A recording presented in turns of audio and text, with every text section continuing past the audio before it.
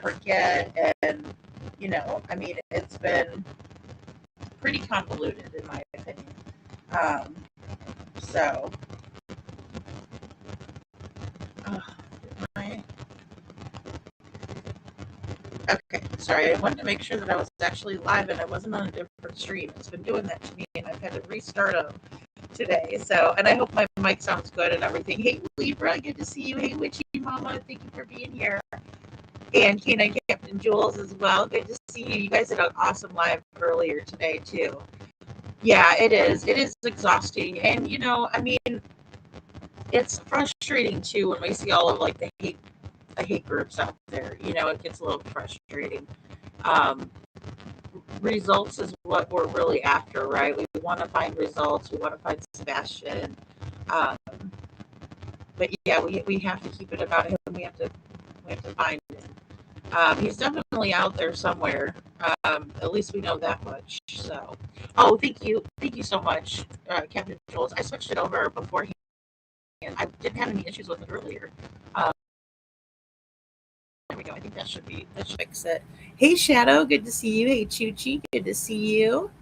Welcome in. Hey, Jewel. Hey, Jilly. Excuse me. I almost said Julie. I put Jules and Jilly together.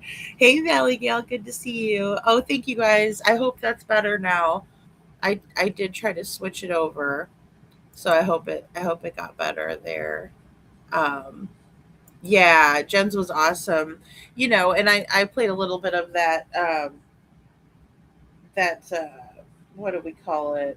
I guess it would have been an encounter, an interaction with Heather Pi.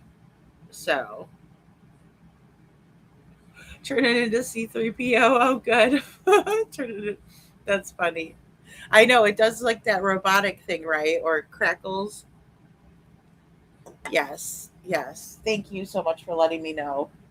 I have a video. I wanted to show you guys. One is from Justin Clutch Them Pearls, but it's a Smiley's interview. Um, but I also uploaded a video, or I'm in the middle of uploading it, so it shouldn't take too long. It's like a really short clip of B Shim. I'm gonna call him B Shim, right? And he is talking about how I'm the least freedomy person he knows. Like that guy is a real weirdo. Reminds me of Buffalo Bill. From the Silence of the Lambs. He tucks it in and all. That guy. You guys know who I'm talking about? Hey, Bo, good to see you. Welcome in, everybody. Welcome in. Come on in. Come on in. We got breaking news. Breaking news, everyone. Where's my breaking news? There we go. Put that up. Um, so yeah, Seth did a great live last night, and he spoke about Sebastian, which is always lovely to have him do that and, um, support his son, Sebastian Rogers, who has been missing for far too long. There we go. Try to get that green going. And so the hate channels have descended upon his live stream and have been sharing it out all over. But they've been doing that for a little bit, right? Because he's been on a couple of different panels recently. So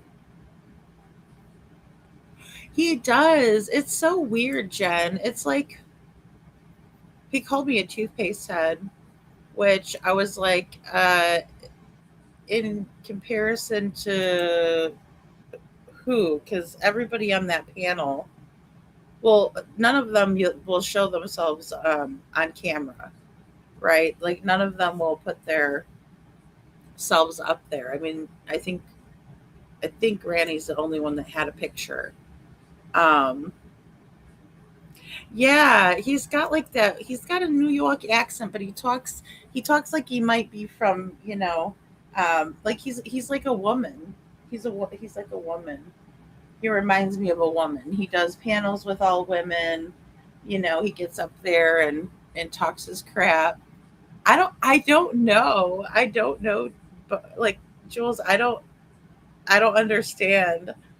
I don't think they have a whole lot of insults that they could hurl my way. So when it comes to insulting me, they don't they don't know what to they don't know what to say, right? Like they just because all of the shit that they put out about me was lies, so they don't have anything really to hold against me besides apparently I'm a Karen. But if I have to be a Karen for Sebastian, then I will do that, right? That doesn't bother me at all. If I have to be a squeaky wheel to get something done, and I'm not the only one that's done that, right? I'm not the only one that has taken, time out to roast them or talk about some of the very strange and odd behaviors, the abuse that Sebastian had to endure with the five CPS reports. Um, if they don't like that, why don't they ask their friend Katie why she was allowing for Chris to abuse Sebastian? So, hey, Super Sleuth couponing, good to see you. So he called you what? My PTSD. He called you a what? I fell asleep. No, it's okay. No, I'll show it. I'll show it in a minute. It's just taking a minute because like he was dropping the F bomb. So of course when I went to upload, like it's only like probably a 30-second clip that I made into a 1 minute video. YouTube wants to have it for additional um, research because I'm sure there's like sponsors that are not going to want to sponsor that video. And if they do, then that's fantastic. But if they don't, it'll be because B Tim is so vile, and I understand that. Um, he is a massive tool. He is. Hey, NorCal So Gal and Lover Girl. He is. I refuse to listen to people that stupid because it's such a waste of time. Look, it was like a 5-hour live, and people were like, "Oh, B Tim's going after you." I'm like, "Okay, well, do you have a timestamp?" Because I don't have time. And also, my sinuses have been, I don't know, I probably sound kind of nasally because, like, right after my live, I started feeling like that headache that comes up, like behind your eyes and stuff. And I think it's the humidity and the heat mixed together. So I'm definitely uh, a little nasally, but I took some medicine so that way it wouldn't be so bad.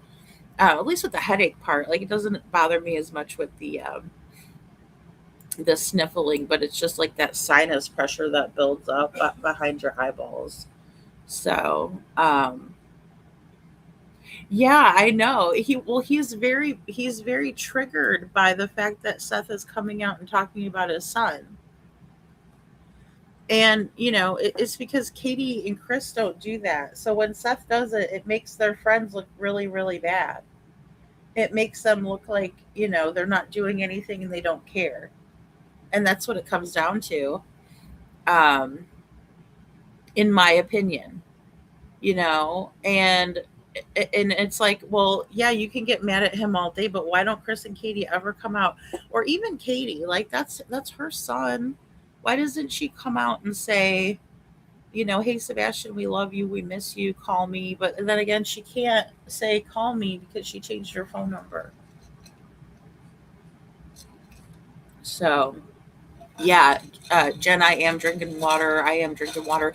At first I thought it was like a caffeine headache, and I'm like, but I've had enough caffeine today. So um because sometimes if I only have like a little bit of coffee, it'll do that, like I'll have a bit of a headache, but a dull one, um yeah, it is for money.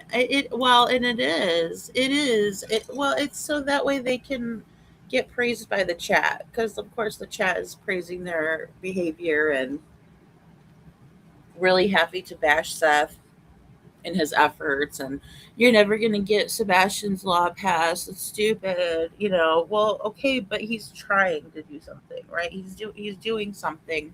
It's better than doing nothing. I can't say heads or tails if it'll get passed or not. I hope it does, especially because it'll help a lot of other people too. Hey, Nani McPoppins, good to see you. Hey, True Crime Unleashed. It's sad that The Sebastian Rogers case has gone cold. Yeah. I mean, I think yesterday kind of put it into perspective for me a little bit. There were less people in the chat, but there were still a lot of people in there. So I was happy about that, for Seth. And of course, it makes a difference when you're listening, um, to it coming out of the horse's mouth, so to speak. Not to call Seth a horse, but I mean, it's a figure of speech. Um, and in my opinion, I think that there's a lot of people that still want to see this case solved. Um, it's just, when you have people that will disparage you for talking about Sebastian, keeping his story out there, then you're always going to have people that are afraid to talk about it or that don't want the drama, and so because you're going to have to run that risk of, you know, I mean, it's not even that big of a risk, though. I mean, I don't look at it like that. I don't look at it like Katie and Chris, right? I don't scream and yell. I'm getting threatened. Oh God, oh, come to my house. Wait, don't come to my house or I'll have you arrested. Like, that's so stupid. Um, but that kind of comes with the territory, you know. Yeah, I mean, it's just terrible. It's just terrible. Yes, yes, Jen, exactly. And that's what it is. I think it's from the damn humidity. NorCal, that's so true. Imagine missing your teenage son who has mysteriously disappeared, right? Air quotes, from your house on your watch and not shouting from the rooftops. No, as a matter of fact, she talks like this. She's very timid. I own it. It's my property. Check the dark web. He's probably in a basement. Right? I mean, really? Yeah, yeah. Well, they stay in the same groups and they don't they don't ever venture out. And it's always good to listen to, unless it's vile. I mean, that's why I just wanted the part where they were talking about me so I could return the favor. So, don't talk about pigs, horses, or gators. Oh no. Oh gosh. Did you hear about the two YouTubers getting arrested in front of Nancy Guthrie's? I did. I did. And I'm not as familiar with who they are, but I think that's interesting. I think it's kind of crazy that they would do that. But then again, I think it's also crazy to sit in front of the house for as long as they did. Maybe in the beginning when, things are still fresh and you're trying to get the scoop, I guess I can understand that. Because a lot of investigative journalists do that. I mean, look at how many people were in front of the Petito's house, and things like that. But yeah, that's crazy. Yeah, it was recently. It was just recently. Stupid is as stupid does, and it's just stupid. Exactly. You can't fix stupid. You can't help it. You can't help that. So a couple of days ago, there were local YouTubers, Jake and DA. Yeah, thank you. Excuse me. I was gonna say DAA juice, duh juice. Thank you. Wow. Yeah, they were. I don't even know what exactly they were doing. I just heard that they were arrested. Yeah, NorCal. I'd imagine so, just because their typical plan is usually during the summertime. And we did talk a little bit about that because, I mean, if there's still an active CPS report, I don't see how they're keeping that little girl like around those people or allowing her to be around them. Um, I don't think that anybody else would have that luxury. I was watching a story and I can't even remember right now off the top of my head which story it was. But it was about a lady and a guy who had been under suspicion, for the passing of their first child. Um, and they ended up getting pregnant again, and the state took that baby away from them. And so in those circumstances, you see that all the time. DCS is, or CPS or whoever isn't really too keen on allowing for a child to stay in the care and custody of someone who's under suspicion like that. But then if we think about how they still have an open CPS report and a missing child, I can't believe that they would allow it. I mean, and it's got to be New Mexico courts. But the thing is that when faith goes into the jurisdiction where the CPS report is still open and ongoing, that's when I start wondering about why they're not intervening, why they are allowing it. It makes no sense to me. And Faith is younger and she's a little girl. I mean, and I hate to, you know, be sexist or anything, but it's more scientific than anything that a little girl is not as strong as a 15-year-old boy, right? As 8, 9, 10-year-old girl is not going to be as strong. And she never will be, right? After a certain point. Um, so they did do a great job couponing. They really did. They really did. And, um, I also heard just before the clip that I was going to download came on, I listened to like kind of just before that, and they were saying that Seth was drinking. Seth doesn't drink. Um, which is funny to it's I mean, to me, like, that's the things that are kinda comical in a way, because they don't know and they're just making things up as they go. They're like, "Oh, what he was drinking in his coffee cup wasn't coffee." Well, how do you know? And you guys are so hell bent on getting pissed off at everybody else for coming up with speculation or saying what they think they're theorizing, if you will. But then you turn around and you're saying that somebody's drunk. So what? First of all, he's at his house. He's over the age of 21. So even if he did have a drink in his cup, what's it to you? Why do you hate somebody so much that you would take away their right to drink? After we turn 21 in the United States of America, I have to school you guys on this. It's okay to drink, right? As long as you're in your house and you're not out there driving, you're not publicly intoxicated, right, and causing trouble, then it's perfectly okay to have a drink in your house. But the best part is that Seth doesn't even drink. They were allowed to leave by Pima County sheriffs and they refused to leave, and oh, okay, and they resisted arrest. Well, there you go. That's it then, True Crime Unleashed. Yeah, that's probably why they got in trouble then. That makes more sense then, because I'm like, I wonder why, because if they're just out there. And you're right, Shadow, money, money, money. So many questions regarding the common backgrounds and government ties in Sumner County, in my opinion. Yeah, well, and we see the high level of corruption, you know? Yeah, I don't understand how they were able to manipulate that. In family court, it's really, really hard though, because they rarely ever do what's in the best interest of the child. They are really, I don't know. And it's not just obviously in Tennessee or New Mexico or any of these places, it's across the board, you know? So, thank you, Shadow. Literally, one of the first phone calls I had with Seth about Sebastian's disappearance was at like 1 a.m. because I was on nights and we were both drinking coffee, legit coffee. Yeah, I mean, Kena and Jules, that's what I mean. Like, I don't understand that at all.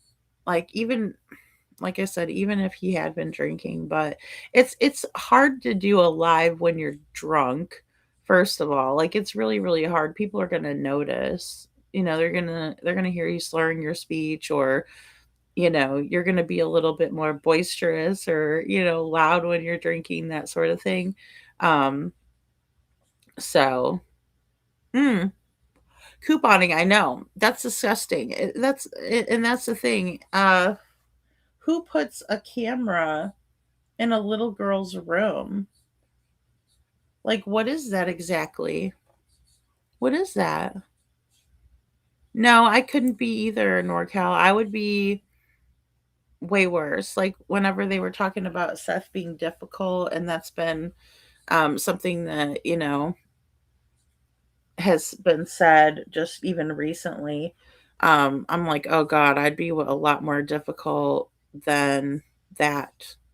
I would be, just because, you know, I just know how I would be, and everybody's different. But I'm glad that he's shown the kind of restraint that I don't think that I could, you know. So I agree with you 100%. Well, and that's the thing, the surgery recently, and if people would pay attention, right, which they don't, and they don't listen. Seth talked about his surgery the other night while he was on my panel. So if they would have listened or gotten any type of knowledge, because they're like, oh, that was all staged with him and Betty talking about that. No, it wasn't. No, it wasn't. And it was something that people were aware of if they listened to the live stream that he was on. I mean, he was up here, he cammed up and everything. I feel bad because I didn't cam up. Um, so yeah, Bo, I don't get that. I just don't understand why they would put that in. I just don't understand why they would put that in her room. Some people were speculating that maybe Nina called for it so that way, she could keep an eye on things. And I just don't, I don't know. Maybe I got the wrong impression of Nina, but like, in my opinion, don't think that Nina would be okay with that. You know what I mean? Like, I think that she would find it to be exactly what it is. It's abrasive. And if she is okay with it, I'm sorry, I disagree. If that was her doing, I disagree with it wholeheartedly. I do. And I'm not afraid to say that, right? Because it's not about me hating you. It's not nothing personal. It's that I disagree with you. I disagree with that. Little girls need privacy, especially in their bedrooms, especially when they're living with stepfoot for a month or however long. Chris Proudfoot himself said that his daughter calls another man daddy. Chris Proudfoot himself said that his daughter calls another man daddy. What does that tell us about Chris's relationship with his daughter? It's that she doesn't look at him like a daddy. She looks at another man like that. Typically, children who have a parent already who is a dad to them, they call that person dad, and there's no other dad for them. It doesn't matter if you get divorced and you move 5,000 miles away. Still your fucking dad. Sorry, here I go with the F bomb. It's ridiculous, though. And he's the one telling us that. And we're not supposed to think that way. We're just supposed to say, okay, that's fine. That's perfectly normal. No, it's not. Absolutely dangerous is what it is. Because she should know who her dad is and she should be able to feel comfortable enough calling her own dad. But she can't because you're a psychopath. You're a fucking maniac, man. We heard you this afternoon on Jen's Live. I played you again a little bit of you.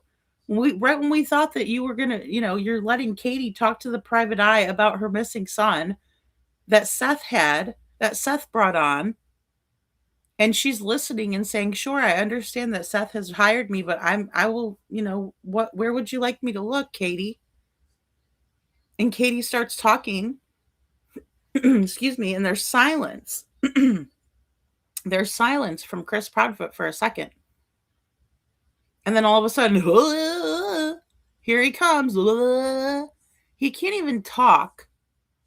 You want to know who drinks too much? It's Chris Proudfoot. He's belligerent as fuck even when he hasn't even had a sip. It's just pure belligerence out of his mouth. I don't think Seth was drinking. No, none, he wasn't. But if he was, can anyone blame him? Just look at the absolute nightmare. And yes, I agree. Yeah. And he has it still, and he's still living in it. His son is missing. His friend Tony died. Jeez. I know. And that's the thing. I mean, It's like they will even try to fault you and disparage you for things that are illegal to do. Like, it's not like Seth is sitting there doing illegal activities in front of the camera, but if he was drinking, so what? But he wasn't. But it's just, again, it's just another reason for them to make up lies against somebody because they think that we're lying about Chris and Katie. Well, they're lying on them. No, we're not. I'm using his words. I've always used his words and Katie's words, just like I'm going to do tonight. Just like I'm doing. And I'm sorry if that pisses you off, B Shim. I'm sorry. I don't know if you're a man or a woman. You seem like a woman. And I don't know which one you are. But I'm sorry that that pisses you off so badly that you can't handle the truth, that you can't handle that Chris and Katie have said these things and that we're replaying them. I'm sorry that it's embarrassing to you and you're getting secondhand embarrassment. I apologize on their behalf for you. I know that's got to be a lot for a little old man lady like yourself. I know that's got to be rough for you. Maybe tell your plants all about it. Tuck it in, put your robe on. Maybe you'll feel a little better. Get you some herbal tea. Cinderella says, if I had to send my kid to CP's house, I would want access to her video every time she's there. I really hope these cameras are her mom's idea. Mm, I can see that, Cinderella. I understand where you're coming from. I just wouldn't want it in her bedroom, not with Katie's history of abuse with the mother and the little girls and stuff. And I just, yeah, I think that I wouldn't want that. Now, would I have an air tag um on my child at all times? You bet your, like Chris would say, you bet your ass put some mashed potatoes on that gravy before you serve it up. You know, no, you bet your ass. I would want to know exactly where my daughter is, especially when they're taking her all over the country like they like to, going on their little vacations that Sebastian was never allowed to go on. Yeah, bedrooms and bathrooms are private. They are, especially with the history that they have. Chris doesn't need to be looking in on his little daughter when she's dressing or using the bathroom. Why would you need a camera in the bathroom? Why? What, so you could watch somebody use the bathroom. That's sick. I don't see CP giving Nina the info needed to log onto the camera in their home. That's a good point, Nani. I wasn't even thinking about that, but that's a good point. They wouldn't even allow America's Most Wanted in their home. Boom. No, they didn't. They didn't allow it. They changed Sebastian's room allegedly, from what I've heard. You know. Uh what's strange is that there's more people than I thought that actually have indoor cameras. So I don't even know how common it is, but I was watching this one show. And again, I don't remember what it was, but it was about this. It was a story that this couple was telling, and they had indoor cameras in their house, and you could see they were sitting down, and they had like a loft, and like stairs that go up, and then there was a loft area. And I guess their bedrooms and stuff were up there, but they were downstairs. It's all open concept, right? You can see from the loft down, and they were sitting on the couch watching a movie together, like snuggled up watching TV. And there was no struggle in it, by the way. Don't get excited, Craddock. Um, but they're sitting on the couch together, and they see on the camera the next day that there was a man that was in their house walking around upstairs in their loft and like looking down on them while they're watching TV. It was the creepiest shit ever. And if they wouldn't have had indoor cameras, they wouldn't know. But I feel like that would freak me out. Like if I met somebody or was dating somebody, or if my significant other suggested that we put cameras in our house, Mm-mm. No, that's weird. No, thank you. You're not gonna sit here and watch me all day. Like that's weird. That's fucking weird. Controlling. Um, so sorry, Jules. I'm sorry. Tuck it in your pants, dang it. Hey, Sandy. Hello, Sandy. Sandy. Sandy says, "Forget what we say. How can people side with a man that talks like he does? Women, nonetheless." I know. Well, and that's true. I agree with that too. And he's always doing that. He's always doing that. He's never kind, right? Like he's never kind to women. Well, he wasn't like that to Jules though, because Jules has rank. Jules has rank. Per much CP. I know, right? Exactly. I don't think so. I haven't taken a look at all. Um, it was Christina Randall. Oh, she was covering how the old ring stick up cameras were getting hacked. Oh, hmm. I think I actually might have saw that, Jules. I haven't watched Christina Randall in a while. I think I watched her something about the Sharilla case that she put out. Oh, that's true, Sandy. Yeah, if they're to watch their animals. I mean, that couple didn't seem like they were weird or anything for having cameras. I mean, they both agreed on it. You know. I know, Jules. Exactly. It's creepy, isn't it? Like this dude was all walking up, all upstairs. They had no idea until they saw it on their camera. I know. I couldn't live there. I could not live there. There's a company that has devices for kids to wear for parents to track their child, and they also have devices where a parent can listen to what's going on around the child. Okay. Angel Sense is the company name. Thank you, Nani McPoppins. I didn't know that. Oh, tuck it in your plants, not your pants. That's funny. That's okay. I can see that too, Taipei. Hi, hey, Taipei Lux. I have an indoor camera in my kitchen, only plug in when we're leaving because of the OCD with the not leaving the oven on or something, right? No, or the stove on, excuse me. Yeah, no, I completely understand that. That makes sense. Hey, Ann Brock. Yeah, so it's not always like weird, it's not always worst case scenario. Um, I couldn't be comfortable in my own house, right? I know. I would think it would be weird. Now the kitchen is a little bit different, and also I guess it was alleged in the beginning. I don't know if it's true or not, but it was alleged that there was cameras on the inside of their house as well, which doesn't surprise me that later there was a warrant for the cameras inside. But why weren't there cameras inside the night that Sebastian went missing? I mean, that's weird. So, oh, okay. The Angel device, Nani McPoppin says, by the way, that the devices from Angel Sense can't be removed by just anyone. It's a great company and they work with families in all situations with different needs. Okay, well, that's a good place. Maybe I'll send that to Seth and see if he can't get that to Nina. It's just got to be so nerve wracking, you know?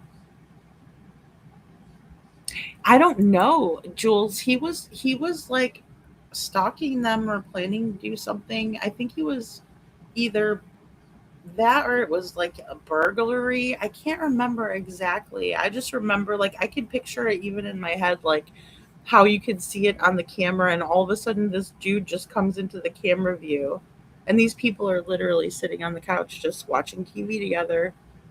So they can put it in their shoes. Yeah, yeah.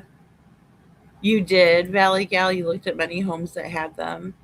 Yeah, I mean, I guess like it would be like it would be a good thing to have it like on the door entry, the entryway to the door or something like that, or maybe towards the back door, and I can kind of see them being, just in case somebody comes in, or tries to break in, for usually it's going to be a robbery purpose. Well, I mean not always, but I literally have an open space loft upstairs. Oh gosh, I'm so sorry. Jules, I'm telling you, I didn't even have that. And I was like very freaked out about it. I'm like, oh my God. And I can't even remember what show I was watching. Oh, I think Needham made a deal money with her, in my opinion. I don't know. I just don't get it other than that. Yeah. No, I mean I can see that. Oh God. I'm sorry, Jules. Oh my gosh, it was like very freaky, like weird. But again, I don't fault people for having them because it's not a bad thing, especially when you see things like that, then you're like, "Oh, well, I mean, they would have never known that that dude was in there." I think he was trying to rob them. I think that's what it was. Um, so I wanted to pull in this video from Justin, Clutch Some Pearls, and also Smiley Stories World is where this excerpt came from. Um, so give me a second and let me pull it up. Because we were talking about this earlier, and Libra sent this to me, and I was like, oh, this is great because this is exactly kind of what we were talking about earlier. So it says Chris and Katie say in an interview that Sebastian would only use one door, right, the front door, and we heard this on Web Sleuths too, that he would only use the front door. That's the one he always used. Katie said Sebastian left with no shoes in the middle of the cold night in February on the 25th, 2024. Sebastian has autism. No evidence that Sebastian left the home. No dog scent trail, no footprints, no video footage from both neighbor's ring doorbell, uh, the front door, or the back of the home. Katie says Sebastian locked the door behind himself from the front door, keypad style, because all the other doors he would have had to have a key to lock the doors behind him, or was scared of the noise from the door. Chris says if he walked out the front door, mind you, he had to have a key to lock the door behind him, that he would have been caught on camera then, he would have been seen. Chris says if someone walked up to the front door of their home, then the neighbor across the street ring door camera would have picked it up. The parents state no windows or screens were opened, damaged the night Sebastian vanished. So, how did Sebastian get out of the home by himself? Or did he? Currently, authorities say no persons of interest and no foul play. But that's interesting. And thank you, Jules, for dropping their links. But this is so interesting here because we don't see anyone trying to get into the home or gain access to the home, right? We don't see anybody in the yard. We don't see Sebastian leaving and meeting somebody. We don't see Sebastian at all. As a matter of fact, it's been alleged that we can't even see him taking out the trash when he gets home from the Texas Roadhouse. All right, so let's listen to this. Specifically out the front door. We presume, based off of process of elimination or Sebastian's routine, the fact that that's the door that he always uses or prefers to use. If he were going to sneak out of the house or leave the house for whatever reason, that's the most reasonable door that he would have left out of. Any of the others would have made noise or not Or would not been have been locked. So that the back door would not lock. from the outside like the front. No. You'd have to have the key. There's only two doors You'd have to in the have the house. key. You'd have had to have a key. What the hell is that, Katie? That's a far cry from your valley girl. I own it. I own it. You'd have had to have a key. Sounds like you're freaking from the hills or something. Jeez, the hills have eyes. 2 doors in the house that he could have gone out, where he could have locked From the on his outside. own or from the outside. And the one, he wouldn't have gone out because of how much noise it makes. Yeah. Everybody would have, plus it would have been seen on camera. All right. So let's listen to that again.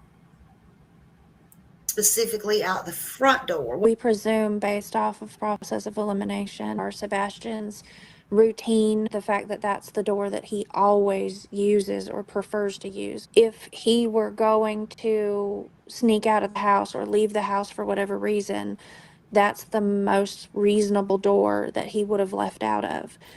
Any of the others would have made noise or not Or would not been have been locked. So that the back door would not lock. from the outside like the front. No.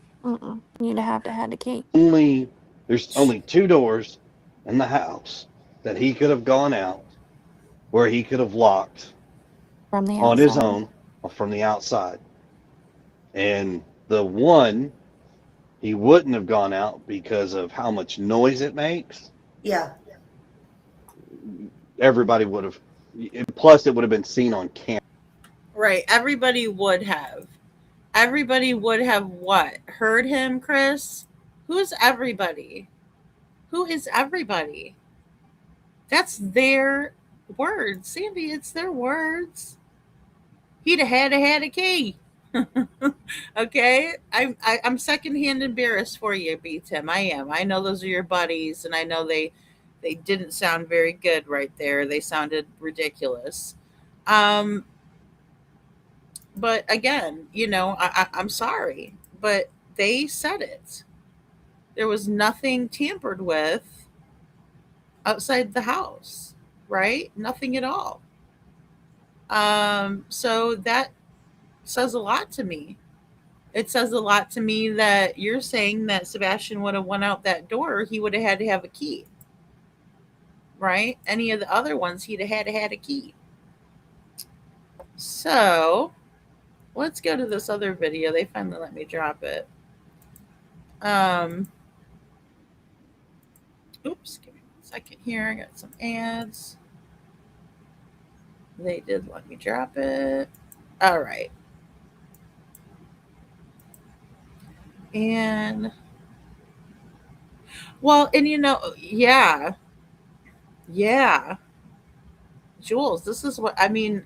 The crawl space is interesting. I don't know how they access that crawl space, or if they could create a different point of access for it, because most of these crawl spaces go, the whole length of the house, depending. And so I wonder if it's possible that they could have been, they could have gained access from the house and went out the crawl space. Because as soon as we started talking about the crawl space on this channel, I don't know who else was talking about it, because obviously we all knew there was crawl spaces because the police were checking everybody's crawl spaces, and we could actually see them doing that on the news, right? Like especially the house that's to the left of them. If you're looking at it straight on, right to the left, that house next to them, you can see where their crawl space door is. It's a white door, just like Chris and Katie's. And they were checking those, right? The day that Sebastian went missing, they were saying everybody check your crawl spaces, and the police were even checking crawl spaces of people that they couldn't get a hold of because there was outdoor access. But is there any indoor access? Because again, that would give us a very good indication that maybe something happened there. So, and then of course they put the bush right after we were talking about it on this channel. They planted a bush in front of it. So, oh, okay, Nani. Nani says I've got an entrance to my crawl space in my garage then there's an exterior door to the crawl space as well. And see, that's how theirs is. That's how theirs is, like with the exterior, like where we can see the exterior. Um, I wonder if I could pull that up while we're playing some of this. This is just a short. But thank you for letting us know because yeah, oh man. I'm a video lady. They show men coming out of the door. Oh, in the video. Oh, okay. Yeah, I mean, I saw them on the news. You are supposed to keep them on. Yeah, you are. But again, if that's the way they went out, that's why they were taking it away. Um, so I find that to be very interesting. So this is a panel, right? But I put a bunch of old people up there because they sound like a bunch of old biddies to me. All right, here we go. This is B Tim. These people are disgusting. And then you got Lady Freedom, the most unfreedom fucking person I ever seen. Wants to silence the most unfreedomy person that I've ever seen. Lady Freedom. Oh, Lady Freedom. Oh, sounds like Texana. Are you sure that B Tim isn't Texana? These people are disgusting. And then you got Lady Freedom, the most unfreedom fucking person I ever seen. Wants to silence the whole internet, but doesn't want to be silenced herself. Fucking weird shark eyes, fucking squeezed toothpaste looking head look lady that basically sits on a live stream and just is Karen's out every day and spreads misinformation left and right. I mean, give me a fucking break. As opposed to this, what kind of eyes does this one have? Or what about this one? Or what kind of hair does he have? Oh, shit.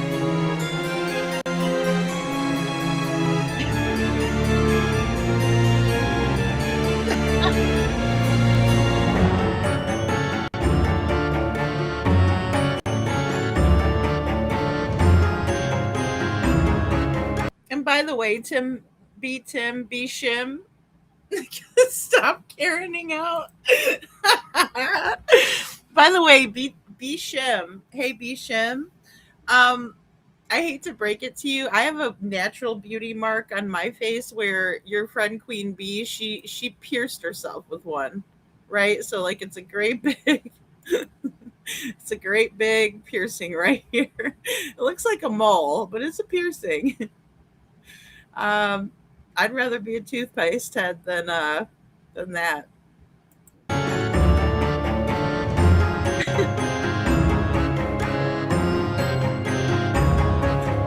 Or how about your man baby, your little man baby friend? Maybe that's why you like Chris so much. Maybe that's why you like Chris so much, right? Because he's a big man baby, right? And he sits there and he cries for his mommy. A sad little soul that Chris Proudfoot is, and you just love it because he's a narcissist, right? Who has a child's needs, even though he's a grown ass man, right? He rocks the baby curl, right? He's got a lot of emotional instability, and and Jen talked about that earlier today.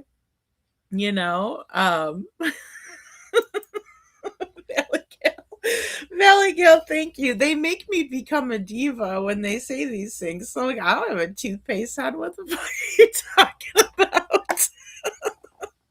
And this lady freedom lady, and this lady freedom lady over here, she is the most unfreedomy person that I've ever known. How am I the most unfreedomy person? How would you know? You don't know me, B Tim. I don't know you either. I'm assuming that you look like an old man.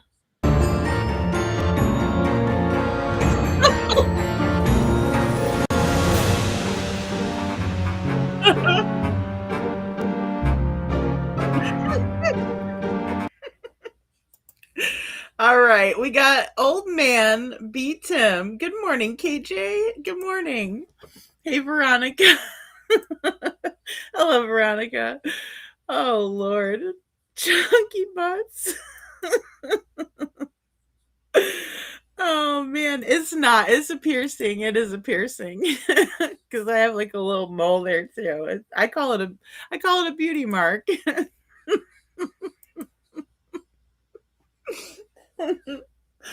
Oh, somebody posted this picture in there. I wish I could have downloaded the GIF. It's actually a GIF where this person's like moving around a little bit. Old man B Tim, or is it a B Shim? I'm gonna call him B Shim from now on. I'm gonna go with that. I'm gonna go with that from now on.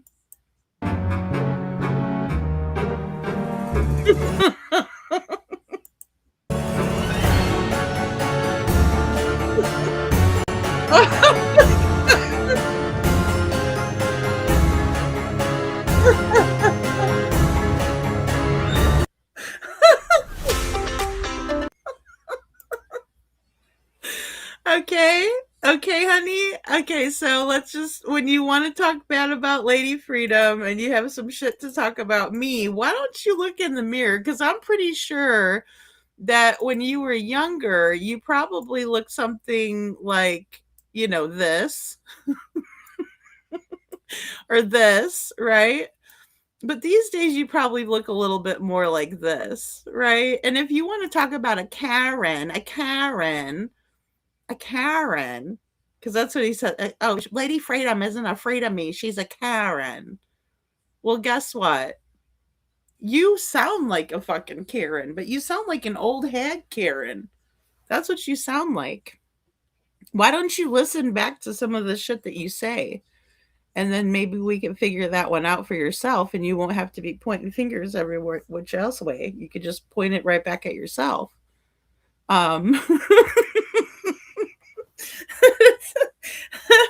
Jules, it'll be of this little man in your house. No, I'm just kidding. A little shim. I guarantee you this is what he looks like. I shit you not. This is exactly what B. Tim looks like. All his derogatory statements coming from a dweeb that's never shown his face. Exactly. He's got no couth. And I'll tell you, that's what kills me about these people. He's like, oh, I don't want to get doxxed, but he'll sit there behind and he won't even put an avatar up of like anything. So you have no idea who's even talking on the panel. So I figured I'd help him out a little bit. Unfreedomly. Unfreedomly is not even a word in the dictionary. He's one of those guys that only thinks that he's smart, right? He's got delusions of grandeur. And so he'll be up there, well, actually, the ramifications of that. No, actually, you're a moron. Actually, you're a moron. Sorry, Jules. I can't help it. Oh my God. I love it. That's too funny. Oh my goodness. Do you think that he grows weed for Queen Bee? Maybe that's why he likes his plants so much. Oh my God. You're bald. You're suck a pencil. You're bald. Oh my gosh. Oh man. What did you do to beat Tim to get under his wrinkled skin and set up camp? I don't know, KJ. I didn't do anything.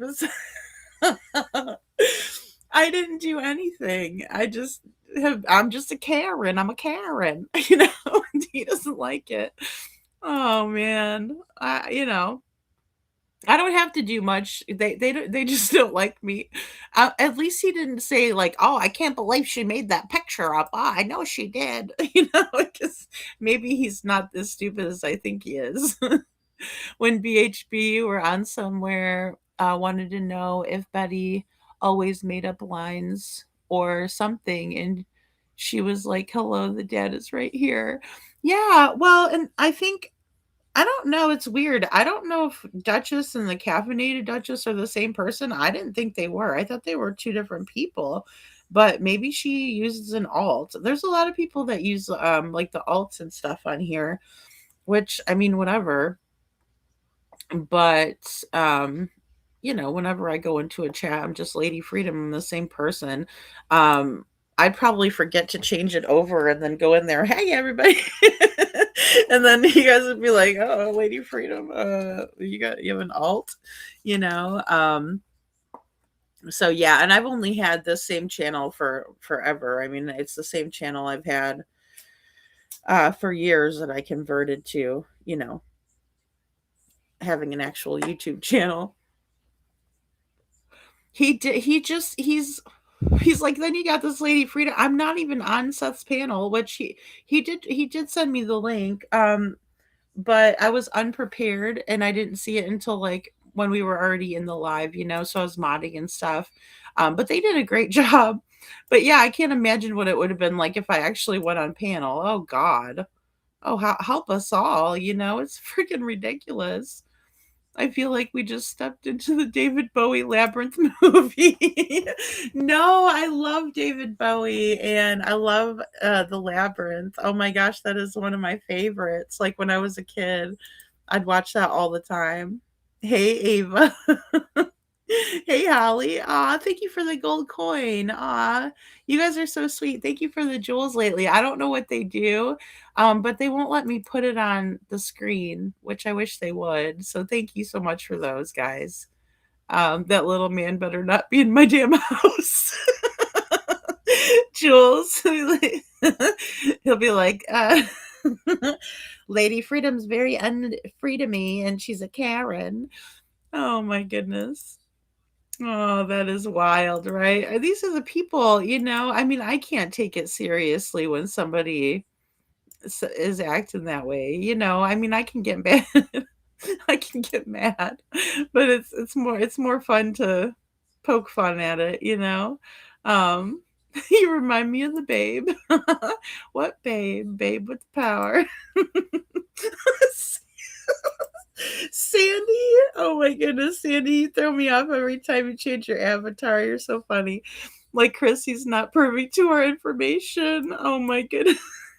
Sandy, you're so funny. Oh my gosh. Go polish some turds. Go polish your turds. Oh, Shadow, that's too much. You guys.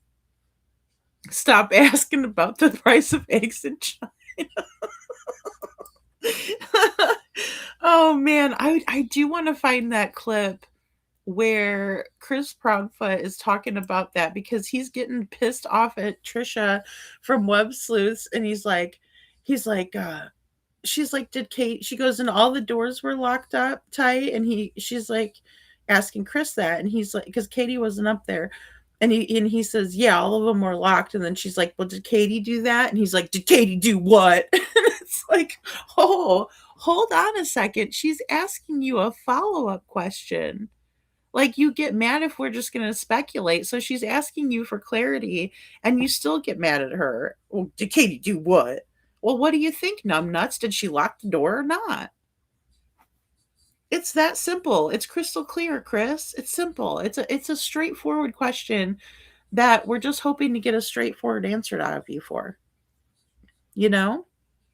So, Nani McPoppin says, you know, about a year ago, a blurry pic of him was put out. Apparently, he had a cam slip during a phone call, and someone grabbed a screenshot. Oh, no. You know, I will... I will say, if my hair's all up in a bun and stuff, and I'm looking all rough in my cam slips, I hope nobody takes a screenshot. I'll be like, the real Lady Freedom, no makeup. Oh gosh, sounds like he needs to get. Sounds like he needs to get an edumacation. Oh my gosh. I think he's tall. You think who's taller? Is B Tim tall? Oh man. I mean, I'm 5'6", so I might be as tall as him. I know. What I don't understand. Yeah, while we're bringing this up, how do my eyes look like a shark? Like I do have almond shaped eyes, right? Like I can't help that though. I was born that way, you fucking asshole. Oh my god. And a toothpaste head. So not only do I have shark eyes, but I have a toothpaste head. I don't know how that works.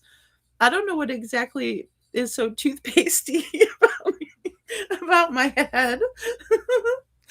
Dance, magic, dance, magic, dance. Please. Oh my goodness. You guys getting freaked out. Now, is this one better or worse? Camera 1, camera 2, camera 3. Oh my goodness. All right, I'll take it down. I know, you guys. Oh man. It just cracks me up. I had to go over there and grab that. That thing was like 5 hours long. And I'm not knocking anybody for a 5-hour long live. I think mine was like 6 hours the other night. But how much tea is there in China anyways, Jules? What is the proper statement? I know he said it wrong. And look, people say things they wrong all the time. We misspeak all the time. It's Chris Proudfoot just does it more than other people, like the pervy stuff. Oh, Jules, is that what you like when you hang out with the hive? That's how to be down with the hive. Oh my goodness. And Amy, bless her heart. Bless her heart. She made that avatar the meme of me. I'm gonna change it. It's not an avatar yet. I'm gonna change it to my avatar because I love that. I'm hoping that I can get like the little sign in there. Oh man, where am I at here? I think okay, I'm in the beginning. But yeah, this I did not make, but this actually said before, let me pull it up on my phone. I should just repost it. Because I like it so much, but it's funny. She said, let's see here. It says, I want to be a part of the hive. Access access was denied is what it said right here, but I blurred it out, right? And I just put a little we will find you Sebastian in there, and look how cute. Put him on the either side of me. This said Queen Bee right here, and I put Lady Freedom over top of it. But the little coffee cup down here, and you can't really see it very well here. But it says mind, heart, mission, and then the little notebook says purpose, power, freedom. And I thought that was cute, and I added justice right here. Just the grannies watching, just a bunch of people having a good old time. So anyway, that's what I did there, just to be silly. But oh, Veronica says I absolutely happened. I seen it. No, K9, it's the price of tofu in Tennessee. KJ Mack, oh, that's a good one. Hey, Niecy, good to see you. He's on that movie Wrong Turn. Oh, no. Who is that little guy from Road Trip? He also reminds me of that little guy on Road Trip. Just his voice. Of course, I've never seen him. He wouldn't dare show us himself, I can't help it, Jules. These people make me laugh. They really do. Even when they make fun of me, I'm like, oh, that's funny. That's freaking funny as hell. Oh no, it's burned in your eyes. Oh, that's funny. You're gonna change it again, Sandy? That's funny. It's supposed to be what's that got to do with the price of tea in China. Oh, okay. I'm like, tea. Oh, all right. I've never heard of that one until he said it, and I actually thought he had the right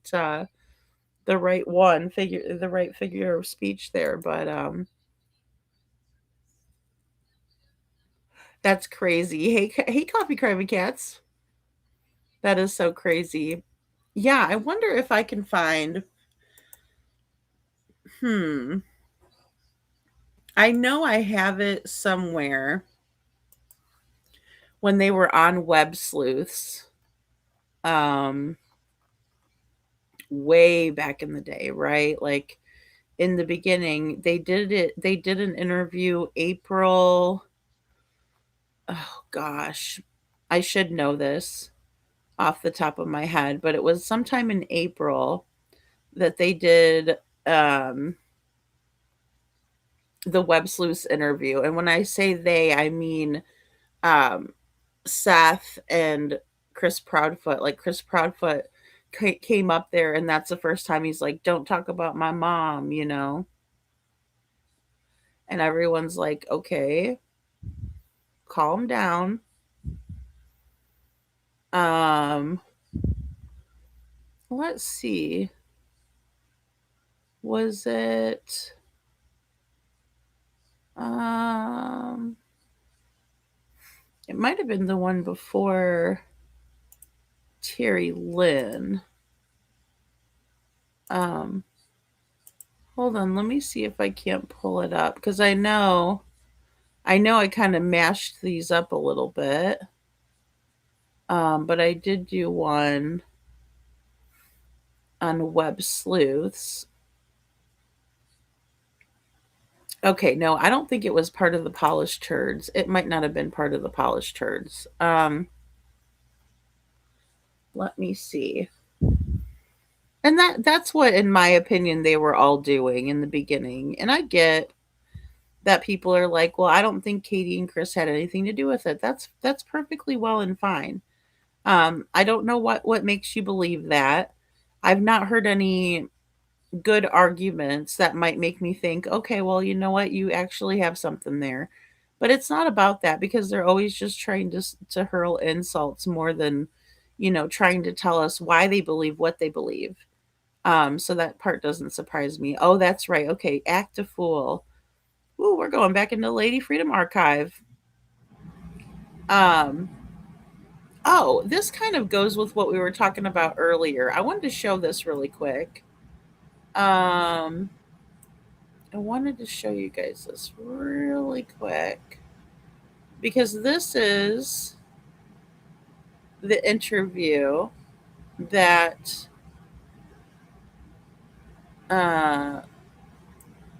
was on News Nation that I was talking about earlier. And I remember I tried to post this like right when it happened. So this was April 26th that I posted this. And this is Seth and his new PI, right, Heather Cohen on News Nation.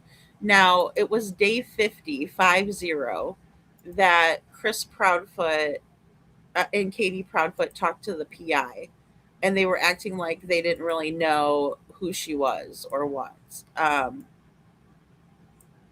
Okay, give me 1 second here. Let me share this up here.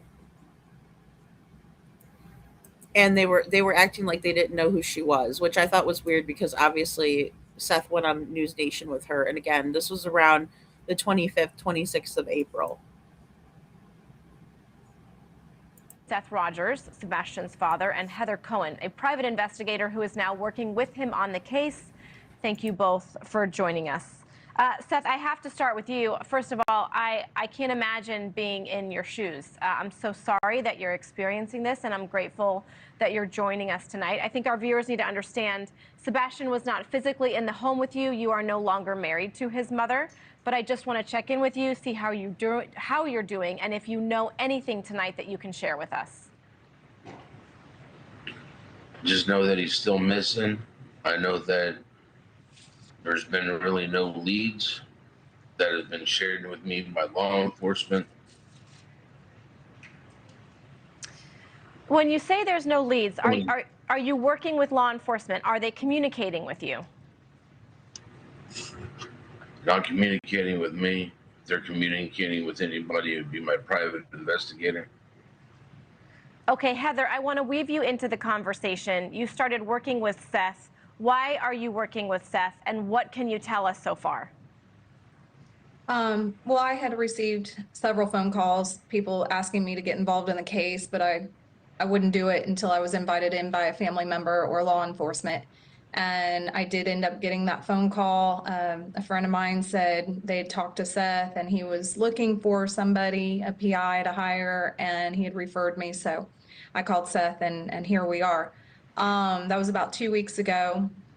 And yes, law enforcement was standoffish at first with me. And I think that's just because, they had some. Seth can be hard to deal with because he's going through a lot right now. Well, you know? yeah. Seth can be hard to deal with because he's going through a lot right now. Okay, well, how would you be to deal with? Would you be a peach? Because I sure as fuck wouldn't be. I'd be an ass. Maybe the peach emoji I might be. Right? And Valley Gale, this is what, when we were talking earlier, kind of, made me wonder, because right off the bat, she's like disparaging Seth. Well, I wasn't going to do it unless a family member asked me to. And, he can be difficult. It doesn't matter. Law enforcement are public servants. Our tax dollars go to their paycheck. So they are there to protect and serve. They don't get to choose. The public is tough to deal with anyway. Any of us that have been in a position where we work with the public, I mean, fuck, try working for retail at Christmas time, right? I mean, they're going to be difficult to work with. And that goes for police officers too. They're seeing people at the worst time of their, in their lives some of the time. I mean, it's a lot of trauma. So what can you tell us? Yeah, she's like, there's a lot of trauma. I want to back that up. Thank you to this girl over here, this pretty blonde lady. I don't know her name. They had some. Seth can be hard to deal with because he's going through a lot right now. Well, yeah, I mean, it's a lot of trauma. So what can you tell us so far about your investigation? What have you learned? What were the circumstances of the home, of his mother, of his stepdad? The boom. Thud that they heard. The thud that they heard. Let's not talk about how difficult Seth is being. This lady is so spot on. She's basically like looking at Heather like, you sound like a fucking idiot. Is basically what she just looked at her and said. You sound like a damn idiot. I don't want to hear about why Seth is being difficult. He's going through a tremendous amount of trauma. I want to hear about the mother and the stepfather and the relationship and the dynamic at home. Better yet, you're sitting here, you're all dressed up because you get to be on News Nation talking about Sebastian's case. So why don't you talk about his case and stop bashing his father? Is exactly what she's thinking. I guarantee it. It's written all over her face. Well, I can tell you that from my investigation, I believe that this is a domino effect of events. I believe that we have to go all the way back to probably December and January are going to be key months. There are a lot of events. There was a lot of turmoil surrounding Sebastian. We know that Chris Proudfoot was in the middle of a custody battle with his ex-wife. We know that the daughter did visit over Christmas break. We know that Sebastian was with Seth during that time. We know that that there was a DCS referral in, I believe, February to the Stafford home. That call was likely determined to be unfounded because the case was closed and that file is restricted at this time. I know Seth has tried to find out more about that call and he has been unsuccessful in doing so. But I've also recently learned that there may have been some talk about Chris leaving Katie, and I feel that probably had something to do with Sebastian. Okay, so you feel that it had something to do with Sebastian. No, you don't feel that, Heather. That was because you were told that by Chris's boss. Stop playing. You were told that by Chris's boss. We heard it. We've all heard it. right? So, and then she says, we're going to have to go back to December. Which, well, there was a lot of turmoil and there was this domino effect, right? And when I first heard this, I was like, oh, this lady's got it. She's spot on, right? It was a domino effect. Chris didn't want um, Sebastian around his daughter. We already knew that because Seth had told us that on Pascal's show. Because Chris and Katie were going panel to panel to panel disparaging Sebastian, blaming him. Oh, he can be quite temperamental. And then they show his, the cutest picture ever of Sebastian smiling. You know? Exactly, Holly. They were dreaded seeing me come. Yeah, they'd be dreading me too. They would be dreading me too. Oh man, they'd be like, here she comes again. You know? I'd be liable to just brush my teeth and roll out of bed in a bun, no makeup going down there. You know? Hard to deal with, Chuchi. I know. Hard to deal with. Whoa, hard to deal with. How would she be like, right? How would she feel like? If he just lost his whole world, in my opinion. If she lost her whole world, she would not be acting as if she was easy to deal with. Get out of here. Yeah, exactly. Exactly. And I'm so glad that this lady said that. Seth, I put the burning emojis, or not emoji but effect on this because I had to transform it since it was on News Nation. But yeah, that lady did a really good job. She did. Did she chat with KP to align their statements? In my opinion, sounds like the BS KP says about her son being difficult and like so gross that B would be publicly fired if it was me, all my opinion. Well, yeah, I know, and I'm there with you. I am right there with you. You know, it puts it into perspective now because also Heather said that a couple of weeks before this interview, so this was on April 26th, on or about, and so 2 weeks before that, she was gathering information, and if she knew this was about the time, that she was gathering information and spoke with Chris's boss, and he's saying that he was leaving Katie. Yeah, Blacklisted. Hey, Blacklisted, good to see you. Seth was given next to no cooperation by that bishop and ex-wife. I mean, it would just be very simple, right?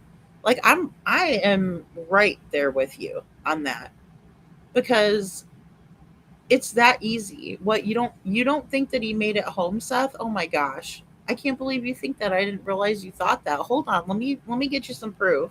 Let me show you that he did make it home. Katie has never done that, guys, and she's never felt guilty. Ever. Ever. She's never come out and been like, I feel so bad that this happened on my watch. That would be human. That would be normal. That would make me understand her better. Right? I would be like, yeah, okay. I mean, she's obviously remorseful that this happened on her watch. But she's never done that ever. It's not like I expect people to react like I would or react like other people do in this situation. I don't expect that at all. But it just would really humanize Katie if she made the effort to show, and she did cooperate, right, with Seth, and she did try to smooth things over and make things better because there's a lot of people out there that, I mean, even in Adam Walsh's situation, his mom was in Sears with him, right? And she turned around and then she turned back around and he was gone, right? Something like that happened. And it's in the blink of an eye. It happened so fast. It's not that she's being negligent. It's that, he took off, she wasn't paying attention for a second. She was distracted. That's a big difference from neglect. But then you have Katie who says, "Oh, I just heard a thud. Just the thud, just the thud." Really, it's just the thud, huh? And did you check on him, Katie? No, No, because you can imagine what I would have walked into with a 15-year-old boy walking in his room when he's in there by himself. Bullshit, Katie. Bullshit. And then, excuse me, and then she comes out and she talks about the thud. Well, I told him, I don't know what you're doing in there. Get to sleep. And then she comes out and talks about it with Nancy Grace. Well, what kind of noise was it? Just the thud. Well, did you check on him? I said, Bubba, did you fall out of the bed? It's fucking ridiculous. You know, I mean, it's a little comical. I can't lie. The way that Katie does that is funny. But I mean, at this point, it's just so ridiculous. Thank you, Nisi Tincher, for the green hearts. You know, it's ridiculous because this is way too long. And like I said in the beginning, I'm like, oh God, this is a fucking joke. Like they're gonna figure this out. They're riding, you know, they're having Chris ride along with them and stuff. You know, they've turned it over to the investigative side now that they've exhausted every single other option of trying to find Sebastian, horseback, fixed wing airplanes, ATVs, side by sides, whatever the fuck you guys want to call it. I don't know. I don't do search and rescue. That's not my expertise. That, you know, I have searched now for Sebastian. And even though it was a group of us that were going out there, you know, to check a hot spot and to just make sure it's not a how do I say it? It's not a fun situation to have to be in, right? Because you're looking for a kid in the woods at 2 years after he went missing. So you know that you're not looking for somebody out there that's just surviving out there, right? I mean, it's scary and it's sad. But they pulled out all the stops. They were doing drones. They had what are those, like the heat seeking technology? They had like one at the end of the street, and they were trying to see if, you know, it would pick anything up, like if he did come back into the neighborhood and stuff like that. Like they were absolutely operating under the assumption that Sebastian walked off. They were operating under that assumption until they weren't anymore. Then they switched it over to the investigative side. But they should have done that on day 2 when they had all of the camera footage in, because they did. They had a lot of camera footage in. They should have went up to Worsham's and grabbed the camera footage over there. They should have grabbed the footage at the school right away. They should have went to the Texas Roadhouse and grabbed that footage as well. Every angle that they possibly could have. They really botched this investigation, in my opinion. Her demeanor is know-it-all, yet brought nothing. Well, and yeah, and that's when I, you know, tease about the Valley Gal stuff, the Valley Girl talk, right? Valley Gal, because yeah, we have that with Katie, right? We see that, but it's not what we've seen in the beginning, so that's why it sticks out so much. It's like a sore thumb, right? Because it's like, wait a minute, we're going back to California, Katie.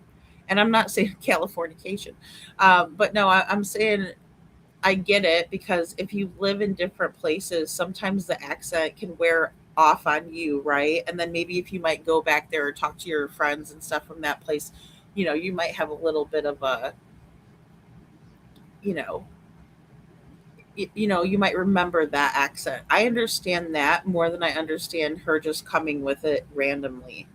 But yeah, she's over there telling people like a know-it-all, and especially like what we listened to earlier when she's talking about Sebastian and the video of the trash being taken out. And they cleared it up, and we could definitely tell it was him. So smug, and, you know, you're wrong, I'm right, even though she was lying her ass off, in my opinion. You know? Media hog. Hey, Ann Brock, good to see you. Coffee, crime, and cats. That's funny. Yeah, Chris's quote unquote boss, right? And I found pictures of that guy. Good night, Choochie. Yes, you too. I know it's hot as hell everywhere.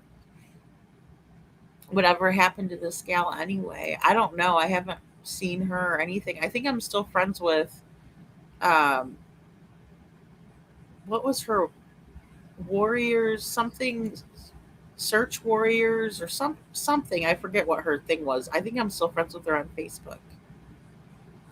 Nick the Hat calling anyone a media hog is rich. Yeah, Holly, I love that. That's real rich. Exactly, it is. It is, girl. You got it spot on, right? Yeah, it is real rich. And the thing is that I would be the same way. Look, there are so many families out there that want a media attention, right? I mean, look at, like I said, I can just point to Joe Petito and how much crap he was getting. Could you imagine your child being missing and people being hateful and jealous to you and being like, you know, well, your daughter's blonde and blonde hair and blue eyes and blah blah blah. Well, I mean, I can't help what she looks like, and then people are getting mad at him. And well, we don't get that kind of exposure for indigenous, children and ethnic children, and it's like that had to have been hard for him to hear, right? But he did something about it, right? He's been working on doing something about that. So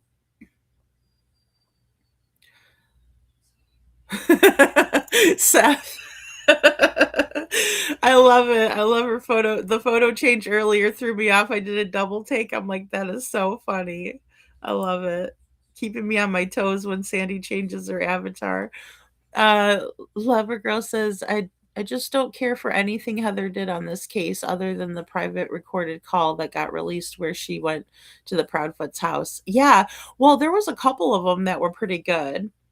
Right? There was the one that they released when after Web Sleuths, right? That's the one they released that one because Chloe so much as said, "Well, I do have information on Katie's mom, but we're not going to talk about that tonight," which I have to agree with Proudfoot. Like, okay, it's more like don't say anything at all, right? Because you're kind of like then everybody's like ultra curious, right? But then again, I couldn't lie at that time. I was like, oh, good, maybe we'll find out like what's going on.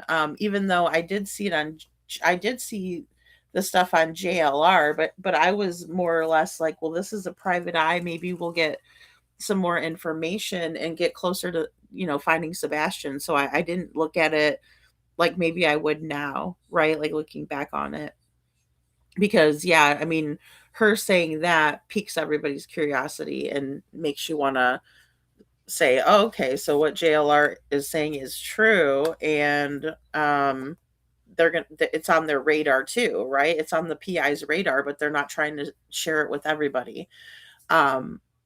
So I will say that was interesting because that's the one where Seth was brought up and he was saying things like um horrible things about Chloe, but then also about the GoFundMe. Well, I got to get off of here and get to work because I don't have a fucking GoFundMe, is what he said.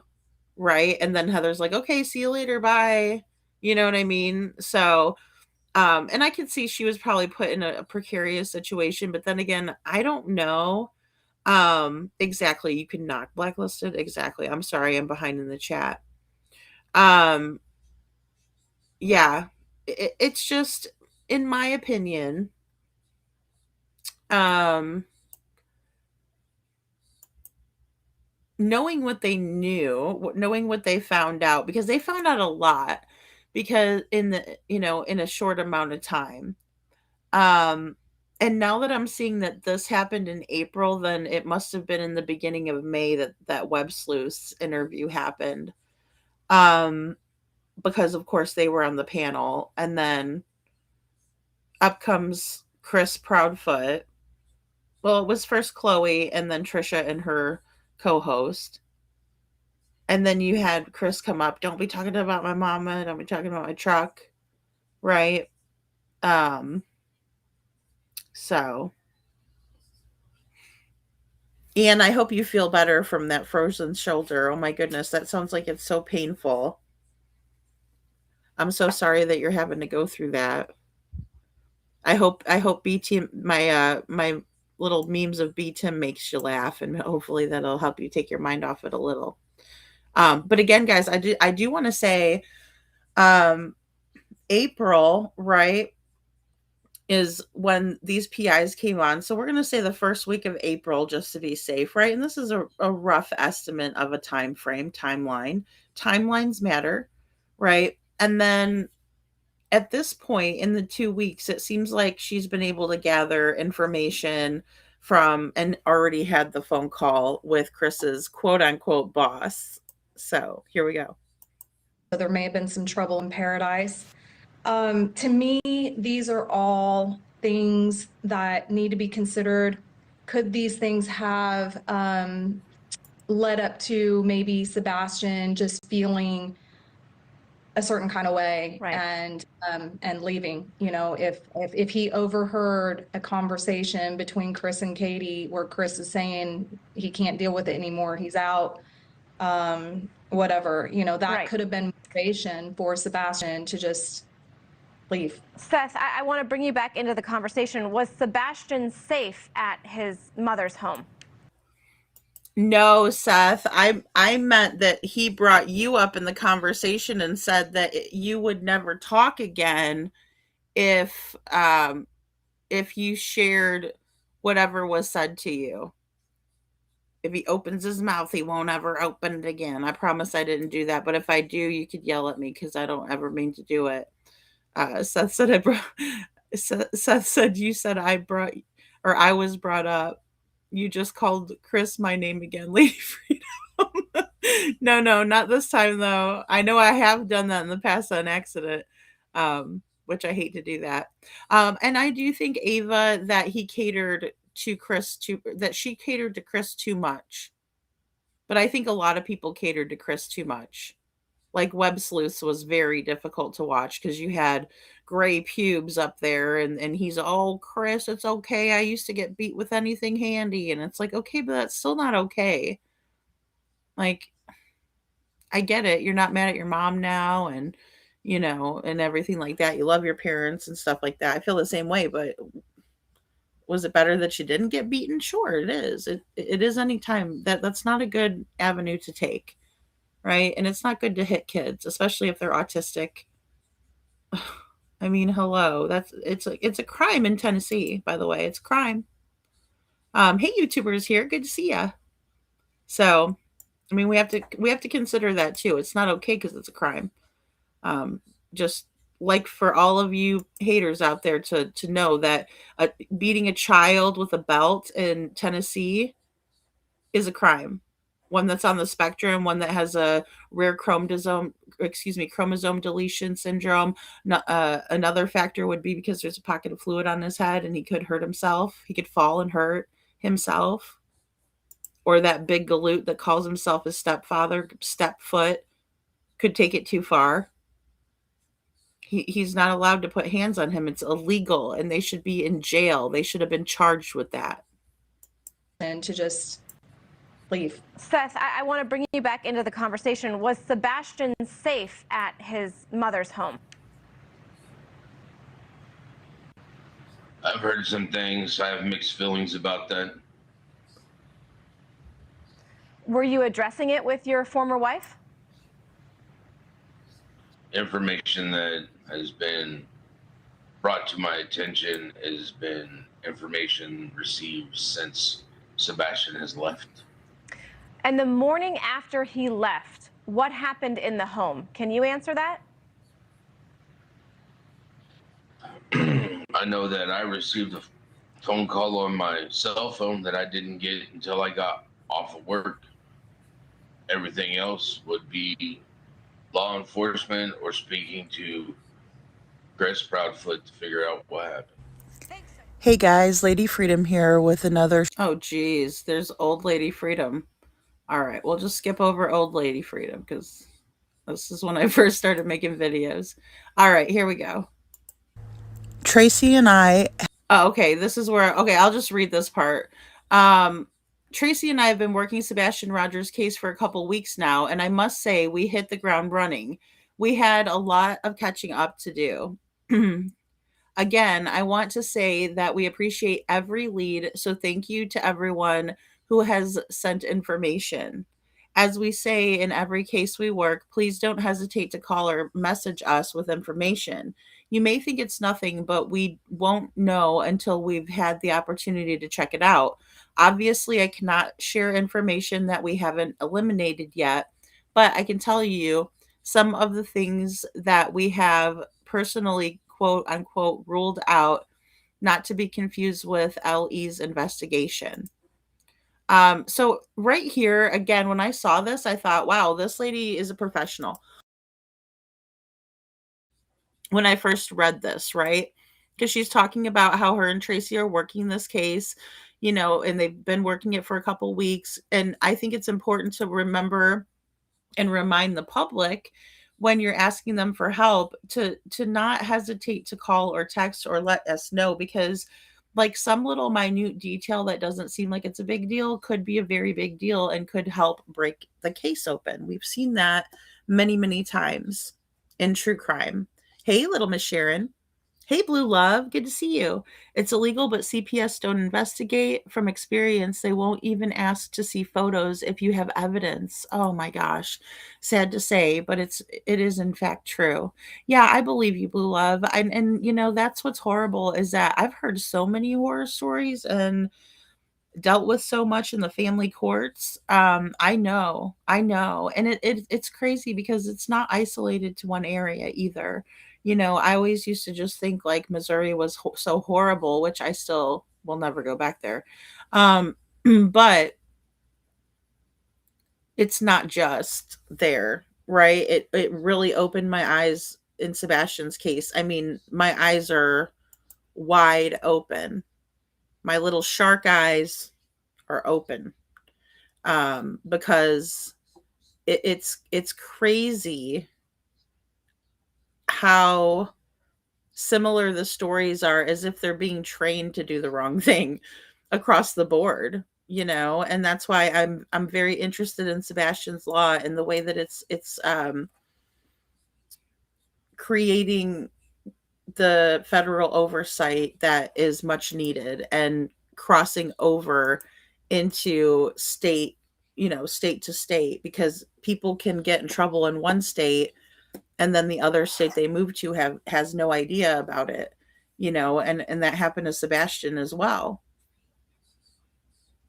It's also something that abusers will do is they'll move you around, they'll isolate you and move you to a different place.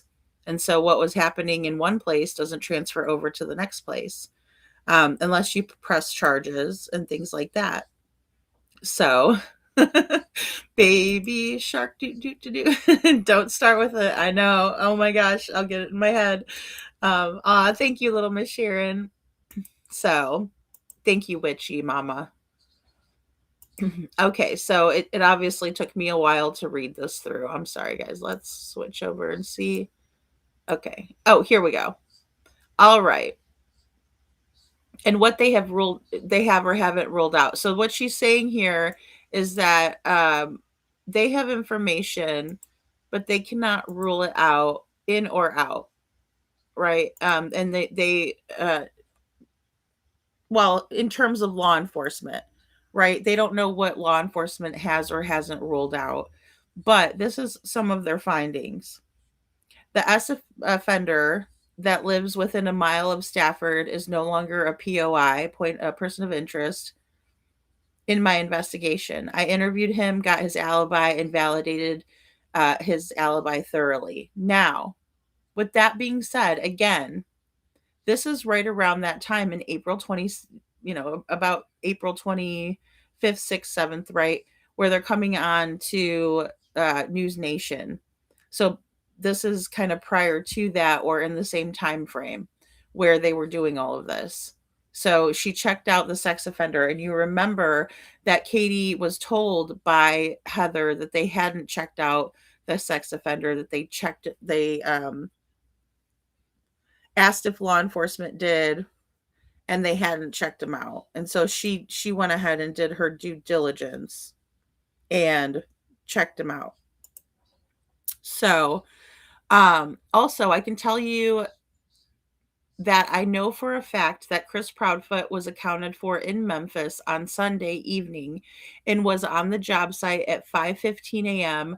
on the morning that Sebastian was reported missing. Now, this number 2 might be a big heap of fucking number 2, right? Might be a big heap of number 2 because Silver's on the scene went and talked to people. Betty, Bullhorn Betty, went and talked to people, and that's not what was told. As a matter of fact, they don't even start work until I think it was 6:30. So how could Chris have been on the job site at that time? Again, I think it's BS. We still don't have a confirmed alibi for Mr. Proudfoot, and I'm not holding my breath because I don't believe that we will ever get one until there's a trial of some sort. Because they're not volunteering that information. They're not being cooperative with that information. As a matter of fact, they're choosing to be uncooperative, as we talked about earlier. So here we go. I'm reading this and talking for a minute. Okay, here we go. Here's another one. All right. So number 3, we did follow up on the lead regarding Republic dumpsters being dumped at the Gallatin landfill that caught on fire. That is false. The dumpsters were dumped at AAA in Nashville. Also, I was able to confirm with LE that those dumpsters were checked thoroughly in the early morning hours of February 26th. They were not checked thoroughly. Again, this is the problem with Heather Cohen, in my opinion. And this is what I've found as I'm sitting here with hindsight, right, which is always better than when, the event is taking place. Because we heard on the dispatch audio that they were only running drones over the dumpsters, right? We heard that on the dispatch audio. We could hear them. They didn't jump in the dumpsters and look thoroughly. No, they used a drone and they flew the drones over the dumpsters. BS alert, YouTubers. She believes everything she fucking hears. I swear this lady did. Maybe she doesn't do that anymore. Maybe she learned from this experience. In my opinion, she believes every word that comes out of everybody else's mouth. Oh, well, we also confirmed with LE. Well, they're not good enough source. We already know they lied. Did you believe the trash truck shit too? Because if you did, you might need to go back to PI school. All right. Many of you have questioned, quote, what we, Chloe DXM, myself, and our teams are and have been doing. I cannot share that with you in detail, and I'm sorry for that. However, I promise you that we are all working very hard to find Sebastian and to get to the bottom of what happened to him. I will provide more updates when I have something that can be shared. This isn't a 9 to 5 for us. It's a 24/7. Thank you all for your support, respectfully. Okay, so that's fine. And that's all well and fine. But here's the thing. A lot of people were hounding Seth's PIs in the beginning because they did go on News Nation. They did talk. I don't think that that's a bad thing. I think for them to go out on News Nation and talk, that is. But, for people to hound them and stuff like that, let them do their job, right? Let them do their job and let them try to find Sebastian. We can see that they were going around and talking to people. That's part of it, right? You just want to make sure you're not giving out more information than you're gathering. You want to be a very good listener and you want to ask open-ended questions, right? You want to be tenacious. You want to ask those questions that they're not expecting, and you want to try to gather information, and you don't divulge more information than you're gathering, right? Because if you do that, then you're a blabbermouth and you're not a good PI, in my opinion. Definitely not the approach I would take. And I've never gone to PI school, by the way. So, consider that. But, a big but, they did go out and they did put themselves out there, and then Chloe subsequently goes on Web Sleuths. And I don't think that that helped the situation either, because Chloe doesn't have a whole lot of couth either. I know we were talking about people that didn't have couth, and she doesn't have couth, because if she did, she wouldn't have been blabbering her mouth. Aw. All right. Okay, so that's just me talking. I want to make sure there's no other reading parts in here. I thought there was another. Oh, okay. Now this is interesting too. Chris Busby, Chris Busby wrote this. Due to misinformation and safety concerns, me and my YouTube friends CJ and Narc Divers will no longer be searching for Sebastian Rogers. All leads from this point forward should be sent to the PIs or law enforcement. Sorry, but our safety has to come first. And we know that they had interactions with the stink feet, right? They had interactions with these two, you know? So, hey, Kelly True Crime. Yeah, justice for BHB for sure. Hey, Brad. I mean, come on, it's ridiculous. Hey, aloha, JH. What all went down, and they still to this day think it's the funniest thing ever that Betty got arrested at a vigil for Sebastian. It's disgusting. Seth, do you think that Seth, do you know why they searched the rubbish tip? Oh, that's a good question, Miss Sharon. Yeah. So, yeah. I mean, I think it's smart. I think it's smart. And the reason why is because obviously if they wanted to dispose of anything, the police or the trash would have been picked up before the police were notified that Sebastian went missing, right? About an hour before that, give or take, a little over an hour. So it's crazy. They need to ignore them and keep searching. Screw them. I know, Brad, they're scaredy cats. These people are so scared. I'm telling you what. I'm sorry. I mean, you got a bunch of ladies out there that weren't afraid to sit out there and protest for Sebastian, demonstrate, get the word out. Little Miss Sharon says, so open-ended question 1. We need proof of where CP was that night. I agree. Why did they search the rubbish tip? That's a good question. They said it was a precautionary. That's what they told us. Did Sebastian arrive home after the roadhouse? And what really are the lights behind CP and KP's house? Yeah, I wonder all of those. And I think that that's a great checklist. I do. Because all of those things are pertinent to finding out what happened to Sebastian, you know? So, YouTuber is here. Nisi says, I have heard that they searched the trash bin for electronics, and I don't remember who, but someone said the garbage man said the trash was heavier that day. Yeah, so they said that on to Nancy Grace, on Nancy Grace's panel, Aaron Cantrell from I think it's News 2. He said that the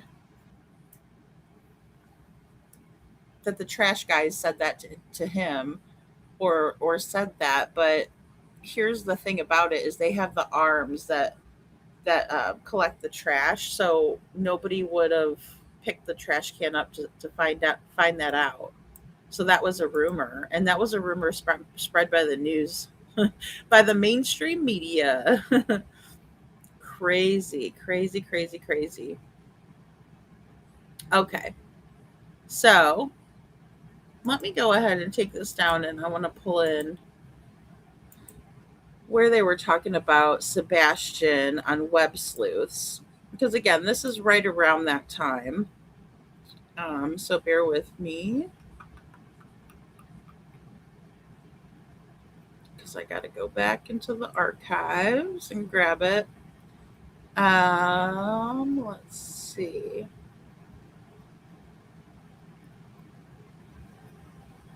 And again, you're going to hear Crispy getting, very pissy with everybody. Um,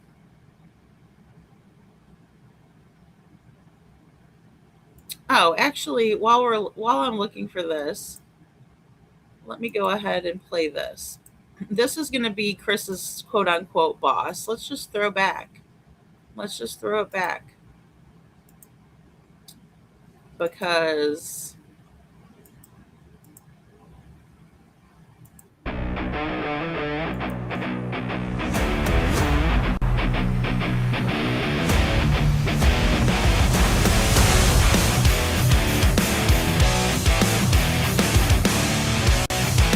hey B Tim, every time I get ready for my show and I think about how much of a Karen I'm about to be, I play this song.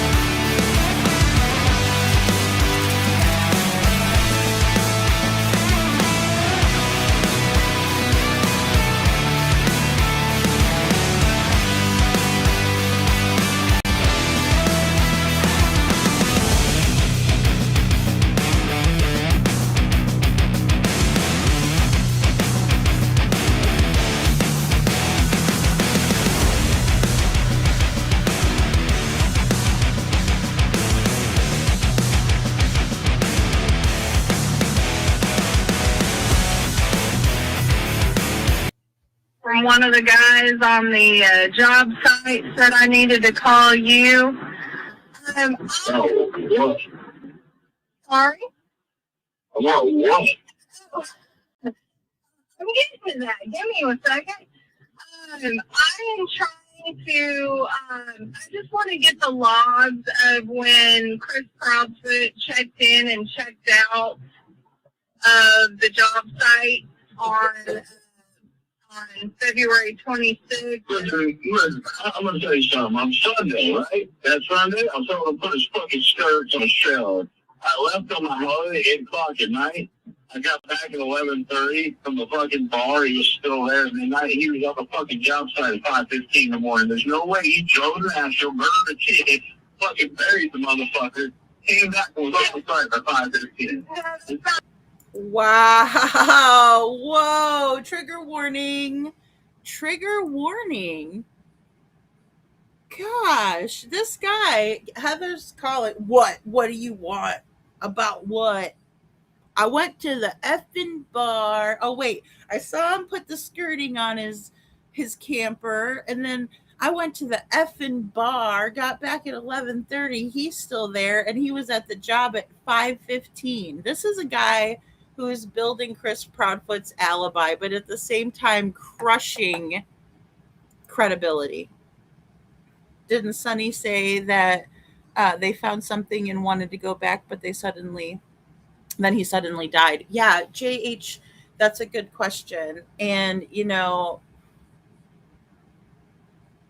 it's to the best of my recollection that Sonny had a good reason to go search the landfill, right? And that it wasn't just precautionary or cautionary to go looking in the landfill for no good reason. We're just going to go get into the nasty landfill and we're going to go play in it for a while.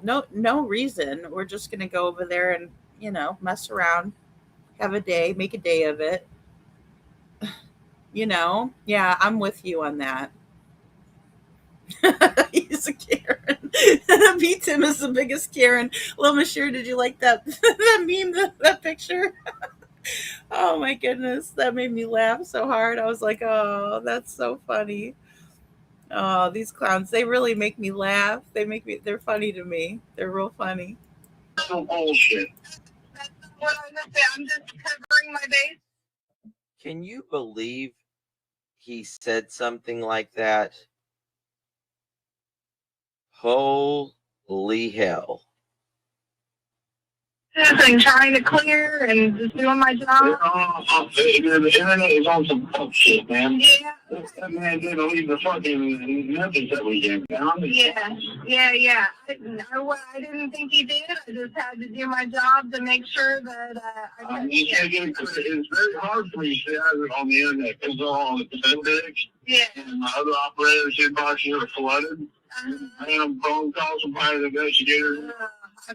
Just know that man did not leave Memphis. Okay. I'm not his fucking friend. I'm just his fucking boss. So I gotta tell you something.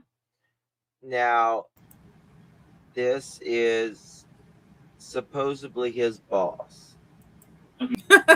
See the air quotes?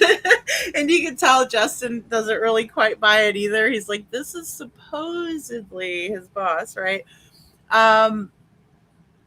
Yeah. Wow. And it just the way that he's saying, I'm not his friend. I'm not his friend. She never said that you were his friend. You're offering that information up, and you're the one that's saying it before she is, right? Like, you're trying to convince her before she's even had that thought. That's always an admission of guilt, in my opinion. Man did not leave Memphis. Well, that is great to know, and I'm so glad. We have him on camera. Yeah. Seeing you, we have 5 cameras that record year round. Yeah. But they don't log over every 24 hours. We can go back a year we can go back 5 years if we really want to. Wow. Then Why didn't she ask for that footage then? Can I see that? That's all. That's what I'd say, actually, sir, that's exactly why I'm calling. And the faster that you can get that information to me, that's all I'm needing from you.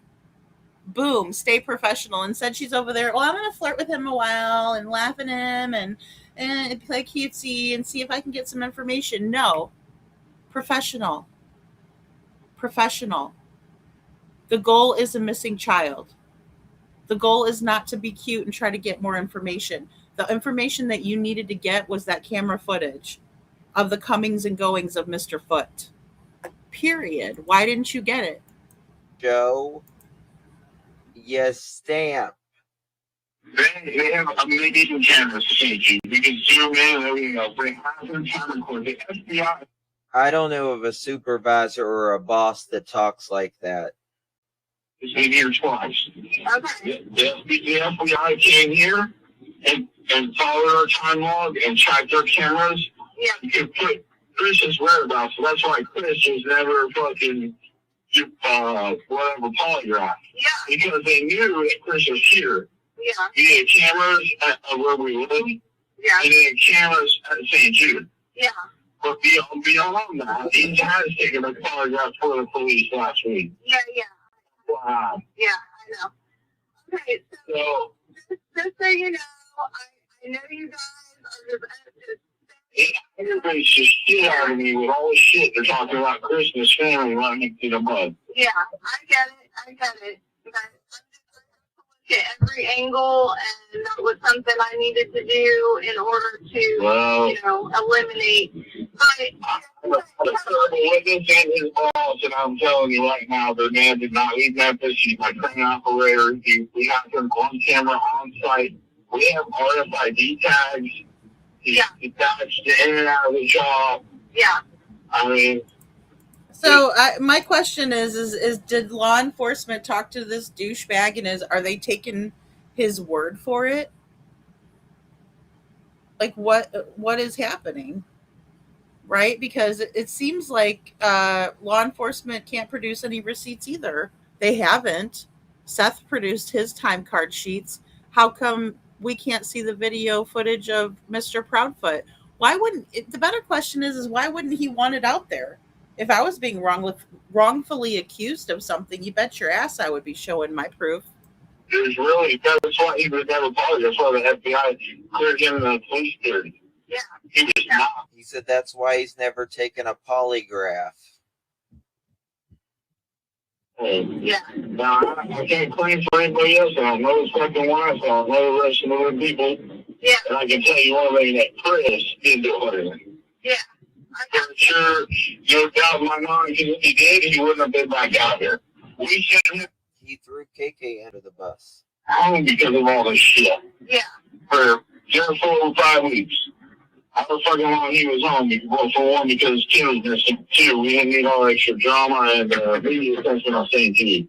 Right. He said that's why we sent him home for 4 or 5 weeks. I thought his job was up in the air. So, Yeah, great point, Justin. And the thing is that he told Nancy Grace, he told everybody that he lost his job because of this case. No, they told him to go ahead and take off 5 weeks, according to this guy. So, just when you think he's helping you out, Chris, he's catching your ass up in more lies, more deception, more inconsistencies. Good job. this is a big deal for us, and It's not Edgar. It's and not I will Edgar. bring media attention, social media attention to St. Jude, Morrow, Crane, and all this and our company. Yeah. And it's not good. And it's affecting. I'm actually looking for a place for Chris to go and not to get a fresh start where no one knows where he is. He said he's trying to get a fresh start for Edgar. Yeah. Because of all the shit. We've had video YouTubers, other fucking guys. I hate those motherfuckers. I mean, Jesus Oh, Christ. I hate those motherfuckers. Oh my god. I just don't like those guys. Really? That's the last thing you want to do is disparage people, right? Even if you don't agree with them. You want people to talk about Sebastian, right, Heather? Or you just want us to shut up too? Valley Gal, I get what you're saying.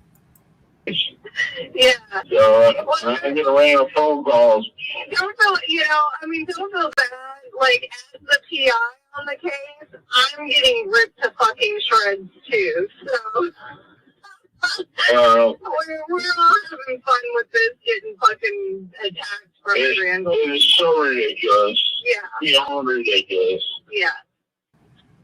Yeah, let's go out for drinks later. You know what? Fuck that footage or fuck the proof or receipts of Chris's alibi or whereabouts. You want to go get a beer? Sebastian was on Reddit. He probably fucking talked to some people, and then he walked out of the fucking house and somebody picked that kid up. They traced him back with the dogs a mile from the fucking house. Yeah. Did you hear that? Let me see if it'll let me. That is not true. They traced him back with the dogs a mile from the fucking house. He says they traced him back with the dogs a mile from the effing house. No, they didn't. Yeah. Well, the day after, the other dogs on his ass. So, that was the FBI dogs. Yeah. Well, who knows if he's on Reddit? Who knows where the fuck he was? I told Chris, I said, you need to look and find a Reddit account. Because when my kid ran away, and we found a fucking Reddit, they were like, your dad grounded you, he's terrible, you should run away, blah, blah, blah. Well, guess what my kid did? The same shit. I wasn't gone for 60 fucking days, but I can tell you, there's a whole sea of little crybaby motherfuckers that if you punish your fucking kid or you discipline them and you're a parent, you're the worst person in the fucking world. They could be right. There's so many online forums. Yeah. But it's ridiculous. And that was it for my kids. Now, that guy knows about Reddit, they don't know the accounts. Yeah. You know what I mean? They look. Yeah. But I gotta tell you, that's a whole ass thing. Yeah. And it would surprise me. Someone picked that fucking kid up. Yeah. I just don't know how, because there's nothing on camera, it's like. There's nothing on camera. He told you that Chris's alibi was on camera, and you have yet to ask him for it.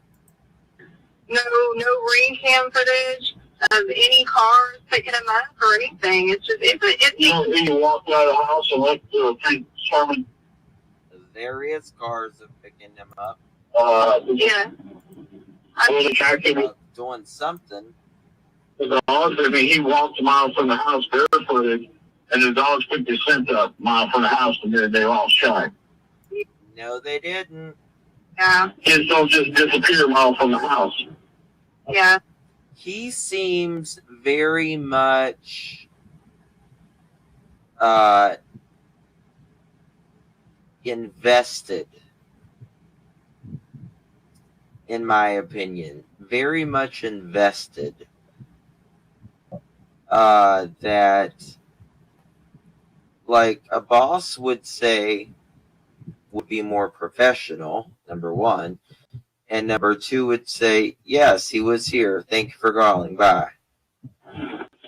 Yeah, I don't know, man, but thank you for talking to me. I'm sorry that you're having to put up with so much bullshit. And I've never said anything negative about Chris or Katie. I know they don't like me, but I ain't never said nothing about them, so. No, it's all good. I'm just keeping it real with you. I mean, the cadaver dogs chased that boy a mile from the house. No, they didn't. Cadaver dogs? No. No dogs did. On the construction site or wherever the fuck it was, the house they were building forever. The life they In my opinion, someone kicked the kid. Yeah. Edgar kept pushing that, though. Remember? Someone's harboring that child. Yeah. So, it still is that. I know Chris pretty fucking well. Yeah. And he is not fucking murdered. Yeah. Trust me, he would leave his old lady before he did some dumb shit like that. And we've actually had that fucking discussion. And him leaving Katie. Yeah. You know what I mean? He was fucking unhappy and there's shit going on. And look, Chris, He was not happy and shit was going on. and he was like, fuck it, I'm just going to leave, dude. I'll start over again. I was like, fuck it, do you? That's your MO, man. Yeah. So, I'm going to replay that part again.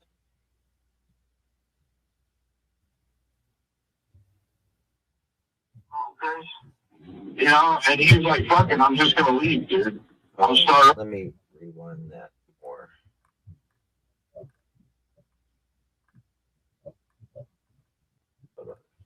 I told Chris, I said, you need to look and find a Reddit account. Because when my kid ran away, we found a fucking Reddit. I wasn't gone for 60 fucking days. But I can tell you, there's a whole sea of little crybaby motherfuckers that if you punish your kid or you discipline them and you're a parent, you're the worst person in the fucking world. They could be Reddit. There's so many online forums. Yeah. But it's ridiculous. And that was it for my kid. Now, that guy knows about Reddit. They don't know the accounts. Yeah. You know what I mean? They look. Yeah. But I got to tell you, that is a whole ass thing. Yeah. And what surprised me, someone picked that fucking kid up. Yeah.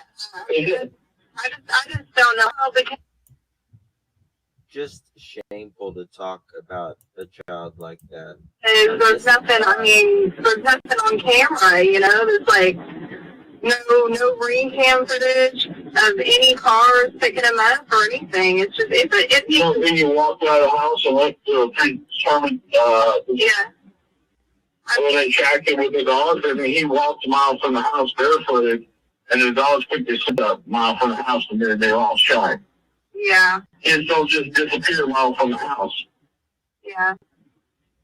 Yeah, I don't know, man, but thank you for talking to me. I'm sorry that you're having to put up with so much bullshit. And I've never said anything negative about Chris or Katie. I know they don't like me, but I ain't never said nothing about them, so.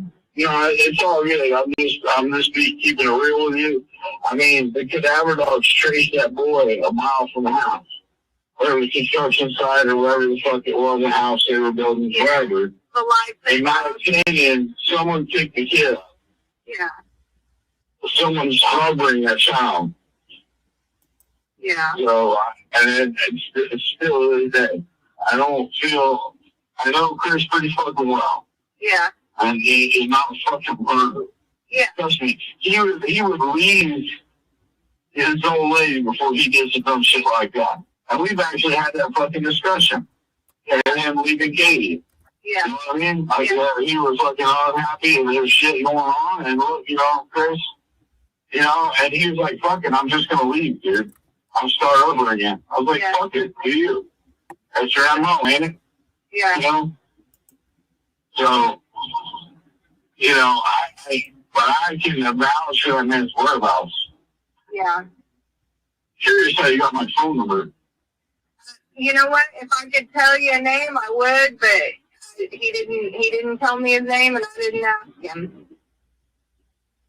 Well, it's not this fuck ass Thomas, but that's okay. He's a fuck boy too.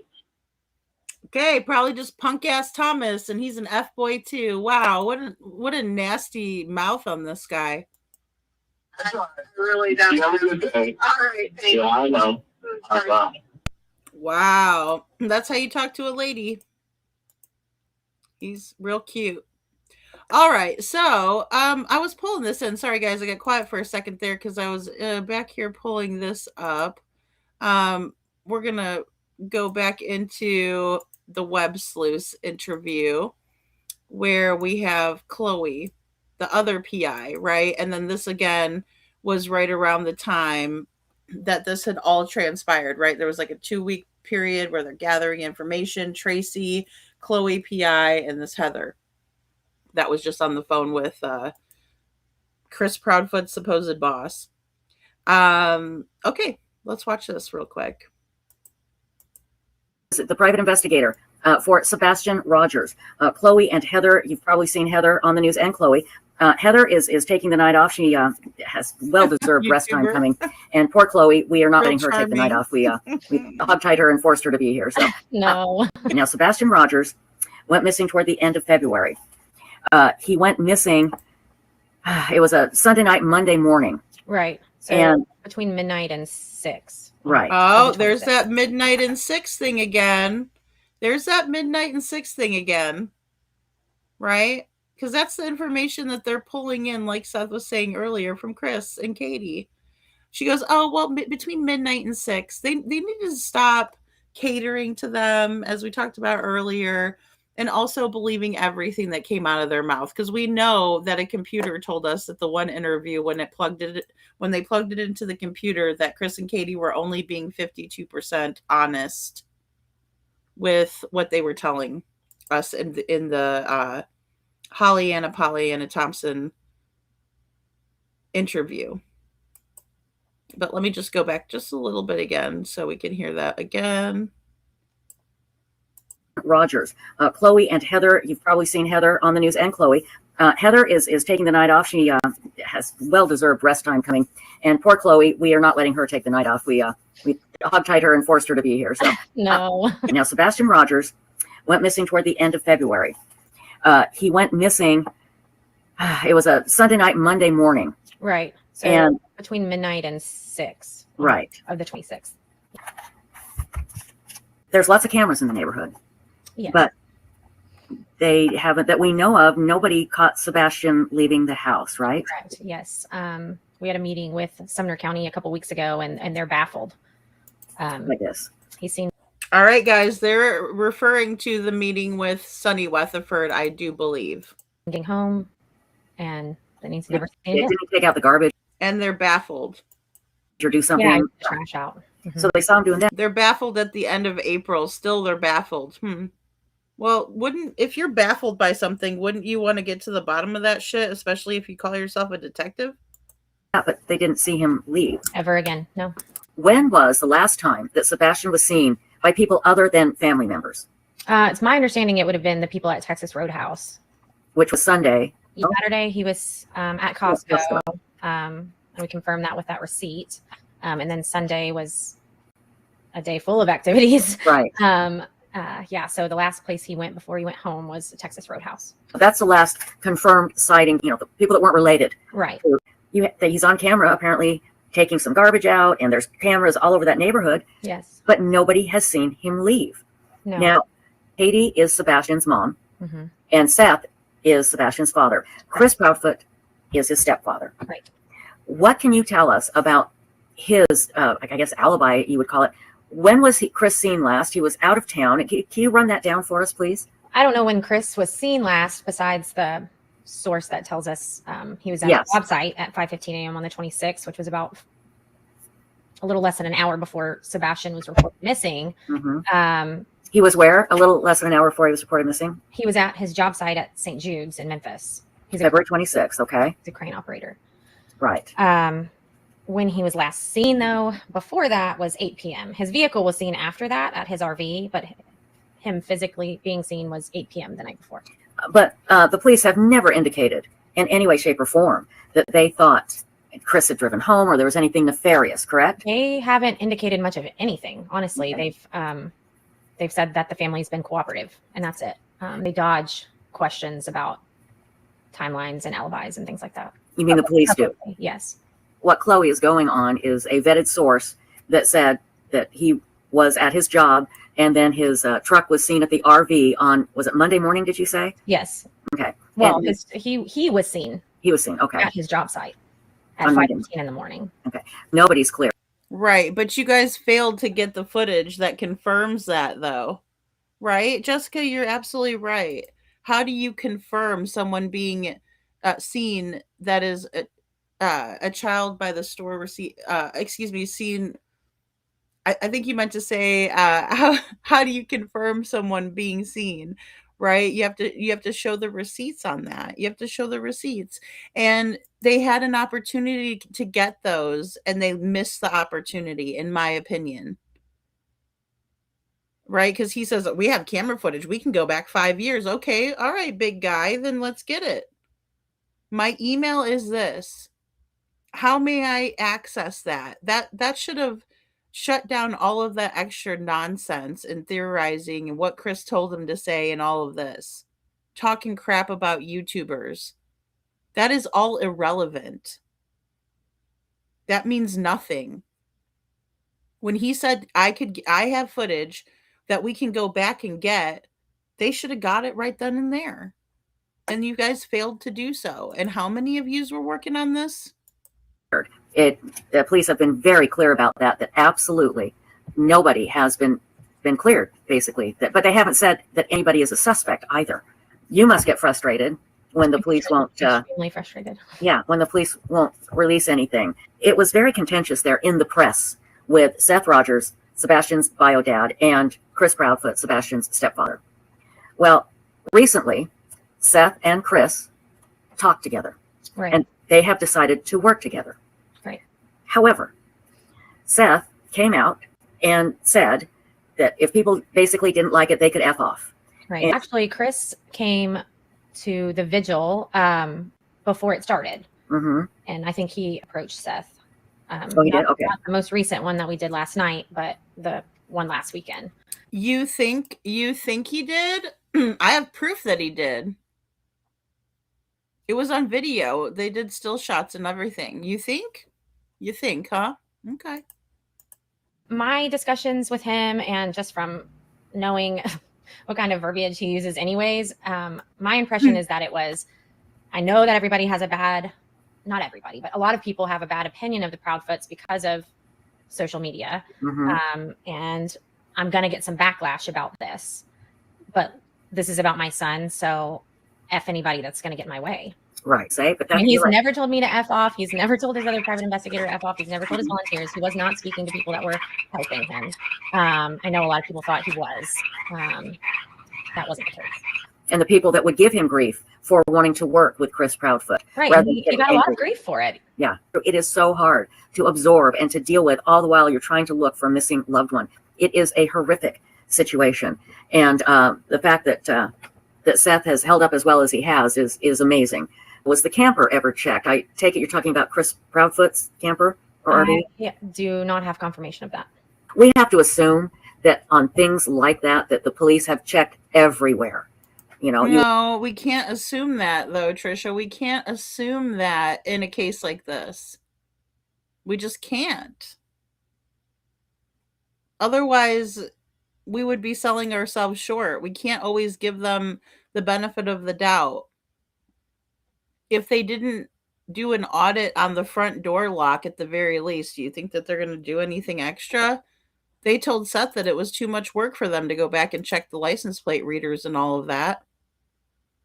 Oh, that's a lot. I don't know. That's a lot of work. Well, what else are you doing besides sitting there with your thumb up your ass?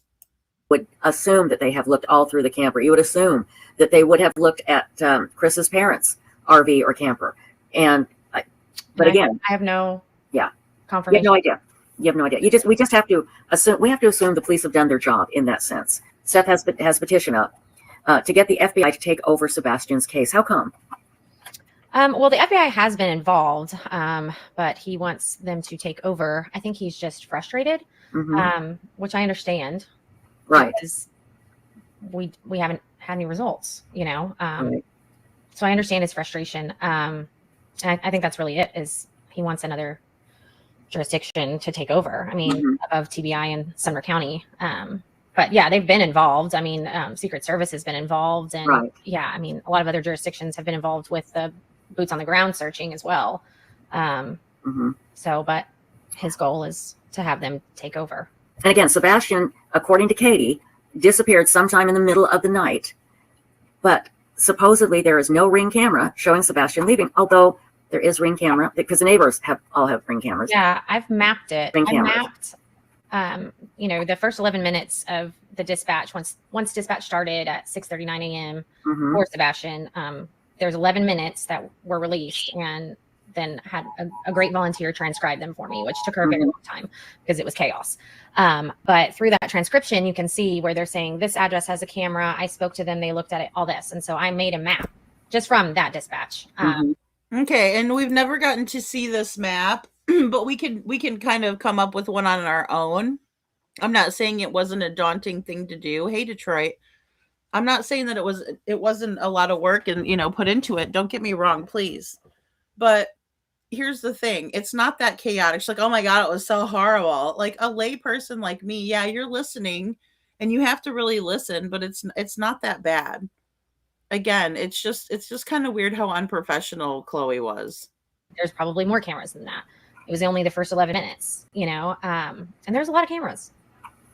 But yet the police have said that there is no footage of Sebastian. And why did you only get the first 11 minutes? How come you didn't get more of that? Because there were YouTubers out there that you guys hate so much. You hate us YouTubers so much, but we were able to get more audio than that. Well, if you drive down Gallatin Road, there is a cop sitting in their car every half a mile waiting to pull people over. Very simple where they are. Yeah, exactly. Well, Blue Love, that's a good point. That's a great point. Yeah, they don't mind sitting there waiting on people on a speed trap, but yeah, if it comes to actually doing a little bit of legwork, a little bit of old-fashioned detective work, it's just a little bit too much for them. And have they actually come out and said that to Seth? I was actually watching one of the older press conferences. I think it was from the 29th of February. And they were, the look on their faces, first of all, they were just baffled. But they said they haven't had any confirmed sighting of him on camera or at all. Katie and Chris have both said at different times the door was locked. They also, in the initial dispatch, when they're calling out the details to officers, say the door is locked. All right. Did you hear what Chloe said there? She said in the dispatch, that's what was said over the dispatch. We've listened to it. They said that the doors were locked, right? And Katie said so. And then we're going to hear Chris come up here and say so. So I'm just saying they keep on, with this theme that all the doors and windows were locked. Nothing was tampered with on the outside of the building, meaning their home, meaning where Sebastian went missing from. So the story isn't adding up. Wasn't there. And Katie's also said that Sebastian has a habit of immediately locking the door behind him. Right. She said that to Smiley. He locks the door behind himself. That's what she said. He usually locks the door behind himself, is what she said. Okay, I know that can be confusing to a lot of us that don't speak Katie language, but when Katie's doing her fake accent, right, her country accent, she starts to mispronounce words because she's trying too hard, in my opinion. That's the explanation I can give, when she's trying too hard. He locks the door behind himself. That was stated after everyone was really confused about that. Or Well, no? and Chris has said that he had not seen Sebastian since early February. Yeah, I mean, so I walked through the construction site, which people that have been following this case closely know exactly what I'm talking about. But it's right next door to their subdivision. Probably half of the subdivision next door has been built, but then there's still like a big construction site in the back. So I walked that last night, actually, after the vigil at like 9:30 p.m. And it's very dark in the construction site. You definitely need a flashlight. But once you get into that subdivision, it wasn't as dark as I expected it to be. I'm not saying that means a Ring camera would pick you up. But there's a lot of, I mean, a good majority of the houses have some sort of lighting on. And I'm assuming it's always like that. I don't know if they're turning them on now because of what's going on, but a lot of them have, you know, the uplit stuff on the brick or floodlights or porch lights. You know, it's a nice neighborhood. So I didn't need to use a flashlight to walk through the neighborhood to be able to see. It does depend on like the sensitivity settings you have on your camera. Okay, so this is the part where, and I said that I apologize if I'm getting this wrong. I said this last night. I apologize if I'm getting this wrong, but this is the part that bothers me, is that Chloe is saying, you know, I don't know if it was always like that or if it or what, right? But it's nice of her to walk the neighborhood. That was a smart strategy, in my opinion. But then, didn't you ask the neighbors for footage? Weren't you asking around to get some footage? Because somehow Mob Crew got the footage of the car going back and forth, and you can see how. And what she's describing here is that there's bright lights, right, that are illuminating people's houses. That way, if somebody comes outside of someone's house and tries to steal their stuff or whatever, or intrude on them or break in or steal something out of their car or whatever, it's going to be well lit enough for the cameras that they have installed to see what's happening, right? And you could see it.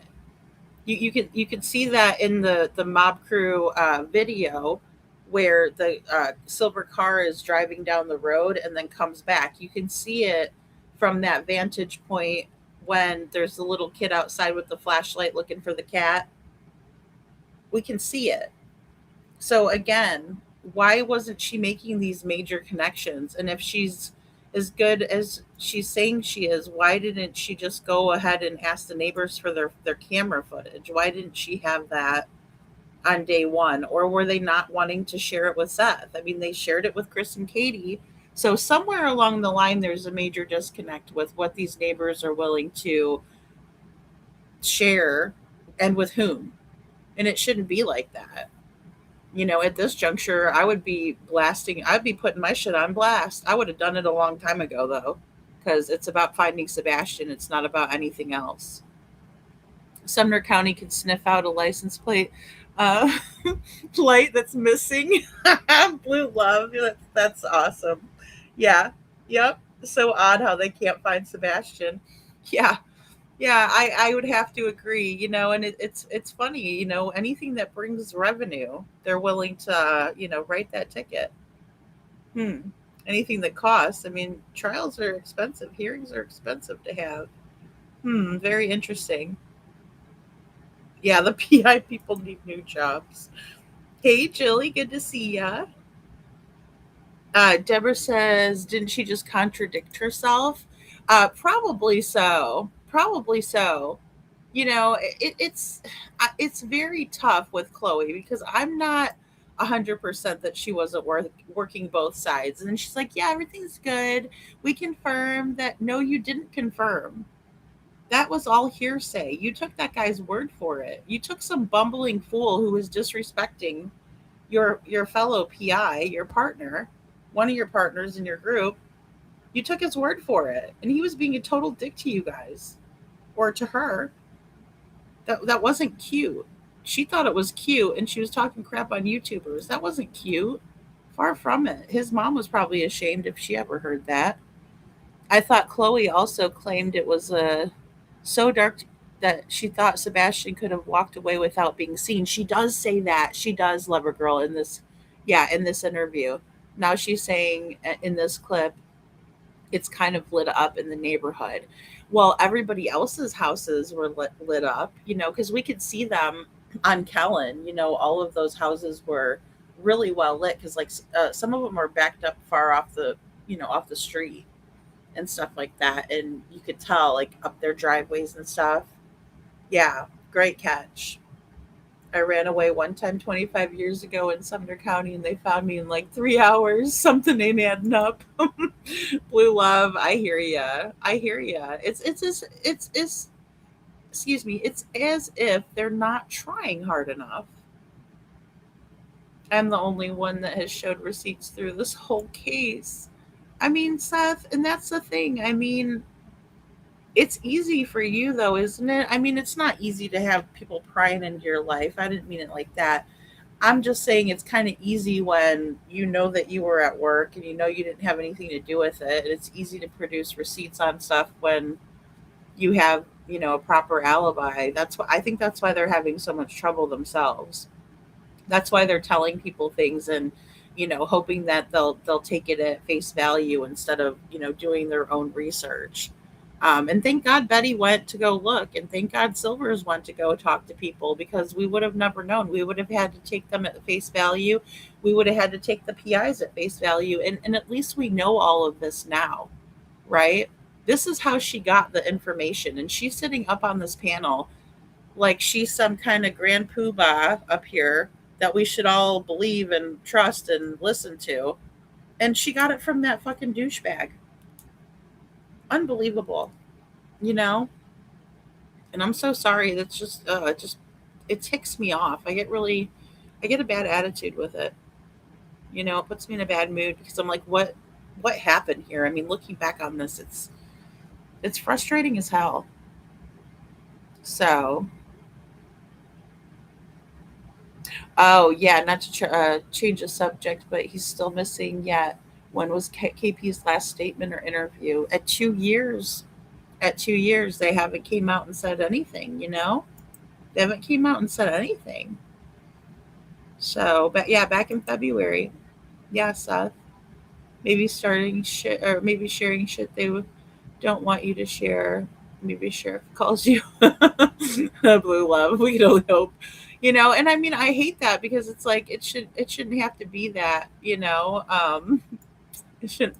Yes, Seth, and it shouldn't have to be that way. It just stinks, because it's like, and now would be a good time to come out and start telling the public something. Give us something to think about. Give us some kind of direction. But again, we've heard 2 times in a row that Chloe says that when they talk to the sheriff, and I'm imagining it's the Sunny Weatherford conversation that we've heard. When she talked to Sumner County, they were baffled. They're still baffled at the end of April. They're beginning of May. They're baffled. They don't know what the hell. They don't know what they're asked from a hole in the ground. I mean, she said it twice. If you're baffled about something and it really bothers you, and there's a missing child out there, you would think you would try to figure it out. How far it is from the street, which, I mean, these are not huge lots. Yeah. I would have to pull up a parcel map again, but I mean, I wouldn't think they're more than like a quarter acre. So they're not large. So the houses are not super far from the road. I would love if a neighbor would say, who was that woman walking through my neighborhood last night? I would love if I would have gotten caught on camera. That would have been really interesting. Sebastian been put into Katie's car or truck without any sort of camera picking him up? So she parks in the garage, always.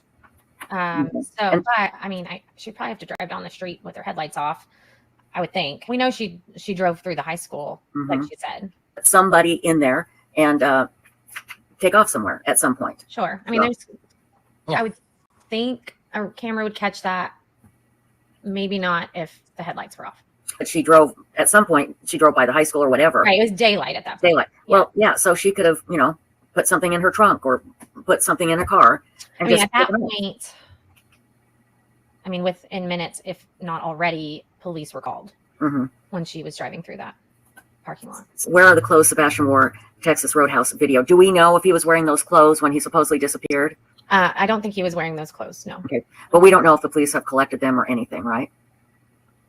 We don't know. No. Okay. Do you know what the police have done inside? She said that, but I think she was lying there because we did know that. We did know that. You know how we knew that is because Katie and Chris said it to Nancy Grace.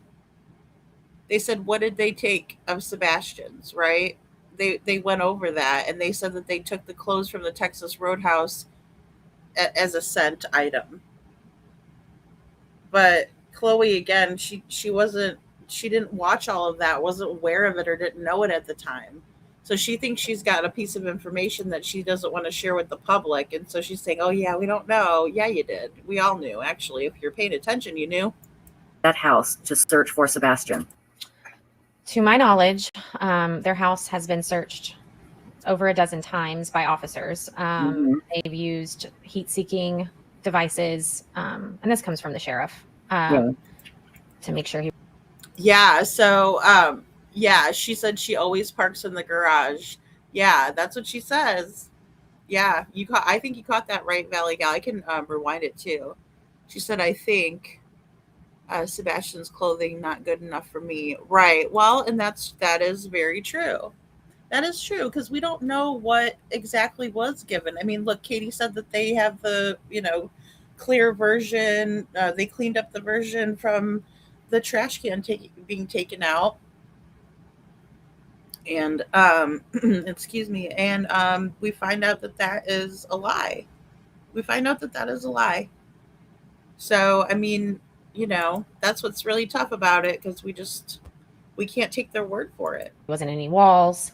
I do not have knowledge, and didn't question the sheriff at the time. I was trying to build a rapport, but about any luminol or anything like that. That's a big question. My knowledge, they use luminol. And again, she talks too much. If you're trying to build a rapport, you don't tell 2,000 people in the chat the next. Well, I didn't ask any questions because I wanted to build rapport. No. Why would you let that? You just showed your poker hand. You just showed your cards. I have not done that. I have had tips for several weeks about people seeing Kathy Bowersock's car that morning before Sebastian was reported missing. I have not been able to validate that that's true. Oh, and here it is again. Here it is. And we talked about this too. I forgot about this part, right? Yeah. This is where she tells us that there's a bunch of people coming up and saying that, right? And this is another thing that this is what brings Chris. This is what draws out Chris, right? But the Ken Davis post is not the first time that's been brought to me. Do you know anything about cadaver dogs being used at the house in the past? I know there were scent dogs, absolutely. I know that cadaver dogs that we've brought in have not been to the house, but they've been in the area. But those are not law enforcement cadaver dogs. Okay. I mean, they're credentialed cadaver dogs, but they have not been on their property or in their house. And they don't take kindly to trespassing. So we would absolutely have to have permission for that. Right. Hit on anything, your cadaver dogs at all? No. And it's completely possible, honestly. It is? And why do you say that? Because if he's going to take one, he should take one with the TBI. Right. So, I mean, I do believe that's probably true. Okay. Yeah. So did he eventually take one with the TBI? I think he did. And he said he passed it. Is that correct? He said he passed it. Oh, you think he did? See, and this is the problem. Again, she believes everything people tell her. I could tell her, hey, Chloe, the sky was red yesterday. And she'd say, okay, let me write that down. What? He didn't take a polygraph at that time yet. No, he did not. In my opinion, he didn't. But maybe he did. But again, this is the thing. She's getting information from people and confirming it without having any proof or receipts. Not a great PI. No confirmation of that. But I do think he took one. Okay. Their words were that she looked around the house for a few moments, went outside, got in her car, started driving around the neighborhood, drove over to the high school, which is Beach High School. And then Chris was the one who three-way called the sheriff's department, not 911, but the sheriff's department. And Katie said she was on mute. So she was there and she heard it. Okay. Right. Katie's on mute. Why? Why is Katie on mute? Moot. The point is probably moot. BS alert, says YouTuber is here. BS alert. For sure. But it's just, it's so crazy that she would, oh man. Well, I'll just keep going. But that's according to them. You haven't been able to verify anything about that, right? They won't even release the missing persons report to us. Why do you think that is? I mean, this doesn't It's a make long time with Heather at Sumner County, and okay, again, and this is why I think that is the one that we've all listened to, right? Where they go in and they talk to Sonny Weatherford. She was getting info from the crackhead at the corner in DT Nashville, in my opinion. Seth, that's so funny. I wasn't expecting that. Oh man, I'm like, oh, and why do you believe all of it? You know, I mean, it's just like you have to be. I would imagine as now again, I'm not a PI, guys. I never took classes or anything. I have no idea what I'm doing or saying right now. No, but I'm just saying, like, if I was a PI, right, and I'm trying to get information from people, you have to remember that what they're telling you is not always going to be honest, right? And then you can't get mad at people for lying to you later because, I mean, who the hell are you, really? I mean, you're asking a question. You know, it's like Leonard Skinner, don't ask me no questions. I won't tell you no lies. And that's how a lot of people are. And I've had to learn that even, interviewing family members and stuff. Do you guys remember Devlin Tate's case? Okay, that was really tough, building trust, figuring out who to trust, the whole 9 yards, right? Because people are going to lie to you. It doesn't necessarily mean they're a horrible person. It means they're a human. We all have lied, right? We've all made mistakes. We've all, done things. So, but the thing is that when you're getting information from people, you can't take it as face value. You have to get evidence to support it, or there has to be some sort of proof of what they're saying for you in order for you to believe them 100%, right? Otherwise, you'd be good to believe them and say, okay, well, that's something to consider. But confirmed information is way different than unconfirmed. Like I said, if I told you, if you say to me, Lady Freedom, did you hurt somebody on this date? And I just say, no, I didn't. And you say, okay, good job. Thanks. I'll, great. And you just go over there. Yes, I just confirmed. Well, who'd you confirm it with? Oh, the person. Oh, well, that's a bad source. Consider the source. I mean, again, we got to be smarter than a fifth grader. Because Chloe's a young woman trying to get a head start in her profession, but she's not convincing. Yeah, I mean, well, and the thing is that she says too much. She would say too much, right? Like, and especially now, of course, this is hindsight, Monday morning quarterbacking, all of that. I'm just saying, like, she's saying way too much. Oh, well, I was trying to build rapport, so I didn't answer. No, you could have just said, well, this is our first meeting. I intend on doing a follow-up. Or you could say that I don't want to get into that right now. And you certainly don't bait the public and say, yeah, we found out a bunch of information on Katie's mother, but we're not going to release it tonight because it's not important. It's like, what? Like, that perked all of our ears up. And then we just had to know, didn't we? Like, any of you that were watching this at the live time, watching it unfold, that's what I was thinking. I was like, oh my God, what's up with Katie's mom? Oh my gosh, could she be involved? Out here, I'm thinking it's the Bower Sox, and now maybe it's Katie's mom. Okay. Again, we don't know. So we're thinking about everybody that could possibly be involved. If the police are baffled and the sheriff is baffled, then, and the detective has his thumb up his ass, then what are we to do as the public? How are we supposed to decipher this shit? And they're baffled but they're not trying. At least we're trying. Crazy. She was too busy cheating on her husband with one of the searchers I had. Oh Lord. Yeah. There was a lot of love in the air. Oh man. I don't know. Maybe I mean, I could kind of see where people of like-minded interests that are single, but I heard that she wasn't single too. So, youch. Yeah. That was not, that's not keeping the focus where it needs to be. Heather sounded like she wanted to go for a drink with Chris's quote unquote boss, in my opinion. She seemed like she was wanting to, they made up at the end there, and yeah, they were pretty chummy. Uh what did Chris call the noon emergency or the non-emergency line? Why did he call there? Yeah. So it was 6:38 according to the one that I listened to, it was at 6:38. And I talked about this too, Lover Girl, because I'm right here with you on this. They reported Sebastian mighty quick. I mean, they did it before they even tried to look for him, and Katie had her windows up everywhere.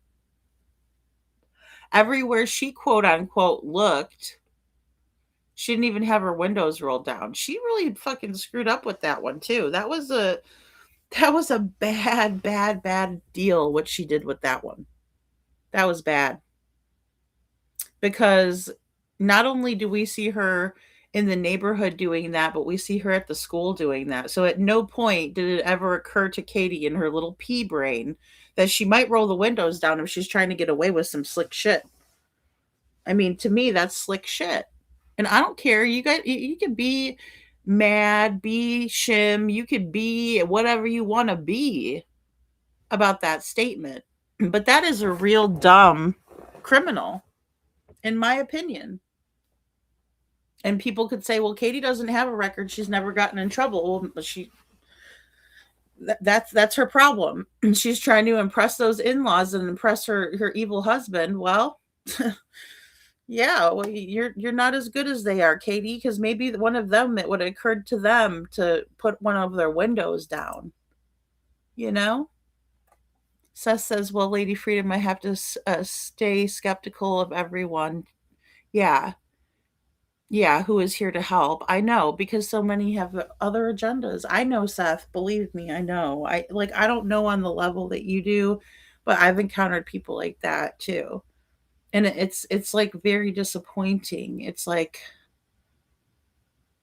ugh, you just have to put your head in your hands for a minute and be like, really? It's crazy. It's crazy. And in this case, you've had a lot of that, right? You've had a lot of that. That Michaela Cleveland character, that was a whole different level of like a spy thing. In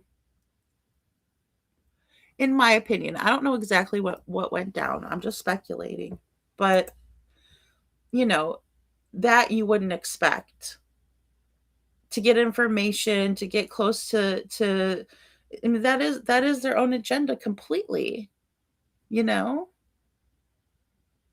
So, no, I don't think so either, Deborah. I don't think so either. We want the receipts, Miss Sharon. We need to get them receipts. And they should have done that. Their job as a PI is to get receipts. So if anybody wants to listen to me that I've never been a PI, don't really know what I'm talking about, but you have to get them receipts, right? Because that's going to help you build a case against whoever you're trying to build a case for. And that's what you should be doing, that legwork for your client, right? In my opinion. I'm just thinking about it if I was a PI, right? What I would be doing. And I'm not one, nor do I want to become one. Yeah, exactly. Well, that's true, Valley Gal. I did watch it live too, and I was in the bushes the whole time just watching. I did that with a lot of their interviews. Yeah. Yes, exactly. YouTubers here, hashtag Sheriff Snuggle Struggle, baffled by his own BS, in my opinion. I'd be pretty baffled by his. I'm baffled by his BS. Yeah, exactly. If it was me, I might be baffled by my own BS too. That's too funny. Um, and if you're trying to build rapport, Chloe, oh God, I'm just gonna roast her today. I'm sorry. This is Monday morning quarterbacking, by the way. Um, telling the public that the sheriff's office and the detectives and everybody that you've talked to is baffled is probably a bad way to build rapport with them, because I'm sure they were watching you and rolling their eyes, and they were probably mighty pissed with you. So that's not a good way to build rapport. I don't know why I thought of that when you said that, YouTuber. That's funny. Um, Nisi, pineapple party. Aw, thank you, YouTubers here. Aw, thank you so much for the jewels. I wish I could put them up on the screen. Blue Love says, yeah, in the words of Heather, because that's literally all she said the entire time. Right? She should have been like, let me get that footage. Let me get them timestamps. Can I at least get that?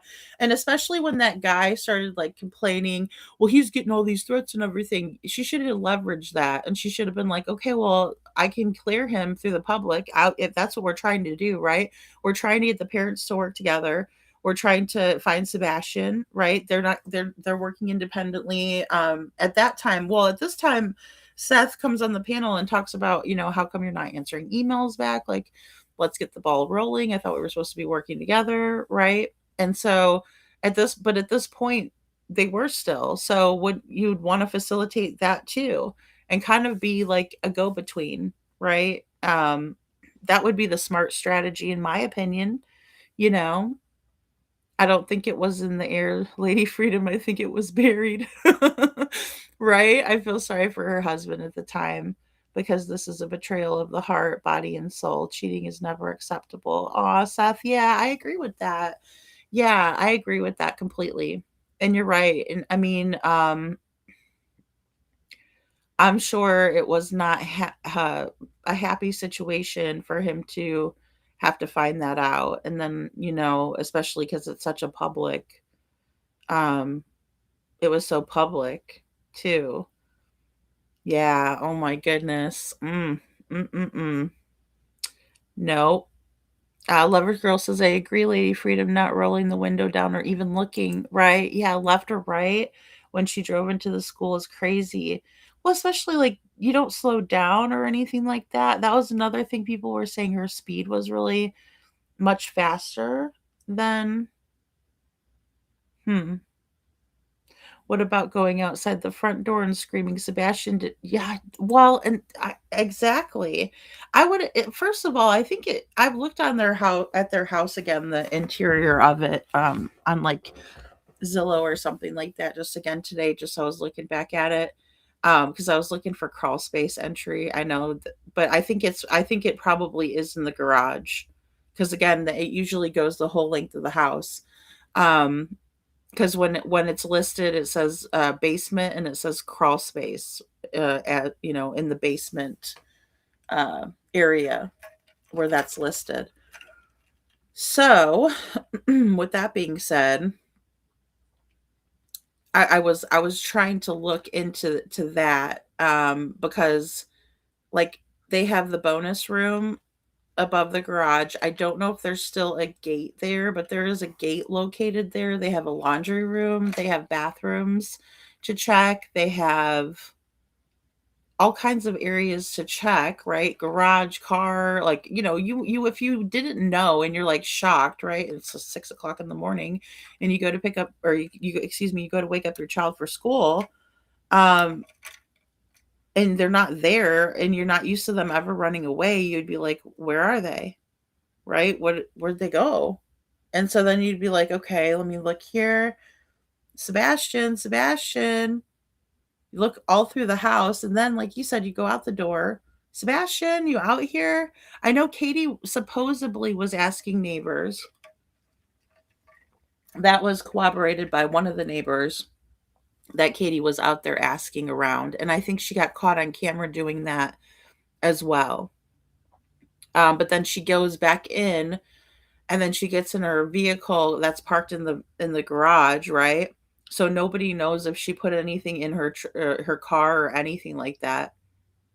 I mean, she could have gotten away with taking some stuff out of the house that way too. And I mean, I know what Trisha was saying earlier is kind of what I've been thinking as of late, because I'm trying to figure out how he would have got out of the house too, and where he might be, right? I mean, where they could have how they could have taken him and handed him off or whatnot, how they would have gotten out of the house undetected. One way would be that Sebastian never came home. Another way would be that, they went out the garage in the morning, because Katie did leave the house and start driving around, and like you said, with the 6:38 thing, I don't know, it would take a half hour to get around back and forth and look through the neighborhood and, that sort of thing. We don't know if she made any more stops. And unfortunately, again, Worshams doesn't have that footage anymore, Yeah. Well, yeah, and that's another thing, Deborah. I mean, the story about Cruella's stink socks, yep, at the storage place down the road that morning. There's just too many sticky points, obviously. Right. There are far too many. Far too many. Yeah, and she did say that he left with a keychain flashlight. Yep, and we found out that's yellow. Was a cover-up because they knew it would be seen in the Ring camera, just flashlights. Right. Oh, yeah. Oh, definitely. And that area is dark. It is dark there at night.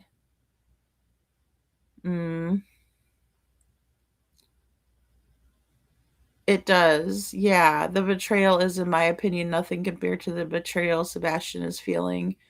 And we don't even know what happened yet. I know, Seth. And that's the thing. I mean, that's the one reason why I'm trying to lay it on pretty thick here, because especially when people want to turn around and talk so much shit, right? Well, I can't believe they're blaming the mother of a missing child. I'm not blaming her. I want her to tell us what happened. She's not being honest, and neither is Chris. They're lying their asses off. It's very apparent. We've caught them in how many lies. If I was to sit here and make videos about how many lies we've caught Chris and Katie in, that'd be a lot of content. I could do that. But I mean, you see it in the polished turds. We can point it out here watching these, It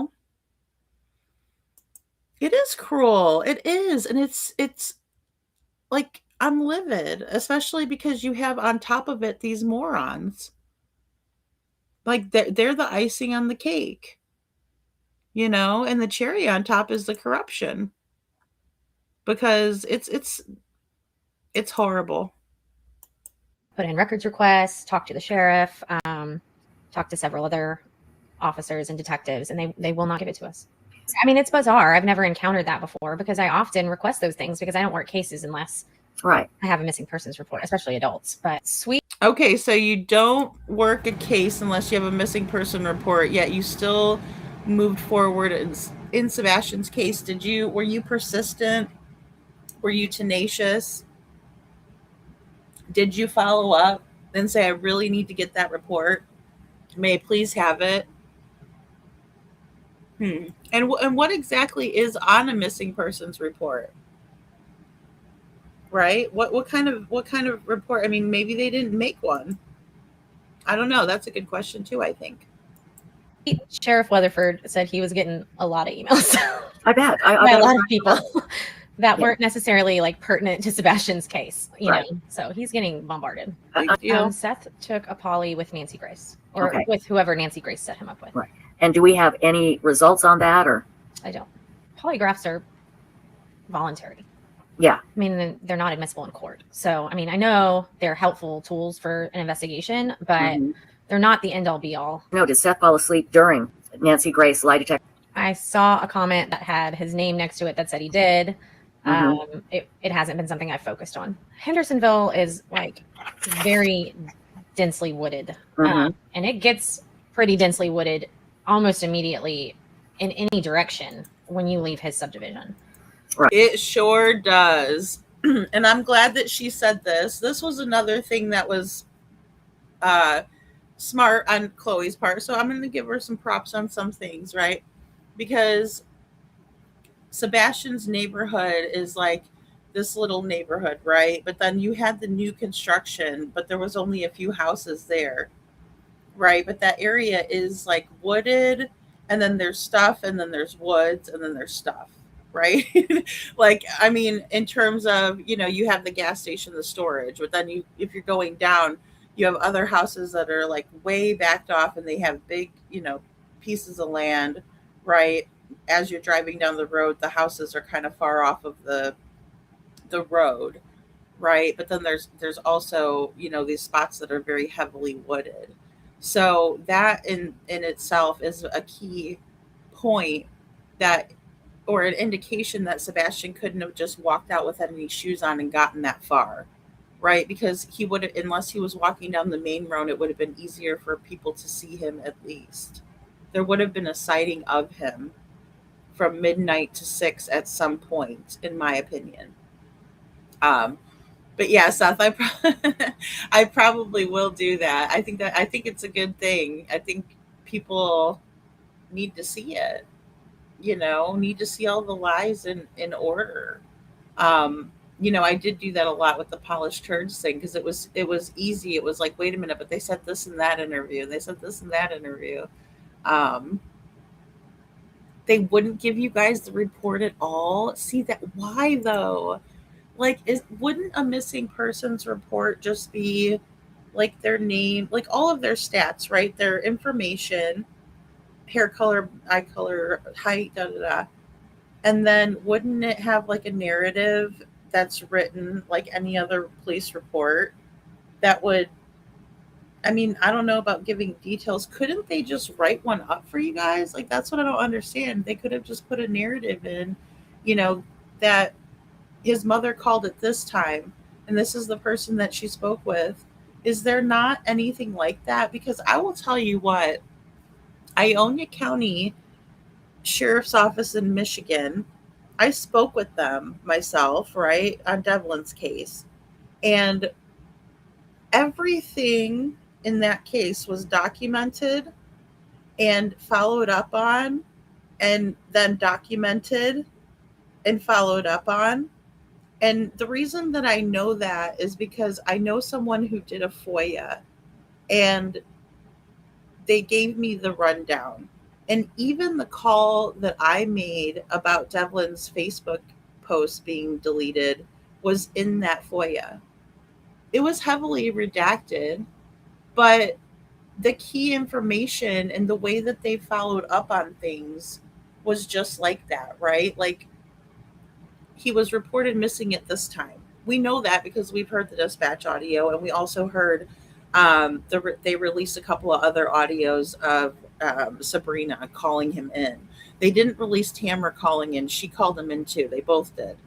But nevertheless, I'm just saying, like, then, this happened, then this happened. And they're very organized. In Ionia County, Michigan, guys, Lake Odessa is a really small little area, right? It's like a more of a farming area up in Michigan. They did their job. They did their job. That's so sus. Yeah, it is. It's very sus. It's not fair for you. I'm totally befuddled. Yeah, by this, to be honest. I know. I'm totally befuddled myself. I'm baffled, befuddled. All of it, because it's like, what were they doing exactly? Like, I get that they were searching for him, but why didn't they have a report of all of that at this juncture? Were they not keeping detailed reports? That's what it makes me wonder. If they couldn't just produce that for you, or if they weren't willing to write one up for you, were they bothering to document any of this stuff?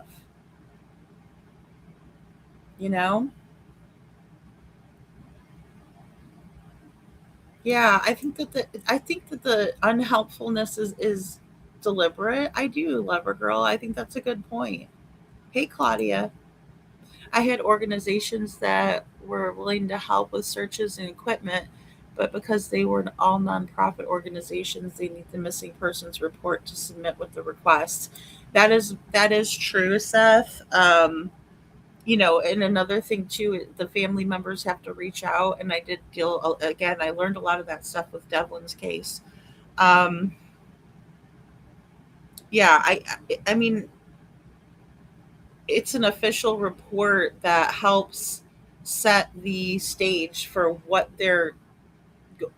going to be expected of them, right? Like that, it's in order for them to have clear, concise information that law enforcement is willing to help get them so they can start, right? Because if they don't know anything, you don't know what you don't know, Craddock. But yeah, he's keeping it. They're keeping it. Unbelievable. Good night, Bo. Good night. Hugs, hugs. Thank you for being here. That's just crazy. Yeah, Lover Girl is spot on. And they were going to bring in Q, and I do know that Chloe was talking about Q here, or she will, at some point. It's kind of, I mean, there's a lot of really treacherous terrain out there. We've all been in it, and it's hard. Yeah. And it not at night, and it's hard. There may be a way, like if they had a Ring camera on the doorbell, but not a camera in the back of the house, and you walked between houses in a certain direction, he would hit woods, and then he wouldn't be picked up on a camera for a long time.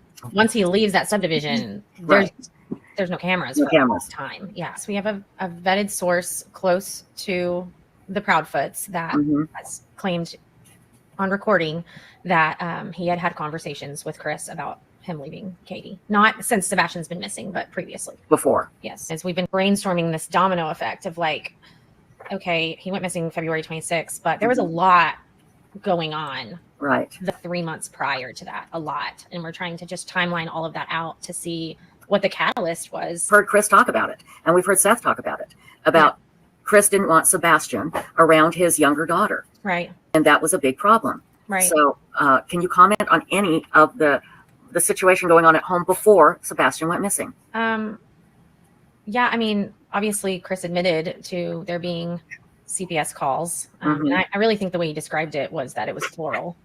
I have confirmation that those did happen. Like, I'm just posting their words. Right, what they have said. I'm not even making a post with an opinion in it. I'm just saying what they've said. It does seem like there were some issues for Chris with Sebastian and his daughter being together. But Sebastian had not, there's been no reports of Sebastian behaving inappropriately directly with his daughter. No.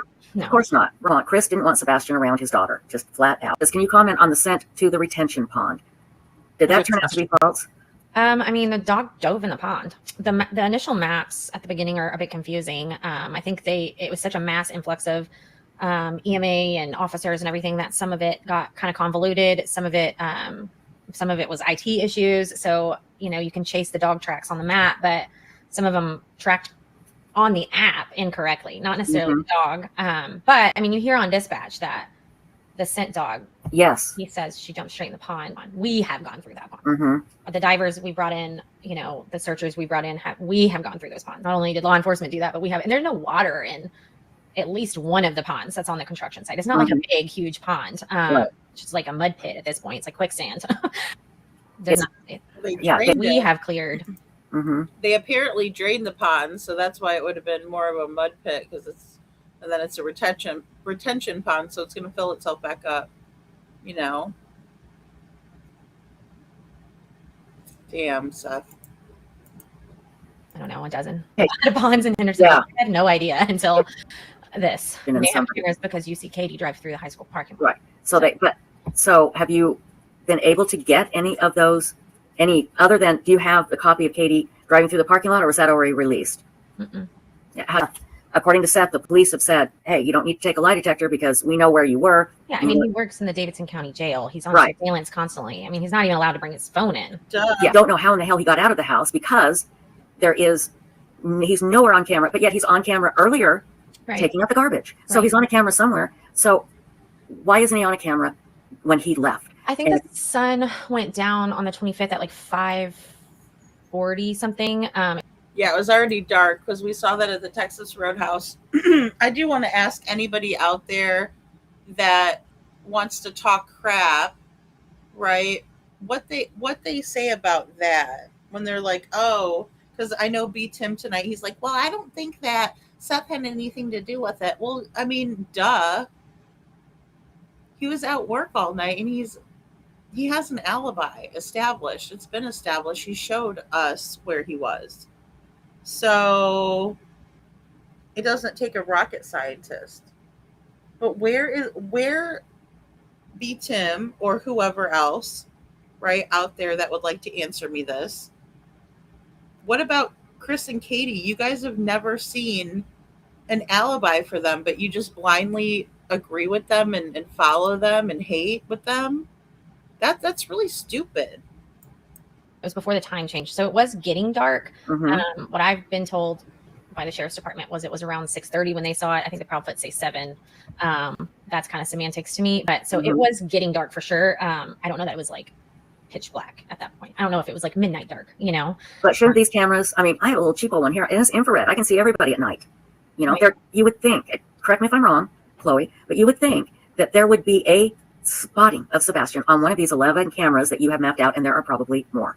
Yeah. And as far as you know, there are no sightings of him. Right. So let's say hypothetically, let's say that is correct. Okay, that there's no mistake, that he wasn't able to escape a camera and duck out of a camera. Let's just say that's correct. That Sebastian is not on a camera anywhere, leaving the house in the neighborhood.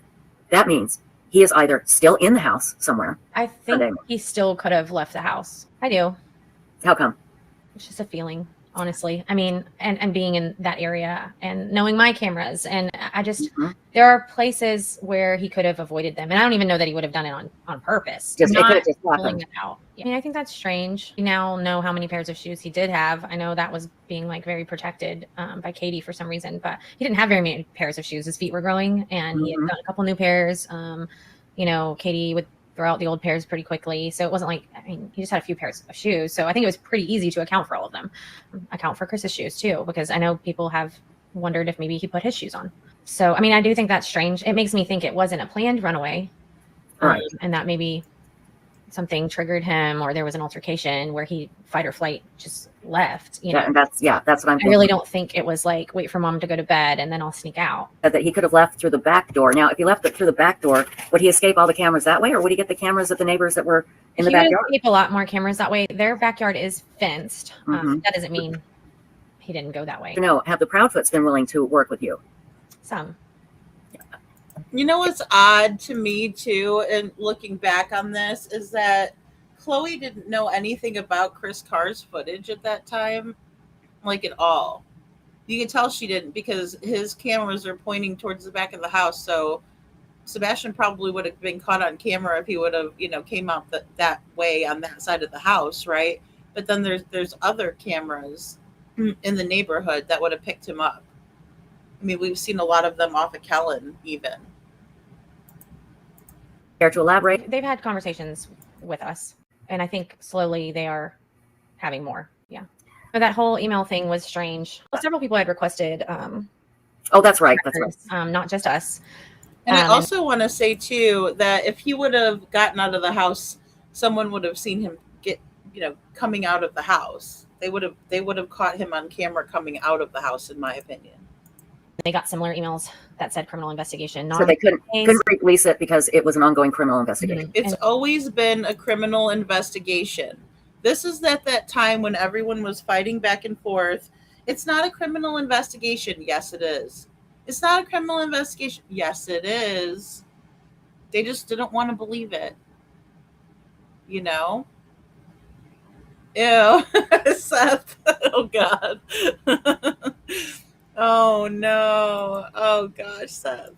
Right. And several people besides us received similar emails that said that. Criminal can mean several different things, though. You know, it doesn't mean that Sebastian was murdered and his body is stashed away somewhere. Criminal can mean, you know, somebody is withholding 5 details about what happened. You know, I mean, there's lots of charges that can come from a missing persons case, and it's not foul play. Right. false reporting or withholding information. I mean, things like that. And that doesn't necessarily mean he was murdered. And Exactly. it can still be a criminal investigation. Katie and Sebastian supposedly were at a relative's house on Sunday. Has that relative come forward and said, yes, they were here, I saw them, all of that? Yeah, that was Chris's sister. Okay. And then I think they were also at a friend's that has, Mhm. I think early in the day. I mean, everything at this point is a possibility. That's kind of low on my theory list, along with him being groomed and taken away by somebody on the internet. That's pretty low on my theory list. But we only have breadcrumbs at this point, so anything is possible. But that's not a high priority. Let me put it this way, I was shocked. I was shocked when I saw their interview because Chris Proudfoot was gleefully telling everybody that he hit Sebastian with a belt. And that made my blood run cold, to be honest. It really did. And it truly troubled me.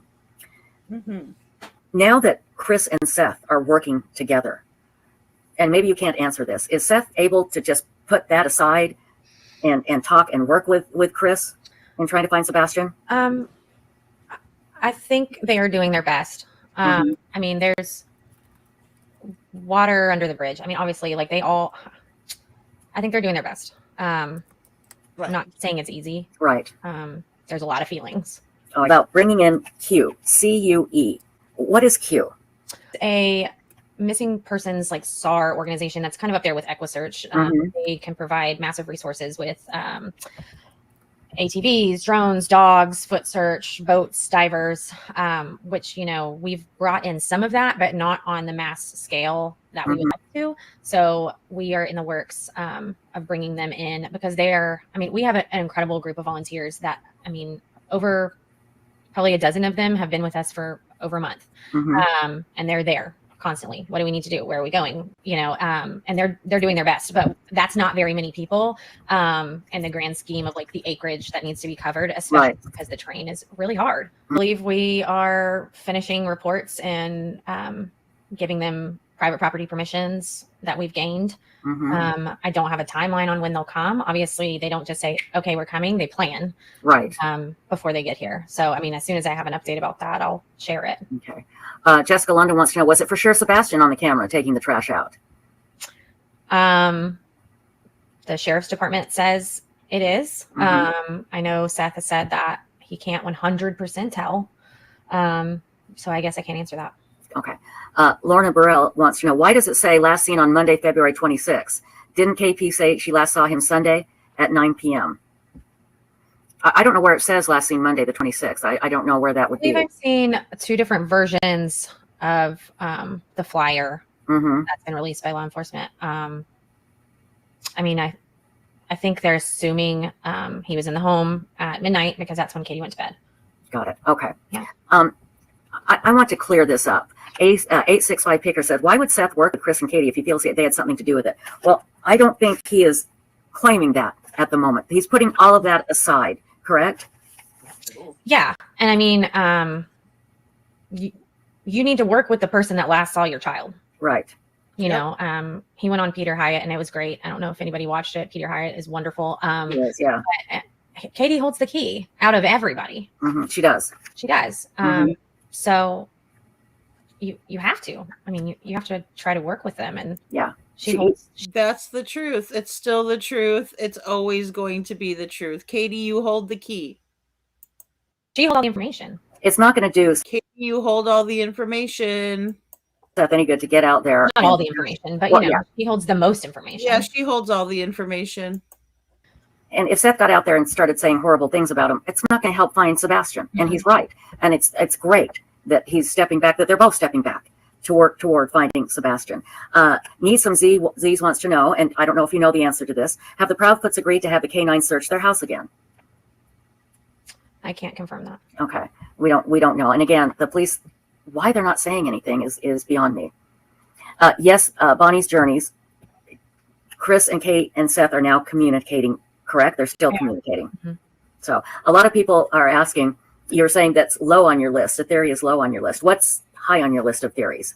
Honestly, the only two theories I have are Sebastian walked out of the house. And I don't mean, like I said, I think there was an altercation. I think there's some information that hasn't been shared. If that's the case, I don't think he just snuck out in the middle of the night to run away. It didn't seem very planned. No. And if that's the case, I do believe he is very close to home still. Right. Statistically, I mean, I think I talked to you about this before we went on. Kaylana Turner, who was missing for over 400 days outside of Houston. I mean, they had massive searches. Texas EquiSearch came in several times. She was found on the same road she went missing from.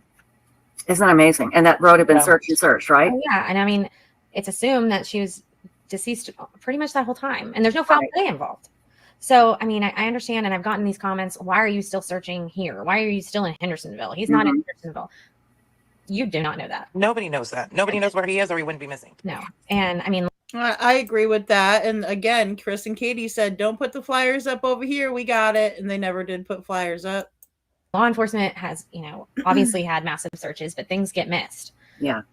And in fact, Stacy, tell us the story about the girl in England, because that's a great example of things getting missed. So yes, in England, there was a young girl named Tia Sharp, a young teenager who she was staying at her grandma and her step grandpa's house. And so one day, the grandpa. I just want to, before she goes on with this story of this young lady, I just want to remind everybody that there's a step person involved, a step foot. That she had taken off to go down shopping to get some new shoes, some flip-flops. And then, grandma came home, Tia didn't come home, so they called and reported her missing. And there was absolutely no sightings of her at all. Nobody saw her anywhere. And so finally, the police, like I said, searched it many times, and they went back and did a forensic search eventually, and they found Tia wrapped up, stuffed up in the attic, what we call an attic. Right. And she was deceased. And she'd been there the whole time, and they'd search the house and search the house. It's so frustrating. So that can happen. Melissa Hart wants to know, have they checked the drain? That's so sad, and it's beyond frustrating, right? It's kind of in a bit of a way of, if they didn't check the house. But again, it's another situation where they're taking the word for it of, the people who have reported this person missing, right? Oh, she went down to the store to get some flip-flops, and lo and behold, she didn't go anywhere. But then again, if you have a story like that, you don't have any evidence that the person left the house, then maybe you should go back and look in the house again. I mean, hello. It's at the construction site. I mean, to my knowledge, they have.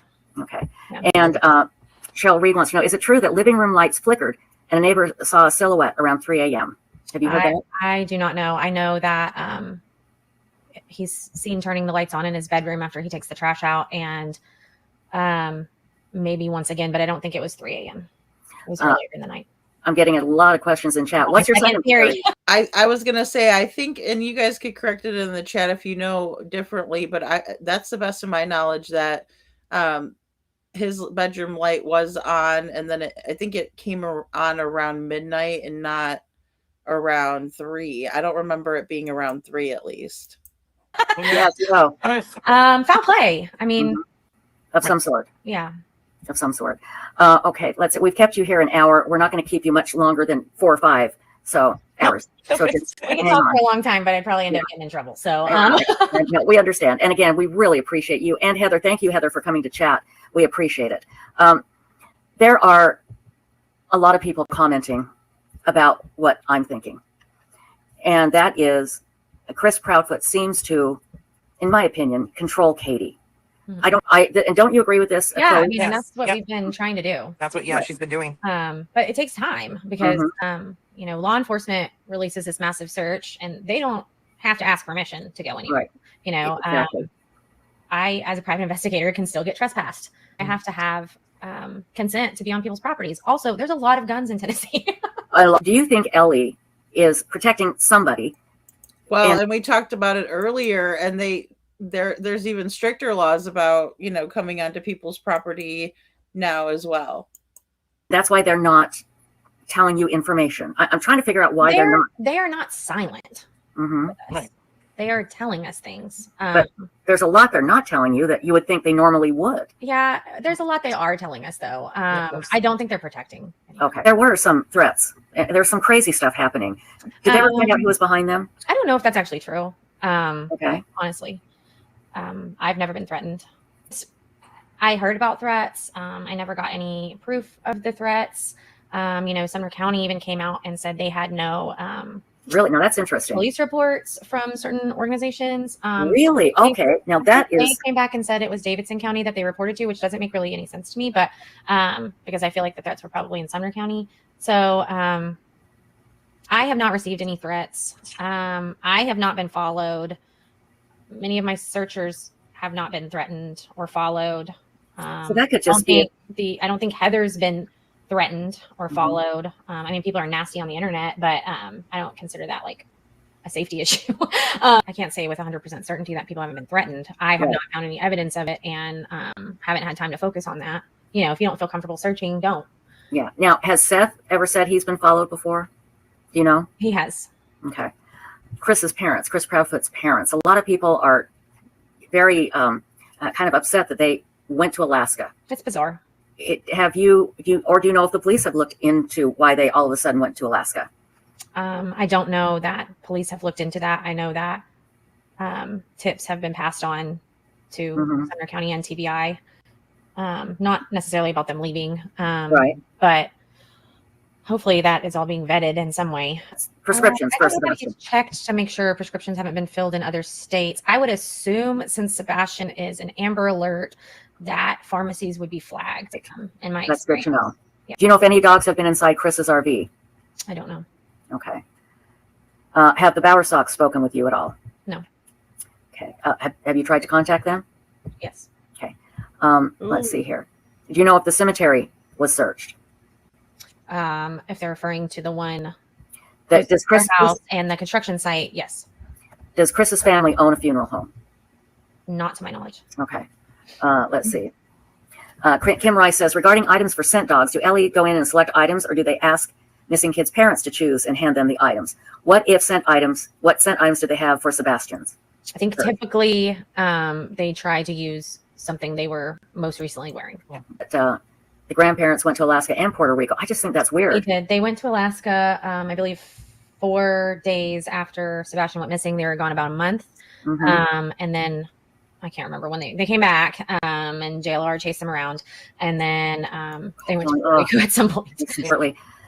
There's been made mention of. Okay, so she said they went to Puerto Rico at some point, right? So after Sebastian went missing, they went to Alaska, and then they went to Puerto Rico too. Hey, Paige Turner. This is the old interview with Trisha from Web Sleuths, her co-host. I always forget her name. I think she's called like the Enlightened One or something like that. And then Chloe PI, the first PI for Sebastian's case. Sebastian being forced to wear pull-ups, which Seth, I believe, has confirmed, which I find appalling that they would do that the Proudfoots would do. That's my opinion. Do you know, like, what that situation is? Do you have any information about it? Not really more than what's said. Okay. You know about Melissa Proudfoot? She helped them take Faith when Nina had to take her other child to the hospital. Do you know anything about Melissa, his sister? I do think, at least from Nina's account, that she was involved with that, as was kind of everybody. But the thing, I think the flip side is, if the Proudfoot family has done things like this before. Not kind of everybody, right? And then this is the part where I overlaid the thing. I'm just gonna bring in Chris Proudfoot so we don't have to watch that part, because I know people get scared of it. Here we go. Hold on. All right. So he contacts he contacts at this point Chloe, or it does appear that he contacts her because they started talking about his mom and the trips, right, to Alaska and Puerto Rico. And have you talked to them? No. Did you reach out to them? Yes. Right. So let me help you with something. Okay. Oh, let me help you with a lot of the something. information that I've been listening to on your show. Talk to me. We don't want to get you. The last thing we want to do, Chris, is cause problems between you and Seth. I swear to God. Well, So I understand that, but let me help you with something. Okay. Okay, a lot of the information that I've been listening to on your show, coming from Chloe, the questions that are coming through people, it's very sickening and disgusting, to be personally honest with you. Okay, let's talk about it. So let me go ahead and address a few things to help y'all out. Okay. Since Chloe, you're the PI, I haven't had a chance to talk to you. You haven't even called me. You ain't done anything. First off, Heather has been Heather in is the communication. only one. Heather is the only one who has reached out to me or to my wife. I So for you to actually sit reached on this out to show you and sit here a month or and give so ago. information that you have, that you don't have all the answers to, is a problem. God. Okay, well, Chris, help us understand, because I know Chloe, and Chloe wants to help. And the last thing Chloe would do is want to put out misinformation. And the problem okay, is... I understand that. So let me just smash something real quick. Okay. Okay, first and foremost, anything that goes on between me and my wife is not a damn bit of anybody's personal business. I don't care what you think. I don't care what y'all got to say. Hey, take it easy. We just listened to the audio where your boss, right? Your quote unquote boss told the PIs that you and Katie, she didn't even let the lady off the phone until he said, by the way, Chris was about to leave Katie, start a whole new life. I'm looking for a whole new life for him. We know you were looking for places in Alaska yourself. You posted it on your Facebook, fool. That'd be like me splashing all your business out to the world. Your boss splashed out all your business. Okay. It does not matter what goes on in my house. We're looking for my son. Okay, well, he went missing from your house, and so the family dynamic works in our favor if we're willing to look at that, right? And then we find out the CPS report. See, this is why you're so defensive, is because you know you have shit to hide. You know? I mean, I'm sorry, but it's the truth. That's real simple. Your stepson, right. It doesn't matter. Stepson, my son. All the kids are treated as if they're your own. No, they're not. Sebastian didn't get to go to Disney. What about Sebastian going to Disney? Coffee, crime, and cats. He sounded like that sickening and disgusting and suffering succotash. Oh man, he's a douche canoe. Yeah, exactly. Your son, Seth. Exactly. I give him way too much credit when I don't call him stepfoot, right? Or when I call Chris and Katie parents. Sorry. Okay. I'll be nice. I'll be nicer. But yeah, I mean, good Lord. Come on now. And he comes in hot. Look at their faces too. Look at Chloe's face. Chloe looks like she wants to knock him out. You can't tell what this girl's doing because she's an avatar like I am right now. And then you just hear wah, right? He's just going nuts on this thing. I'm surprised it's not lit up. Unbelievable how he comes in like this. This is why people don't like him. There's no title, a stepson, a son. It does not matter. That boy is loved by me just like he is my own. Just like he's my own. Okay, Chris, may I ask you something? Chris, we're going to treat you like a little baby that you are. Chris, we're going to handle you with the kids' gloves. Okay, Chris, off the ledge. Chris, come back to reality. Chris, we're going to need you to focus.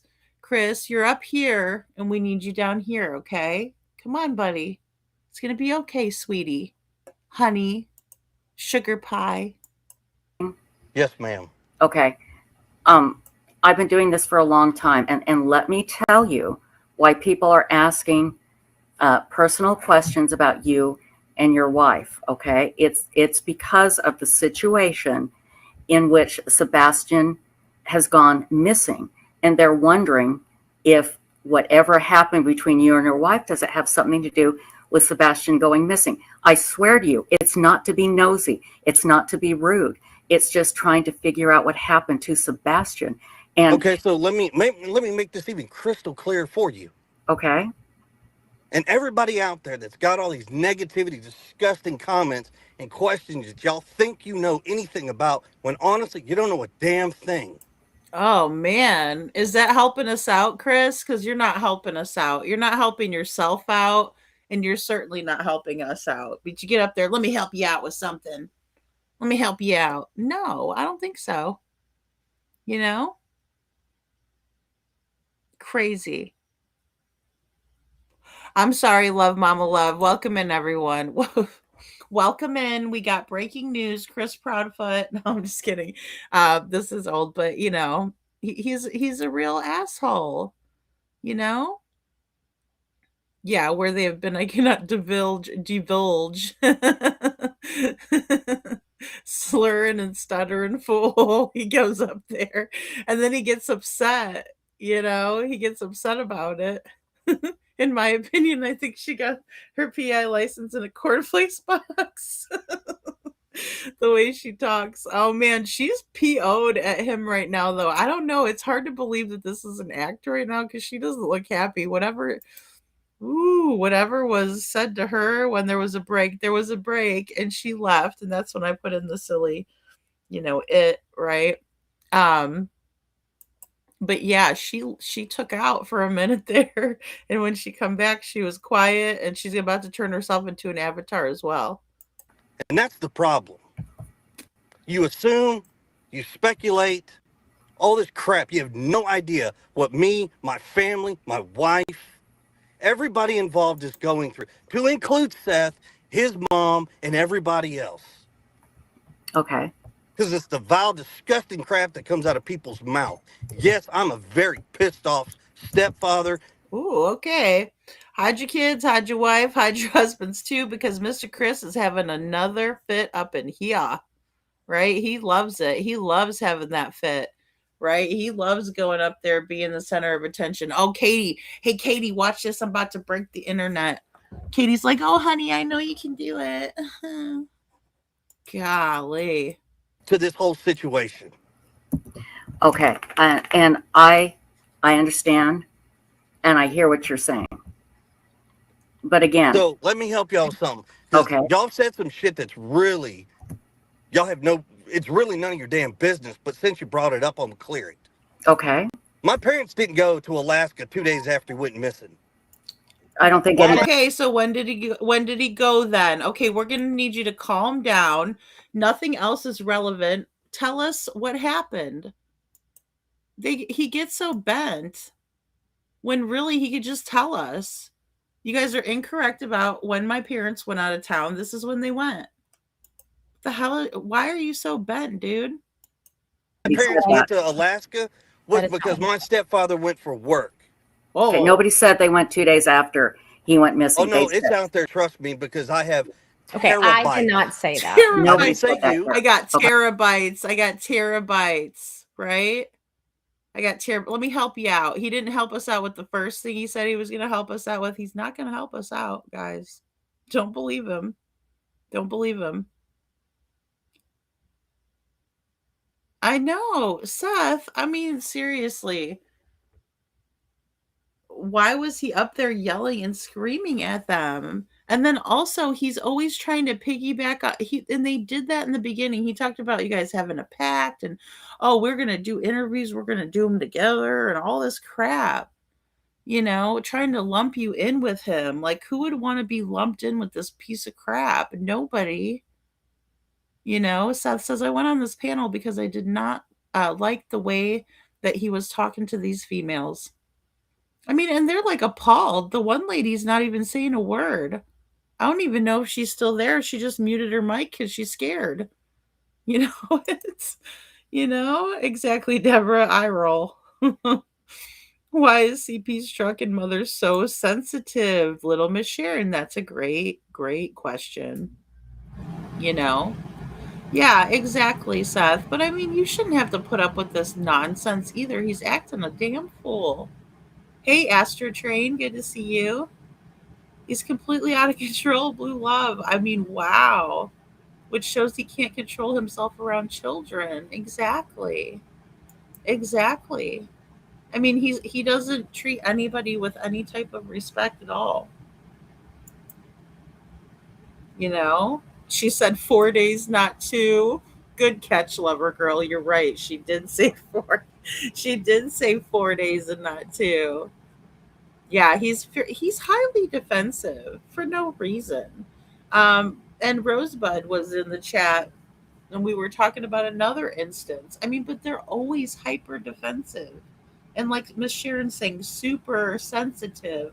Oh, don't talk about this. Don't talk about that. Well, big deal. We're asking you questions to try to find a solution, and you're getting bent. You're too busy getting bent about it. In my opinion, she said 4. There you go, Valley Gal got it too. He can't. Now that's a fact because we can rewind it and show it again, but no, I won't. He can't respond without defensive manner. In my opinion, problem he has a problem with the twink. She likes to twink a little bit too much. You know, I think that's why they were trying to put that onto Seth too, because I did hear a little tidbit about that earlier, and I'm like, you guys obviously don't know Seth, or you wouldn't say that, or you just don't give a fuck about the truth, and you'd rather spread some lies about somebody because your boy Chris up here can't handle his liquor. Maybe that's it, you know, because I'm here to tell you, he acts like this whether he's drinking or not. That's the sad part. It probably amplifies it when he's drinking. In my opinion, from what I've seen in other drunks. It was 2 days. Blue Love says it was 2 days, 3 hours, and 29 seconds. He's guilty. That's why. Deborah, it's defensive behavior. Defensive body language can indicate deception and guilt. I got terabytes. Coffee Crime and Cat says I'm not afraid of terabytes. That's funny. He's got terror bites. Oh my god, he's a nut. He's so crazy. He does act like he's on crystal meth. He's acting a fool because he's a mathematician all of a sudden. He likes Seth. He likes it. I think he does enjoy it. I think it's a release of his negative energy that just lives inside of him. And when he can release it onto other people, he just loves it. But I know what you mean by the other bit. I said people. Okay. Now I have terabytes of videos of Seth on here saying some vile stuff. I've got videos of everybody and their comments out here. Let's get the video. I want to see the video of all my comments, Chris. You can send them to ladyfreedomsrawnarratives@gmail.com. Don't put the apostrophe. You can send it over there. I want to see everything that you got on me, pal, because I bet you I got more on you than you do on me. Bringing to you is not that I'm just pulling stuff out of the air. I understand. No. And Chris, I'm glad you cleared that up. That's a good... And by the way, they didn't go for a month. Okay. They went for 2 weeks. My stepdad went on business. My mom went with him. But it's really nobody's business. Well, but Chris, let me... and please understand. I swear to God, I'm coming from a place of understanding because I've been doing this for years. Okay? Here's the thing. When you ask the public for help, they're going to look at everything and try and figure out what happened to Sebastian. And let me tell them, from an outsider looking in, it's okay. His parents left town shortly after. Was there a reason? Did they take Sebastian with him? It is speculation that I am sorry it's hurtful to you, and I understand it. And that's why it's important that you clear it up. Just clear it up. Nobody's trying to be hurtful or mean. Nobody's trying to be mean, Mr. Proud Food. Tell us the truth, Mr. Proud Food. I promise you, we've all been asked to help find Sebastian. And this is what we do. We try and think outside the box. We try and ask questions and think outside the box and figure out what has gone on. But it is your not problem with thinking outside of the box does nothing but cause speculation. And it causes people to call in tips that don't mean anything, that you're taking sources away from the investigation because... How do you know what tips mean anything or don't mean anything? You just admitted to everybody with that statement right there that you know what happened and we don't. Good job, Chris. Joe Schmo down the street thinks that My family owns a cemetery. We own a funeral home. Like, where in the hell do you get up? Do you? Why don't you just say that you don't? Why don't you just come up there in a calm way and say, look, I don't own a funeral home, neither do my family. Why is it such a big deal to you? With this stuff. Especially if it isn't true. Not you. I'm saying the public. And so that, Chris, that's why it is great that you're here, because we want to clear this up and help you. We're going to help you. Help me help you. Help us help you, Chris. Calm down, little pissy boy. We're going to get you a baba and a diaper change. Hold on. Get it out. And I'm going to tell you something, Chris. When it comes to the general public, they're always going to be calling in crazy tips and doing crappy things. And all we can do is say, that's not us. We are not doing that. But it doesn't matter, though. I did want to clear that it does up. not matter. I Doesn't did want matter to clear it one up, iota. Chris. I did reach out to you on March 17th, publicly and privately. You responded to me publicly. You asked me to ask my question publicly. I did. You didn't respond. I reached out to you privately again. So I have reached out to you. Where in the public? Where? I reached out to you on Facebook. I reached out to you on Facebook Messenger privately. You told everybody to hit you up on Facebook, Proud Food. You told everybody that. You told us all to hit you up on Facebook if we have any questions. And don't forget to give you the hard ones, right? That you can answer the hard questions. But basically, you were baiting people in to contact you so you can say you're being harassed. And oh my God, we have to leave the house because we're so scared. But you told the public that you're telling us the public, right? You told us to reach out on Facebook. So that's what Chloe's saying she did, right? But here you are just going, ripping her apart for no damn reason, you know? Never read my message. Well, don't take this the wrong way, but a lot of the bullshit that I get in Facebook. No, that's fine. That's I'm fine. not- I just want to make it clear that Can I explain to you? yeah. You send me messages along with thousands of other people. I understand that. And that's why I took it public. And you did respond to me and ask me to Thousands? You had thousands of messages? You had thousands of DMs? Wow. ask my question publicly because you wanted whatever answer you were going to give to be public to clear it up. What was the question that you asked me? Since I neglected your question. And what that's not was what your I'm question? saying. That's not what I'm saying. I want to make it clear that I haven't not tried to reach out to you. And Chris, I know you're mad. I can feel it. I can hear it, and I understand it. You've got to believe me when I tell you this. Please, if you can dial it back a bit and get us some of these answers and let us help you clear up this bull so it doesn't interfere anymore. And like I said, you're always going to have crazy people interfering and coming up with rumors, and it's so maddening and frustrating, and I hate it. It pisses me off more than anything, and anybody that knows me knows It that. pisses you off? You're not in our shoes. I know. You haven't been in our shoes.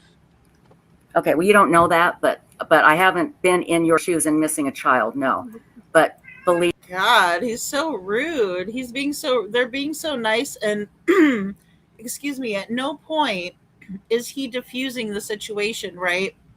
At no point is he backing up and saying, okay, these people are being nice to me, I'm gonna take it easy a little bit. They're not able to diffuse him either, and they're trying to, in my opinion.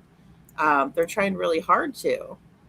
And you're right, Blue Love. When people lie, they get really crazy to intimidate people from asking questions, especially hard ones, right? Yeah, the ones that they don't want to answer. Exactly. I think it's a big telltale sign. me. I can understand what you're going through, and what I'm saying is we can help you, Chris. We can help you. All right?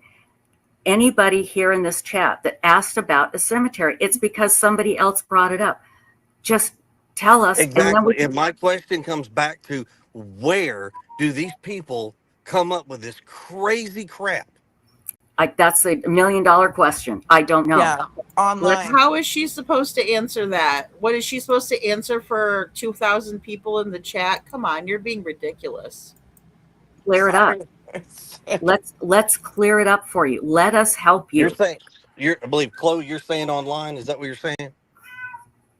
No, I'm sorry, I said that. There's a lot That's of Stacy. Yeah. crazy people online, and just to let you know, I understand you get a lot of messages. I reached out to you when Sebastian first went missing too, to see if we could help in any way. So Yeah, but Chris, I understand your anger, but I'm telling you. Say thank you. Like, this dude is the most socially awkward guy I've ever seen in my life. Like, he just sits there like a dummy after that. Like, really, are you not going to say, well, thanks a lot, I'm sorry I didn't get your message? Or, you know, better yet, are you going to start yelling and screaming at her? Oh, I get thousands of messages every day. Please let us help you, okay? We're not here to point fingers at you or whatever, but the problem is, and this is what we were talking about earlier, Chris, when the public is asked to help and then no information is provided, then people, because of social media, and social media is here to stay, unfortunately, this never used to be a problem, never, until social media, and it's terrible. I will be the first one to admit it's terrible, but let us help you. And again, guys, that's not true. It's not with social media. It may have been heightened because of social media, because people can get, you know, information in real time, and they can chat, and there's different forums, and we can talk to people all over the place. But it's nothing new. When there's a missing child, people want to know what the hell is going on, and they should always do that. It should never be discouraged unless, you know, you're a proud food. Every other week. Oh, sorry, you guys, something private in the chat. All right, clear it up, okay? So you don't own a cemetery and you don't own a funeral home, is that right? Yeah. Okay. So okay, everybody, stop with that bullshit. All right. Here, let me add this to the thing. We don't own a private plane. We don't own 78 pieces of property. Mm-hmm. We don't own a private yacht. What else do you guys want to come up and say please. that we own? Like we're millionaires or something. Like we've got this money growing off trees, which, by the way, it'd be great if we did, because I guarantee we wouldn't need anybody's help because he'd have been home by now. Right. No, I understand. No, really? Oh, really? What does that mean? What does that mean, Chris? I've always thought that was very strange that he would say something like that. I mean, look at Savannah Guthrie. Look at how famous she is, how much money she is. Money doesn't matter in a situation like this. What are you exactly referring to there, Chrissy Pissy? I completely understand. Okay. But understand, when the public is asked to help with social media, this is what social media does.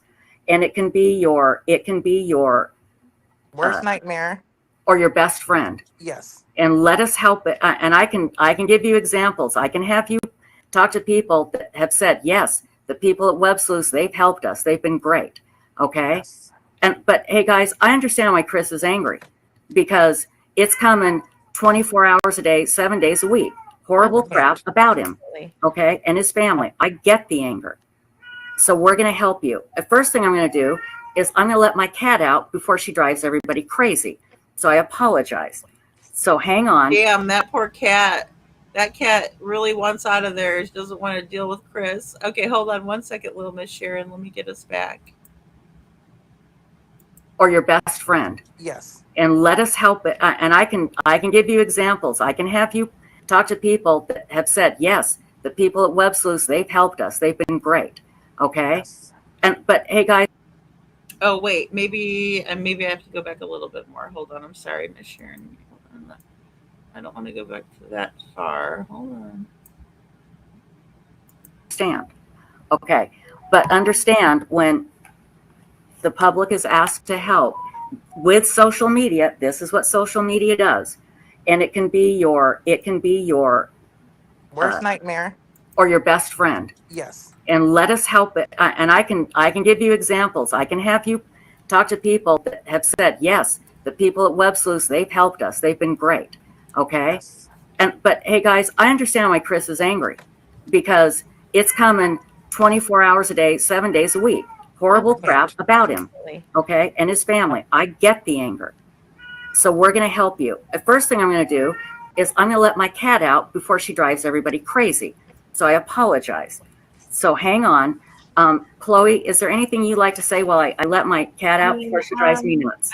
I will ask the question. I'll actually read you the message I sent you. This was March 17th. Good afternoon, Chris. I wrote this in a chat you're involved with, but I'm worried it may be lost because there's so much chatter. First, let me say I'm a Tennessee private investigator and have been praying and actively bringing awareness to Sebastian from day one. His case is near and dear to my heart.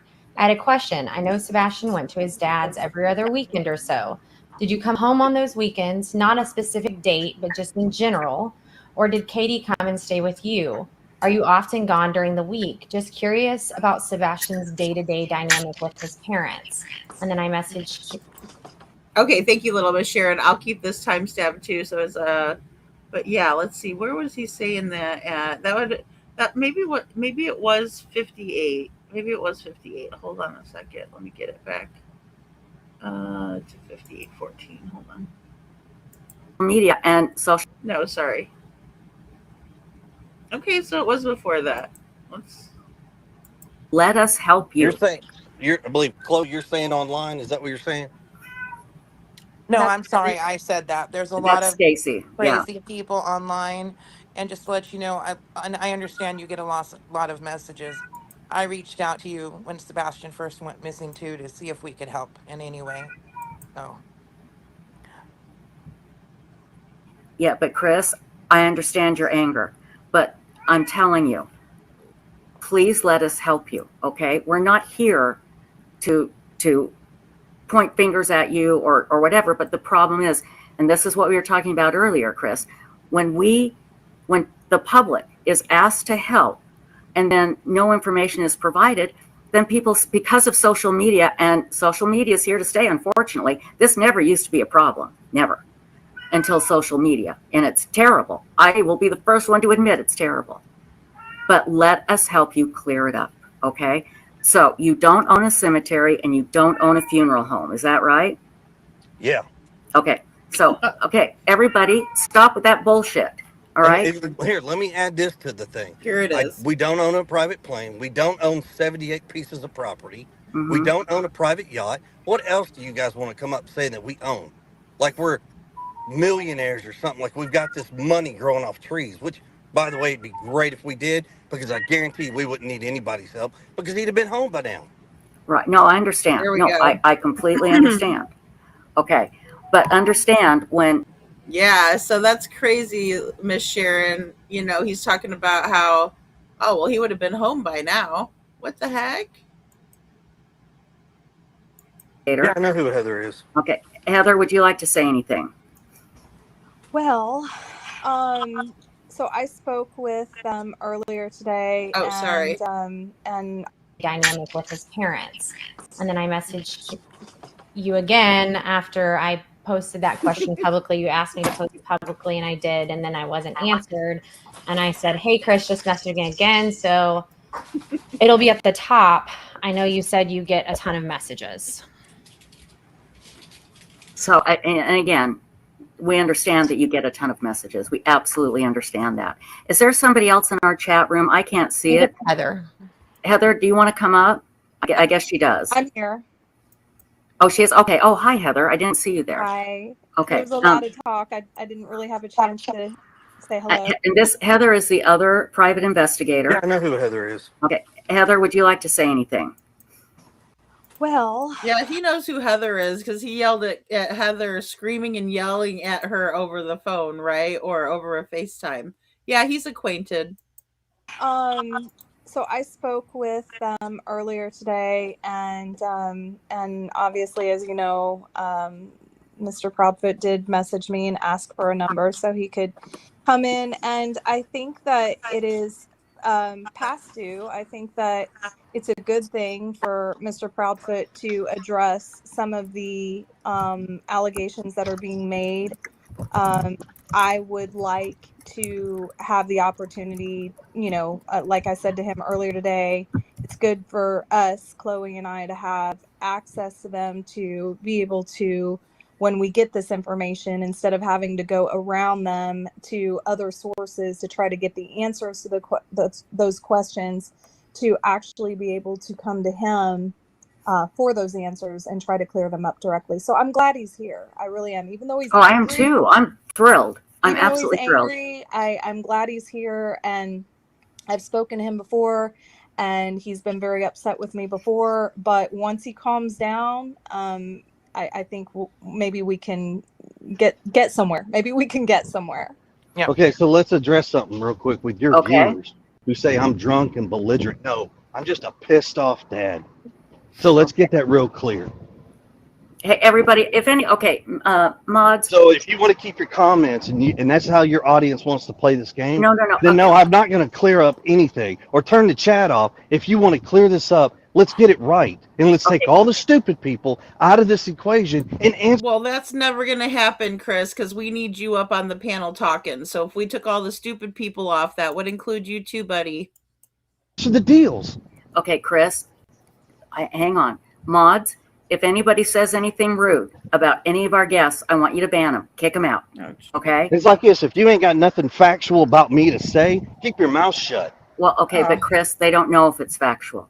Exactly. Okay? So that's the best recommendation I can give them. Well, but they want to ask questions, and let me tell you why. Questions are one thing, not a statement where I'm belligerent and I'm drunk, because guess what, folks? I could read the comments that you post. I know. And I'm telling everybody, if anybody says anything rude, they're booted from chat. Mods, if you could boot them. Stacy, could you get Ping over here to help us? I think they're going to need more than just Ping to help out with this one. I think they're going to need an old priest and a young priest, an old priest and a young priest. All right, I won't play Old Lady Freedom. Yeah, they need more. We're going to need a lot of holy water to deal with this situation here. We will indeed. So, man, I'm going to play a little bit more. I'm going to play a little bit more of this. Because I had to do this in parts, right? Because this was like a really long interview. Oh, hold on a second. Let's see here. What have I done here? Actually, let me put this back on the stage. And that was the light, the path green too, for Sebastian, that I thought was pretty cool to put in there. It looks like I did some comparisons here.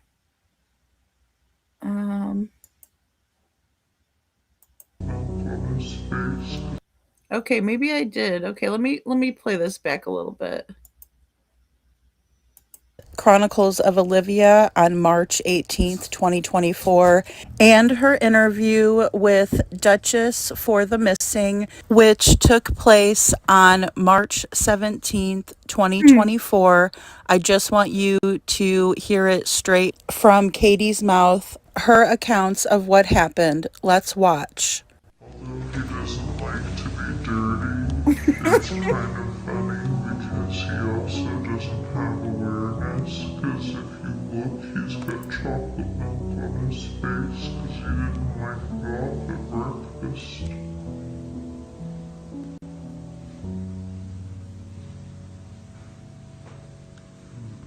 It's funny like that. Oh my god. I had to slow it down because there's some copyrighted music in the background, so that's why Katie sounds like that. Katie, you don't have any self-awareness, chica? Sunday, the day before he went missing, we got up and, fun fact, I made breakfast that morning.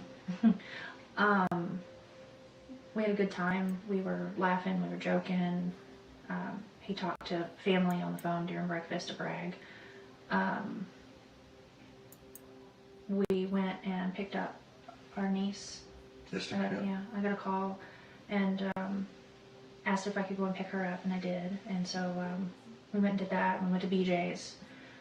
Had a good time there. He ate a colossal popcorn.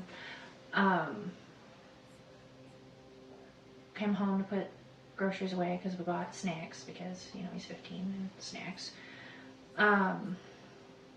We went to the bowling alley, and then from there we went to dinner. Came home.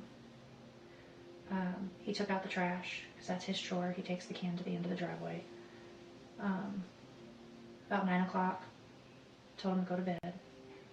And he's come out of his room where he was playing, and he said, "All right, good night, Mama. Good night, puppies. Love you." And went to bed. He was doing something in his room because about an hour later I heard some noise, and I was like, "I don't care what you're doing in there, but go to sleep." Okay, again, what we were talking about earlier, and I hate to kind of, you know, go back and forth with this stuff, guys, but I think it's important to listen to these again, also just to hear what Katie was saying, how she was saying it. You know, I don't care what you're doing in there, get to bed. But we know that she was also giving the same story to the PIs, right? Because we heard her do it. And then we heard her and Chrissy Pissy have a big fight about it, you know, in front of everybody. So, did he? And about midnight, I got up and I went to bed. And 6 o'clock, I went to wake him up for school Monday morning. And that's when he went here. Katie adds the detail about Sebastian taking out the trash and also that she drove around To censor myself, holy freaking crap, this can't be happening. Where is my kid? Choice words were used. Like, you know, where the F is he, you know. Wow. Um, Choice words were used, like where the F is he? What is that? That's again something very strange in the way that Katie changes completely her demeanor in this interview. I had looked through the house for him because it was typical for him to get up and come and rummage for snacks and things like that. And he likes to dip behind the, you know, walls and watch, you know. And then he comes out after I come back and he likes to scare me. But after I looked, and I mean, mind you, all of this took place in like 1 minute flat. But I didn't see him in his room. I looked all over. I ran through the whole house. I looked out all the doors and windows, and I was like hollering his name. And I picked up the phone and I called my husband and I said, I can't find him. And he said, "What do you mean?" I said, "He's not in this effing house. I can't find our son." And I jumped in my car and I drove around the neighborhood and I drove over by the school, and he's already like, at this point I was like hysterical and I was crying, I was screaming, and he was like, three-wayed. He three-wayed law enforcement and was telling them like, our son is missing and we don't know what's going on. And he was Right, and you were muted, Katie. Why were you muted though? Why didn't you talk? You're mute, Katie? like, "Go back to the house, they're on their way." Aren't you trained in situations where you have to speak for yourself, Katie? Because aren't you in the Navy? In the Navy, you learn to speak for yourself, right? You learn to enunciate your words, and yeah, really strange, and especially for a bad bitch that wears Harley gear. And I drove back to the house, and 20 days later, we haven't found him. Yeah. Sunday morning, I'll just start at the morning. Sunday morning, we got up and I made a fun breakfast for us, spaghetti pancakes. Google it, y'all. We FaceTime family while we were eating so he could brag, because that's something he likes to do. And we were laughing and joking on FaceTime and having a good time with that. After breakfast, we got a call to go pick up our niece and go take her to meet up. So we did that. We went and picked her up, and we met her mom at BJ's, and we were there with family members. We come home and put our groceries away, and then a little bit later we went to the bowling alley, a local bowling alley here, and we played games. And then No, you didn't. No, you didn't. No, you didn't. No, Katie. No, you did not. You didn't play games, Katie. You guys went up to the counter. You found out that you couldn't go bowling, and then you went to the Texas Roadhouse, apparently, because you were only at the bowling alley for 10 minutes, right, Katie? Is that right? Or am I lying? Am I a liar or are you? Because I think you're a liar, right? But I don't really know what happened, so I guess that wouldn't even make me a liar. But, you know, your friends like to call us all liars over here, right? Oh, I can't believe that. I can't believe they would lie on these missing parents. What? Are you kidding? Are you kidding? Hey, Trishy. Trishy says the weirdest response ever. Where's my effing kid? Hashtag not sorry, not sorry. Hey, Scranton, what the heck was that cough? Mm-hmm. Yeah, and you know, Chris is all recalling. He's got his eyeballs up and you know, he's over there rolling his eyes. Yep. Yep. Are you talking about Sebastian? Then it turned into Chris and three-way all of a sudden, right? Exactly. Libra, yep, you got it. You got it. Not scripted at all, KP/Candace. Right? Exactly. Oh man. And again, like I said, she just lies so easily, right? And she feels comfortable getting up here and lying to Dutchy. It's just Bubba and I, and we went to dinner. Bubba and I, just Bubba. Sorry. Just the two of us, and then come home. He took the trash out because that's his chore, and he come in and he was playing in his room until bedtime. Until bedtime. Till bedtime. Now we got Katie. First we got biker Katie, right? Where's my effing kid? Where's my effing kid? And now we have Bubba. Bubba, did you fall out of the bed? Please, Katie, this is so painful. And at bedtime, you know, I told him, I said, hey, Bubba, it's time to go to bed. And he goes, okay. Oh, geez. Good night, Mama, I love you. And then he said goodnight to his puppies.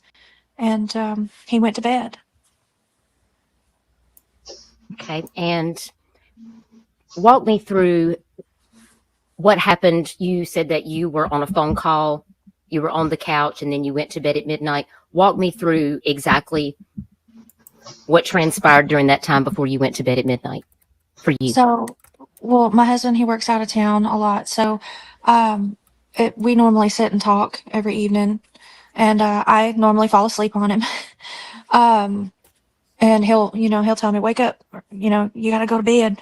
And you got to go to bed. So, and that was right around. This is what she's doing.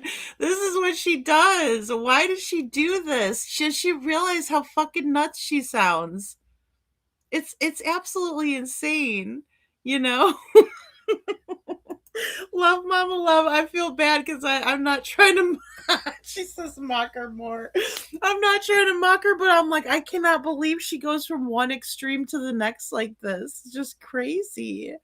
You know, it reminds me of a dissociative disorder that I know of. Dissociative identity disorder. You know? Yes, that is the chomo that shall be named Arctic Fox.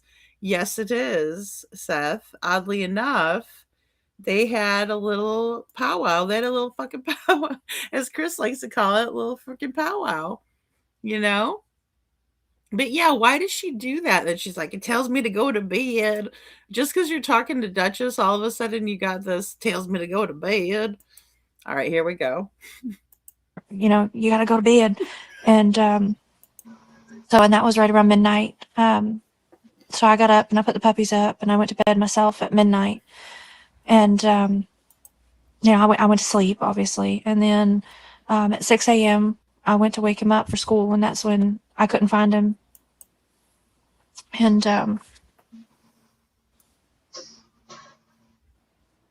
sorry. It's okay. It's okay. Take your time. Take your time. Tell me, did Sebastian take any type of medication before he went to bed, or that would make him sleepy, or if he did take medication, it was just in the morning, or did he take medication at night before he went to bed? He did take medication nightly and daily. Okay. Just for HIPAA reasons, we will not disclose. I understand. What the medication is. I was just trying to think, you know, if there was something that might have made him sleepy, like if he would have woken up I just all these different questions that people have So, asked me. So, right. but you don't have to disclose any particular. Nobody needs to know that, specifically. I just wanted. Yeah, Arctic Fox is True Crime Besties, or was True Crime Besties with Duchess, Crystal, Katie, Chris, all of them. Just True Crime Besties all the way. To ask. No mention of the Well, I'll third tell you string. this. With someone. Okay. We didn't find any signs of the windows, but and without disclosing the details of my door locks, I will I say that understand. Sebastian regularly and consistently went out and locked the door behind himself. Basand himself. Okay, sorry. I was wrong about this earlier. Because I said that Katie was doing this bit when she was on Smiley's, but now that I hear it here, I was wrong. She said it here. Beside himself. Whenever he's beside himself, he's going to bed. Got to go to bed and beside himself. Come on, Katie. You sound like a freaking moron. Well, I'll tell you That he's this. with someone. Okay. We didn't find any signs of the windows, but and without disclosing the details of my door locks, I will I say that understand. Sebastian regularly and consistently went out and locked the door behind himself. Okay. Okay. I honestly didn't notice anything that was like, oh my God, that's weird, I mean, we had a really good day. He wasn't in trouble at all. We went to bed on a good note. And I don't know if maybe he just wasn't saying something, but nothing. And I've gone over this so many times. I'm ill, but I didn't see or notice anything that was like red flag, No. She says he goes through remission, but that's weird. That's how is he going through remission whenever remission isn't the word. I think she was meaning to say, I think that he goes through now she's given me a brain fart, but yeah, that's not the right word. Remission is when you have cancer and you don't have it for a while anymore, right? You're cured of it for a minute. So I think she meant regression is the word that I'm guessing that she meant there. And that's the best guess that I can come up with Katie and locking the door beside himself and this and that and the other. Because she just doesn't make any damn sense half the time. And again, it's nobody's fault but her own, in my opinion. Oh, sorry, hold on one second. Whoopsie daisy. There we go. That's what I wanted to do. Okay. There we go. That should go. Libra, I gotcha. So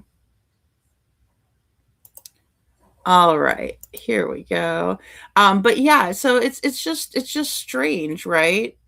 She won't give into the details on the looks. Exactly, they never did. Thank you, regression, Trishy.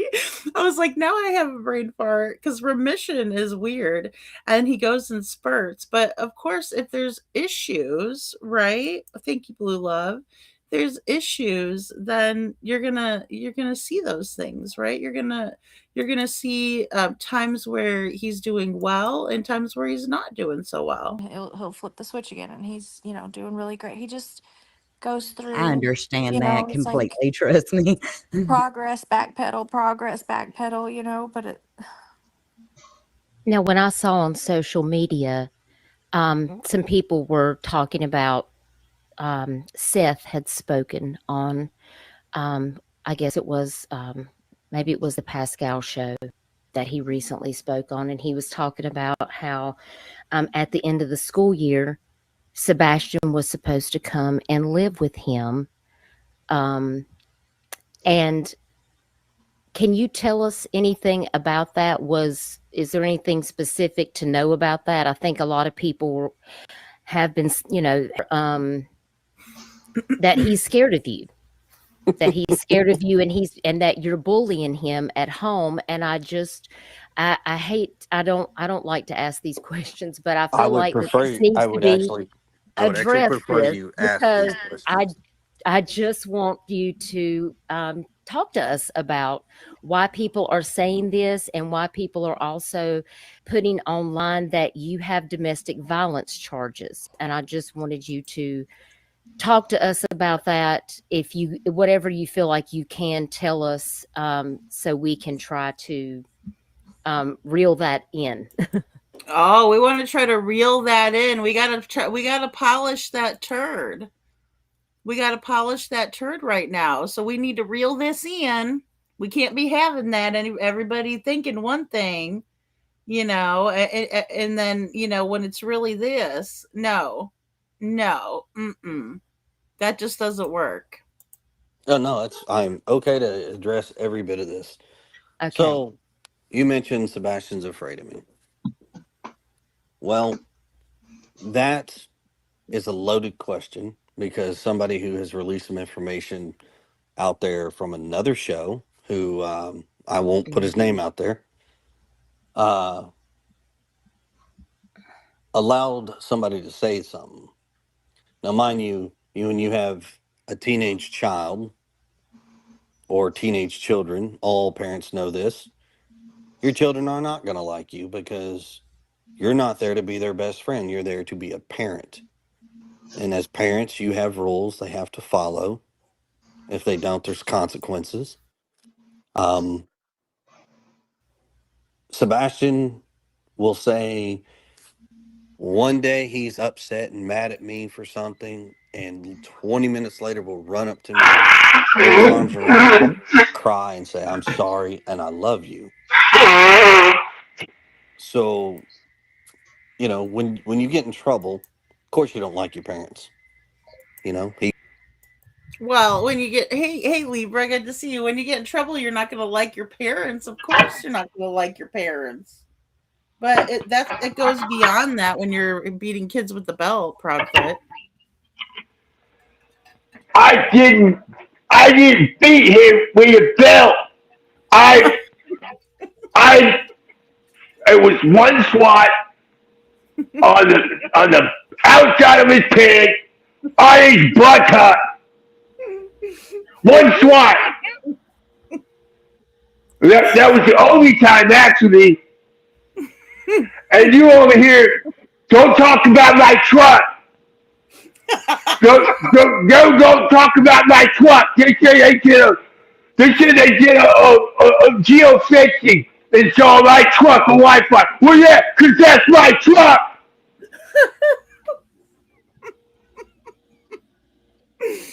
I am calming down.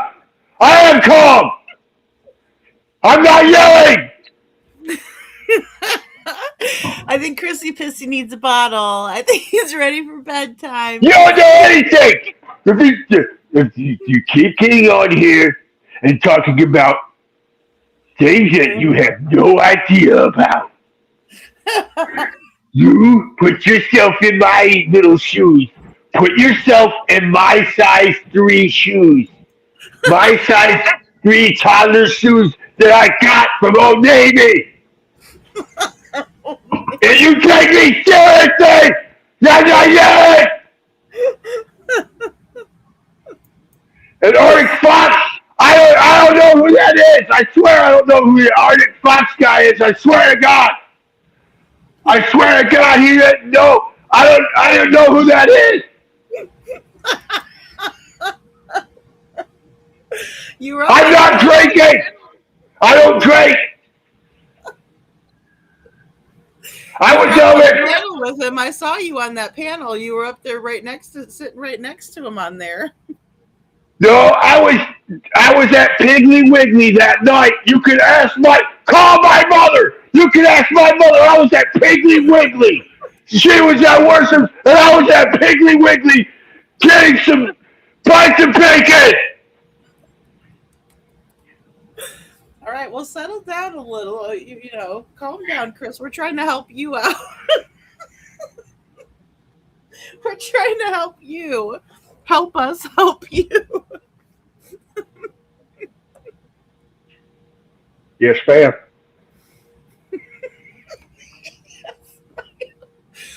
Yes, Okay. ma'am. Now, Trishy, I understand what you're saying too. Why are they talking about Sebastian's behavior or misbehavior, etc.? That's kind of telling and a red flag stuff. Yeah, I think so too. They're hyper fixated on behavior. It tells me that there was punishment involved pre-missing. Yeah, and I think that there was definitely a lot of punishments involved, right? Like taking of the phone. It is Libra. Okay, now think about it this way. Think about it this way. You gotta think. It is extremely difficult.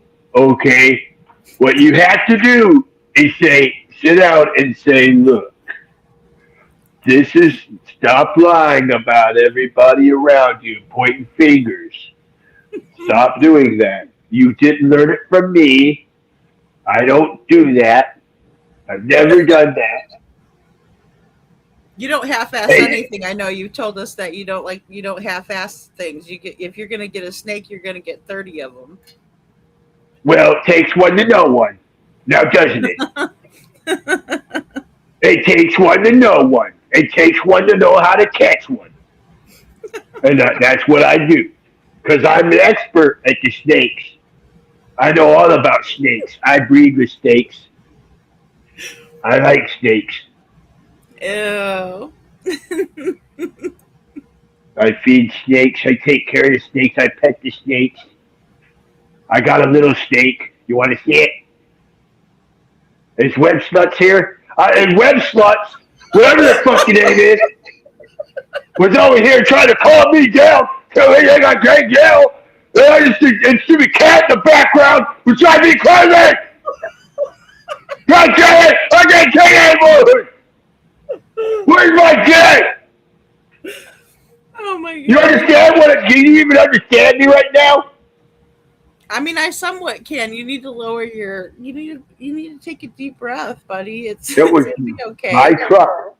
We're just Don't wondering talk about your about. truck, the geofencing. You said I your don't mom lives drive a at Geo. Worshams?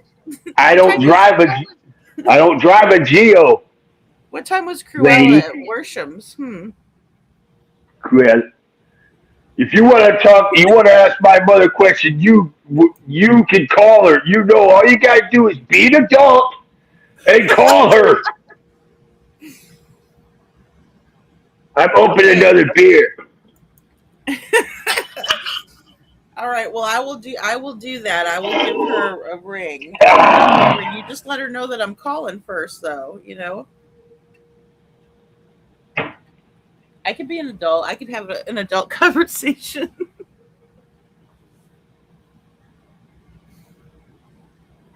So your mom was at Worshams on Monday the 26th, huh? You know damn well where my mother was the 25th of February. You know damn well where my mother and father, step, and daddy was. No, I actually don't. That's why everybody's so curious because we don't know. We're not aware I of get loads and loads. How many whereabouts. terabytes do you want? How many terabytes do you want? I get loads and loads and loads of messages on my messenger. I can't just block. I can't just ignore it. I gotta look at it because I'm trying to talk to other women allegedly on my messenger, and they're getting in the way asking me about Sebastian. Like I didn't put this on myself. What the hell?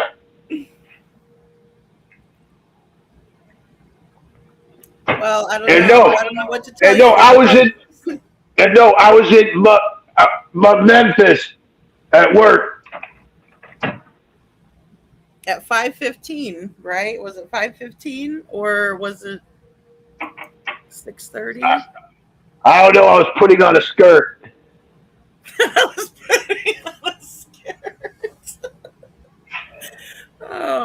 goodness. I live in an RV 99 days of the year. That's almost 100% of the year, 99 days. And I stayed in it, right? Okay? 99 days of the year is almost one complete year. And I stay and I travel for work. 99 days is a year? 99 days out of a year is 99% of 1 year. Did you go to school? Did you even go to high school?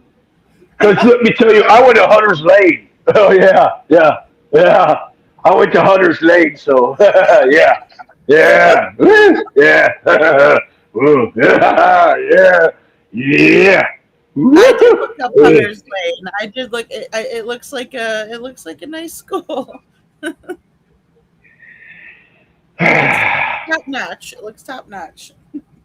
Can you just please tell them to email me, and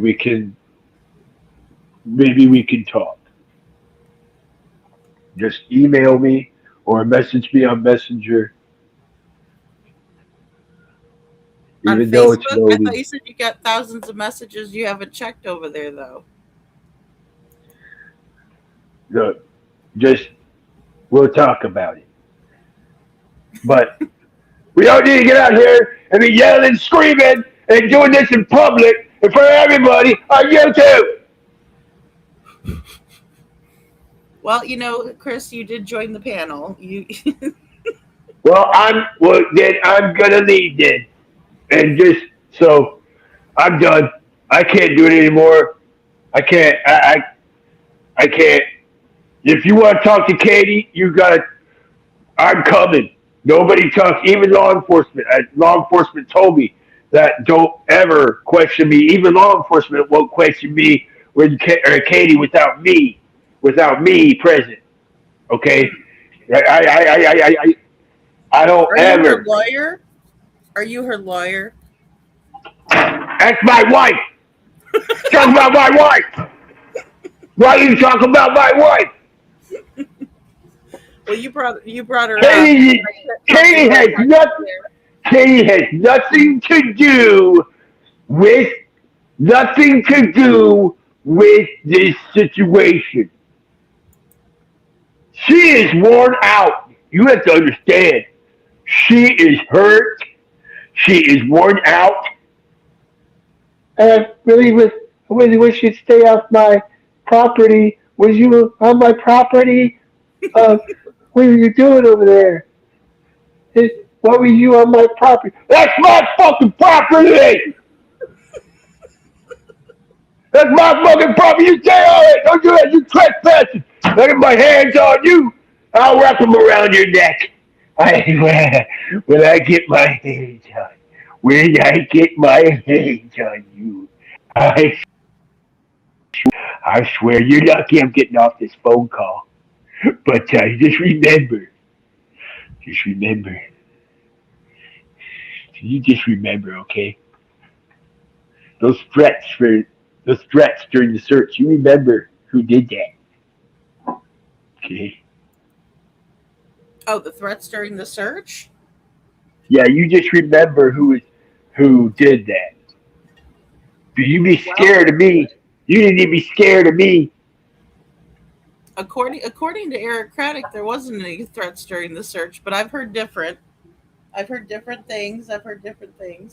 Because I got too close to my lawn. I told them you can search over here, but you can't go inside the fence. The way we're on a fence, I said, well, that's my property. So just stay away from my property.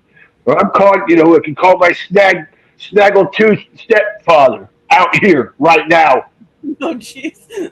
with a baseball bat. He called it a baseball bat.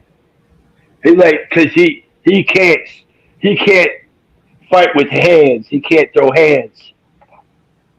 So anyway, I'm gonna get off here. Sorry for yelling and screaming. Not sorry. All right. Well, you have a great day. We're going to continue Yeah. on with listening to you back in, April. Yeah. Okay. Or May. Maybe it was May. I'm sorry. I might have gotten that mixed up. Well, I'm going to get with my private investigator that's all over media, and we're going to find something new. Something new will be revealed. There's possible footage of Sebastian, Oh, possible, jeez. and it'll come out at the third year With it. anniversary. Sounds good. All right. Well, you take care of yourself there, bud.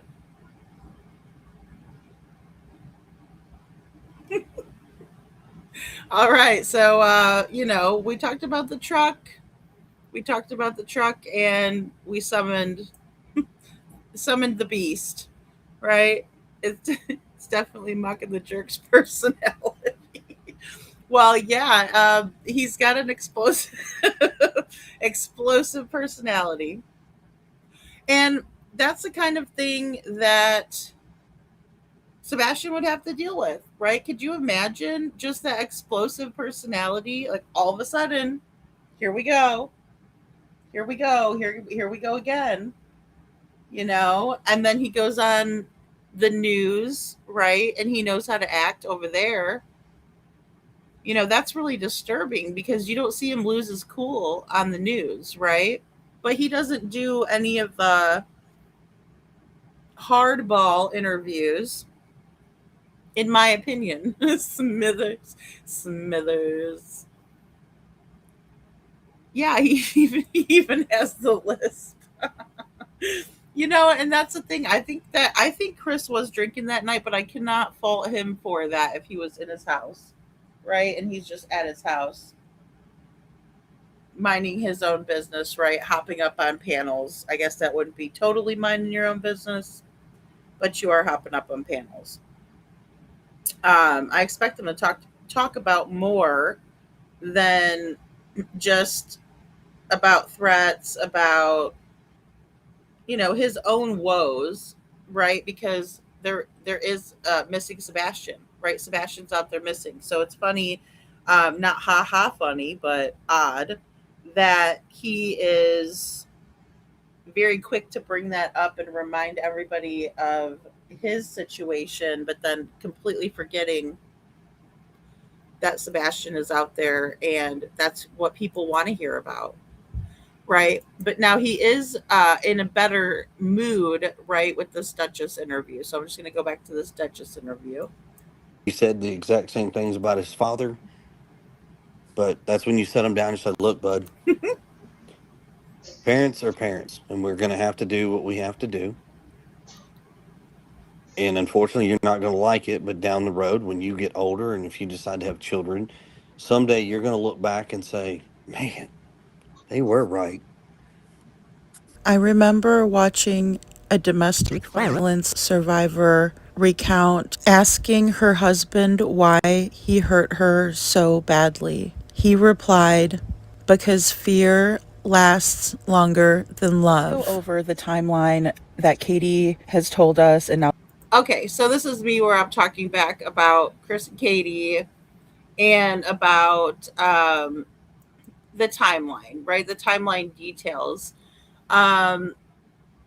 They give us a lot of timeline details, but they come out slowly as we go into other interviews. So it's not all at once. It's not in the beginning when we need the information. It comes out as they go.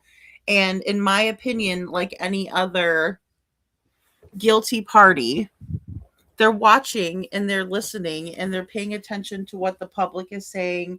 They're paying attention to what's being put out there very closely. If it's something they don't like or don't want out there, they make a stink about it, right? They cause a lot of issues. They have a fit. Chris having a fit, right? Katie doesn't have a fit. She sits there like she can't talk for herself.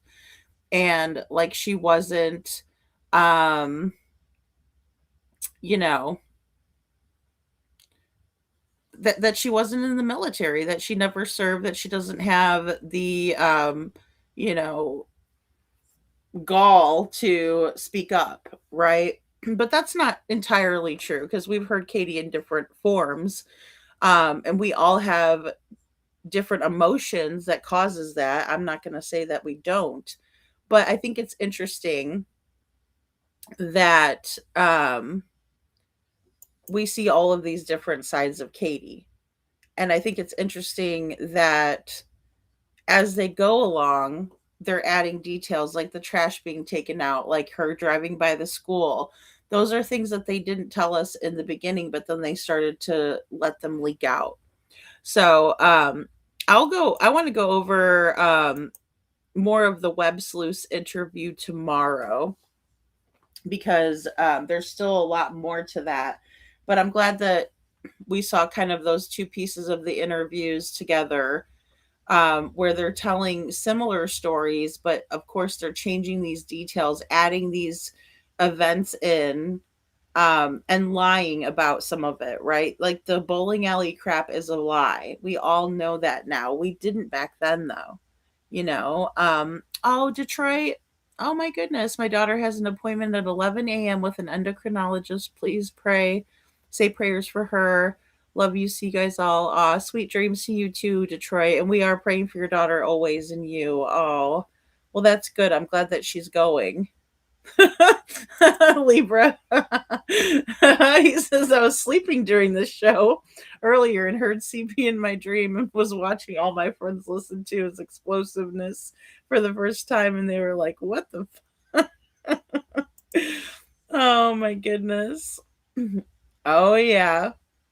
Well, that's what you get to that's what you get for listening to this show at night, because you never know when CP is going to come out of the woodwork. I mean, I don't much like revisiting these because of the explosiveness, because it is like triggering.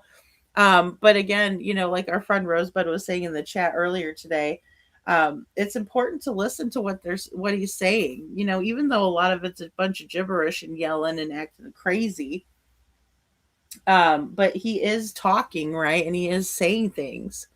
So the fact that Libra was dreaming about CP is weird. Luckily, I've never had a CP dream before. Thank God for that. I hope I don't either. Don't be manifesting that. Now I'm talking about it. Oh gosh. Next thing you know, I'll be like, guys, it happened. Yeah, Justice for Nuke, that's a good point.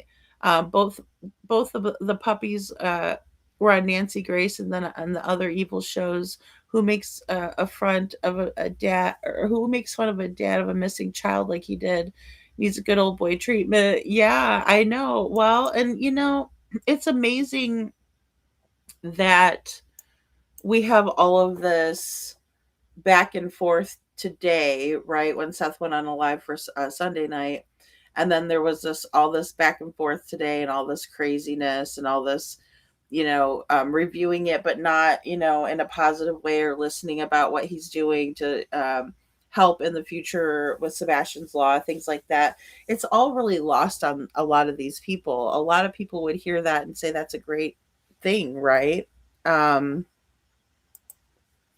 would ask, how can I help?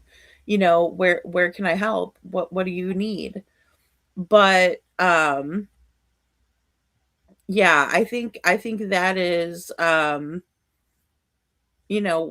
of the really big takeaways, and one of the really sad things here, in Sebastian's case, even though, taking the power back is always a good thing, especially from somebody like KP. It's like, nobody cares about your temper tantrum. We're laughing at it, right? That's the way I look at it. But again, when it comes to Seth and what he's been through in this situation, it's definitely not funny. And it's terrible. It's just downright terrible. And again, we can't get a straight answer out of anybody on the Proudfoot side. None of them have come forward. Even Lori, like, how come Lori has never came forward and spoke, and where was she, and why did she get there so quickly? There's a lot of questions about that. Was that Kathy Bowersox? I mean, she does have a very distinctive face. in my opinion. And if you've seen her before and you know her, then it would be easy to identify her with certainty and say, yeah, that was Kathy. I saw her up at Warsham's in the morning, right? It was about 5:30, 5:45, whatever time you saw her. But to have all of these separate accounts from people who don't know each other, it's amazing to me that that wasn't followed up with law enforcement. And especially if there's private investigators that are coming up and talking about it. Yeah, there really are coffee creme cats. Yeah, definitely. Yeah, and they're very much so the ones that are kind of perpetuating um a lot of this bull crap, right?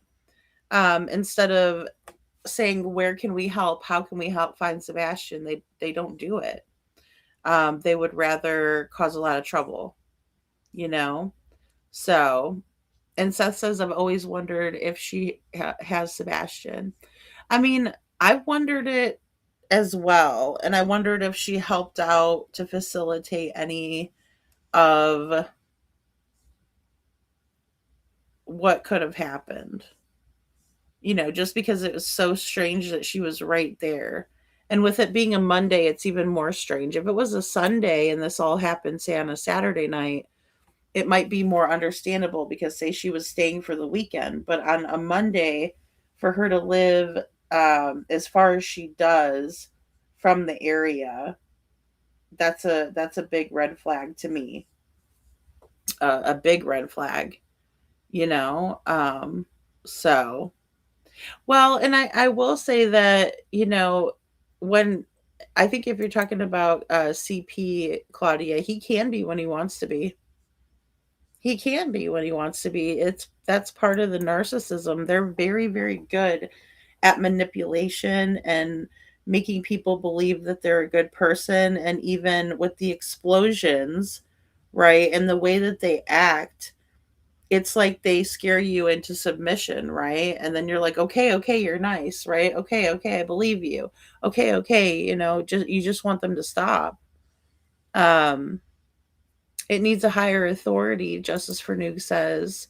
Yeah, I know they can't find him, and they need to start, or I know they can find him, excuse me. I know that they can find him, and they need to start at those in-laws, data and places they frequented. TV looks like he's the crowd behind this. I think so too. I just have a vibe. I just vibe this so deeply.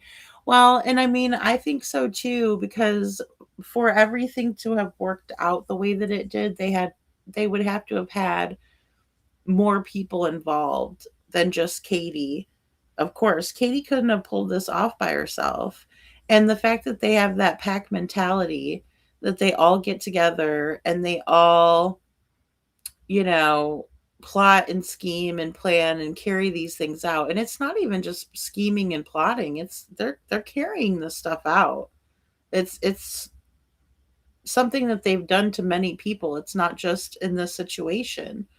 Um, it's sad that Sebastian had to be put in the middle of it. Yeah, she lives in Illinois somewhere with her I need a green card husband, which is also weird in my opinion. I know. I did hear, well, back when I was doing more research on her, she lived, I think it was like 4 hours, I want to say, away. And she could have moved by now or something like that. Um, but I found that to be interesting that she lived that far away, yet there she is at the house before you are. Because what time did she leave, and where did she stay? There's so many more questions that need to be answered, and you would think people would be forthcoming with information and not trying to hide it, you know so that's the big red flag as well here, because everybody should be offering information. Everybody should be helping to look for Sebastian, and they're obviously not, you know so um yeah, let's get back into the web sleuth interview because it's a lot of what we've been talking about lately, and I think that would be a good place to start back off. When we do the day show tomorrow, I'm gonna try to get on like a lot earlier than I did today. So, you know, because today I was later, but I was watching Jen's live. It was really, really good. But I'm gonna try to get back on a little bit early. Illinois, Seth, it's Illinois. There's no, you don't pronounce the S. Um, but yeah, I think that'd be a good spot too. And again, thank you for our special guest, Libra/CP, for coming up and demonstrating, what we've all been listening to tonight. Again, like I said, I just don't think that if there wasn't more to Chris's knowledge of the situation that he wouldn't be so angry and defensive. Main thing being defensive because that is exactly what he's being.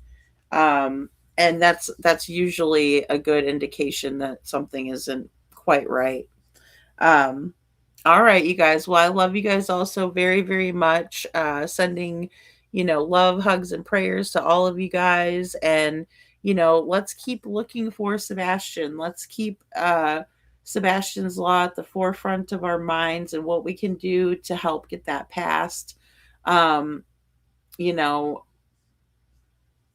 it's nothing that's worth doing is easy, right? So it may not be easy, and there may be a lot of people out there that want to poo-poo the idea or poke fun at somebody trying to do something positive, but those are always the jackasses that never do a damn thing in their life, right? They're the ones that have the cheap seats, right? We don't really care what they think. So um you know yeah, I know. I know, Seth. It's getting pretty bad, and there's a lot of areas that are getting really bad. But the crazy thing is the ones that are always saying how bad Chicago is live in New York. And I'm like, well, I've seen some pretty heinous shit go down on the subways there, bud. But no, violence everywhere is getting out of hand. It really is. Right, Seth, when someone says I'm going to duck down to the store, that means exactly that, in my opinion. Oh man, that's funny. Um, yeah, I mean it is. It's getting progressively worse. But a lot of places. Um, yeah, right. Well, I think that's a big one, Justice for Noog. Look, if we think about when that warrant was served, according to Nerdy Addict, if we're to believe him or Chris, um, they got really quiet after that, and then they just started coming out and doing those, you know, um, I'll be good interviews, right? I'm good. I'm being good, that sort of thing. So, thank you, little Miss Sharon. Thank you so much. Yeah, guys, and I'll definitely be back to chat with you guys a little bit later on today, and then of course we'll do our night court too. So I look forward to seeing you guys. I love you guys a lot, and let's all put our heads together and try to figure this out. Again, let's listen for these things that we can use now. And Miss Sharon, I think it's great the list that you were making earlier. That is a good idea too for us to. We have to get organized with things because there's just so much and there's a lot of information. But what are the things that we can actually what are the things that we can actually corroborate? What are the things that we can say, okay, this is true, this is not. Because that's what's really hard to do in this, get down to the meat and potatoes of what we're actually looking for and at. So that's the most difficult part of it because we're hearing the story, or these stories. I probably had that right the first time. We're hearing these stories come out of Chris and Katie, and they're not the full truth, right? Like they did go to BJ's, we know that, They did go to the Strike and Spare, yeah, but they didn't play games. They did go to, the Texas Roadhouse. We've seen the footage a billion times. So, there's that. We know there's certain things that we know, and then there's certain things that we don't know. And we have a huge chunk of time, right? And again, we keep talking about and hearing about midnight to 6, midnight to 6, midnight to 6. So really something in that time period happened, in my opinion, if we're looking at Chris and Katie's statements. But then again, something could have happened, and that's why they're mowing over that 7 o'clock to midnight time frame, right? That 7 hours where Katie says everything was great, everything was fine, everything was, Sebastian went to bed, well, he came home, he took the trash out, he's playing, said goodnight to mama, goodnight puppies, all that crap. but what happened, during that time frame is really important, because Katie doesn't want to talk about it. And then she talks about how her and Chris are on the phone and she's studying and falling asleep and talking to him and all of these things all at once. That's another big red flag. So did I say 7 hours? I'm sorry. I meant to say 5 hours. So from 7 to, I don't know why I said 7, from 7 p.m. until midnight, that's 5 hours. Right. And then we have from midnight to 6 hours. So in between that time frame, what happened? Right. Because that's a big lapse of time where we have to rely 100% on Katie's recollection that has been inconsistent and full of holes and lies, in my opinion. So we gotta keep focusing in there, in my opinion. I hope that we can find Sebastian soon. And Henry Dog, justice for Sebastian is right. I did put that up on the screen earlier.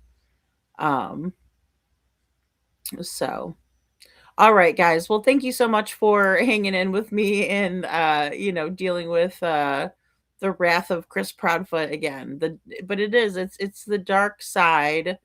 It's the keep quiet or get bullied part. And again, I'm gonna continue to focus on that because it's still alive and well somehow, and they have no trouble keeping it alive and well. So all right, guys, I love you all a lot, and I will see you guys all next time.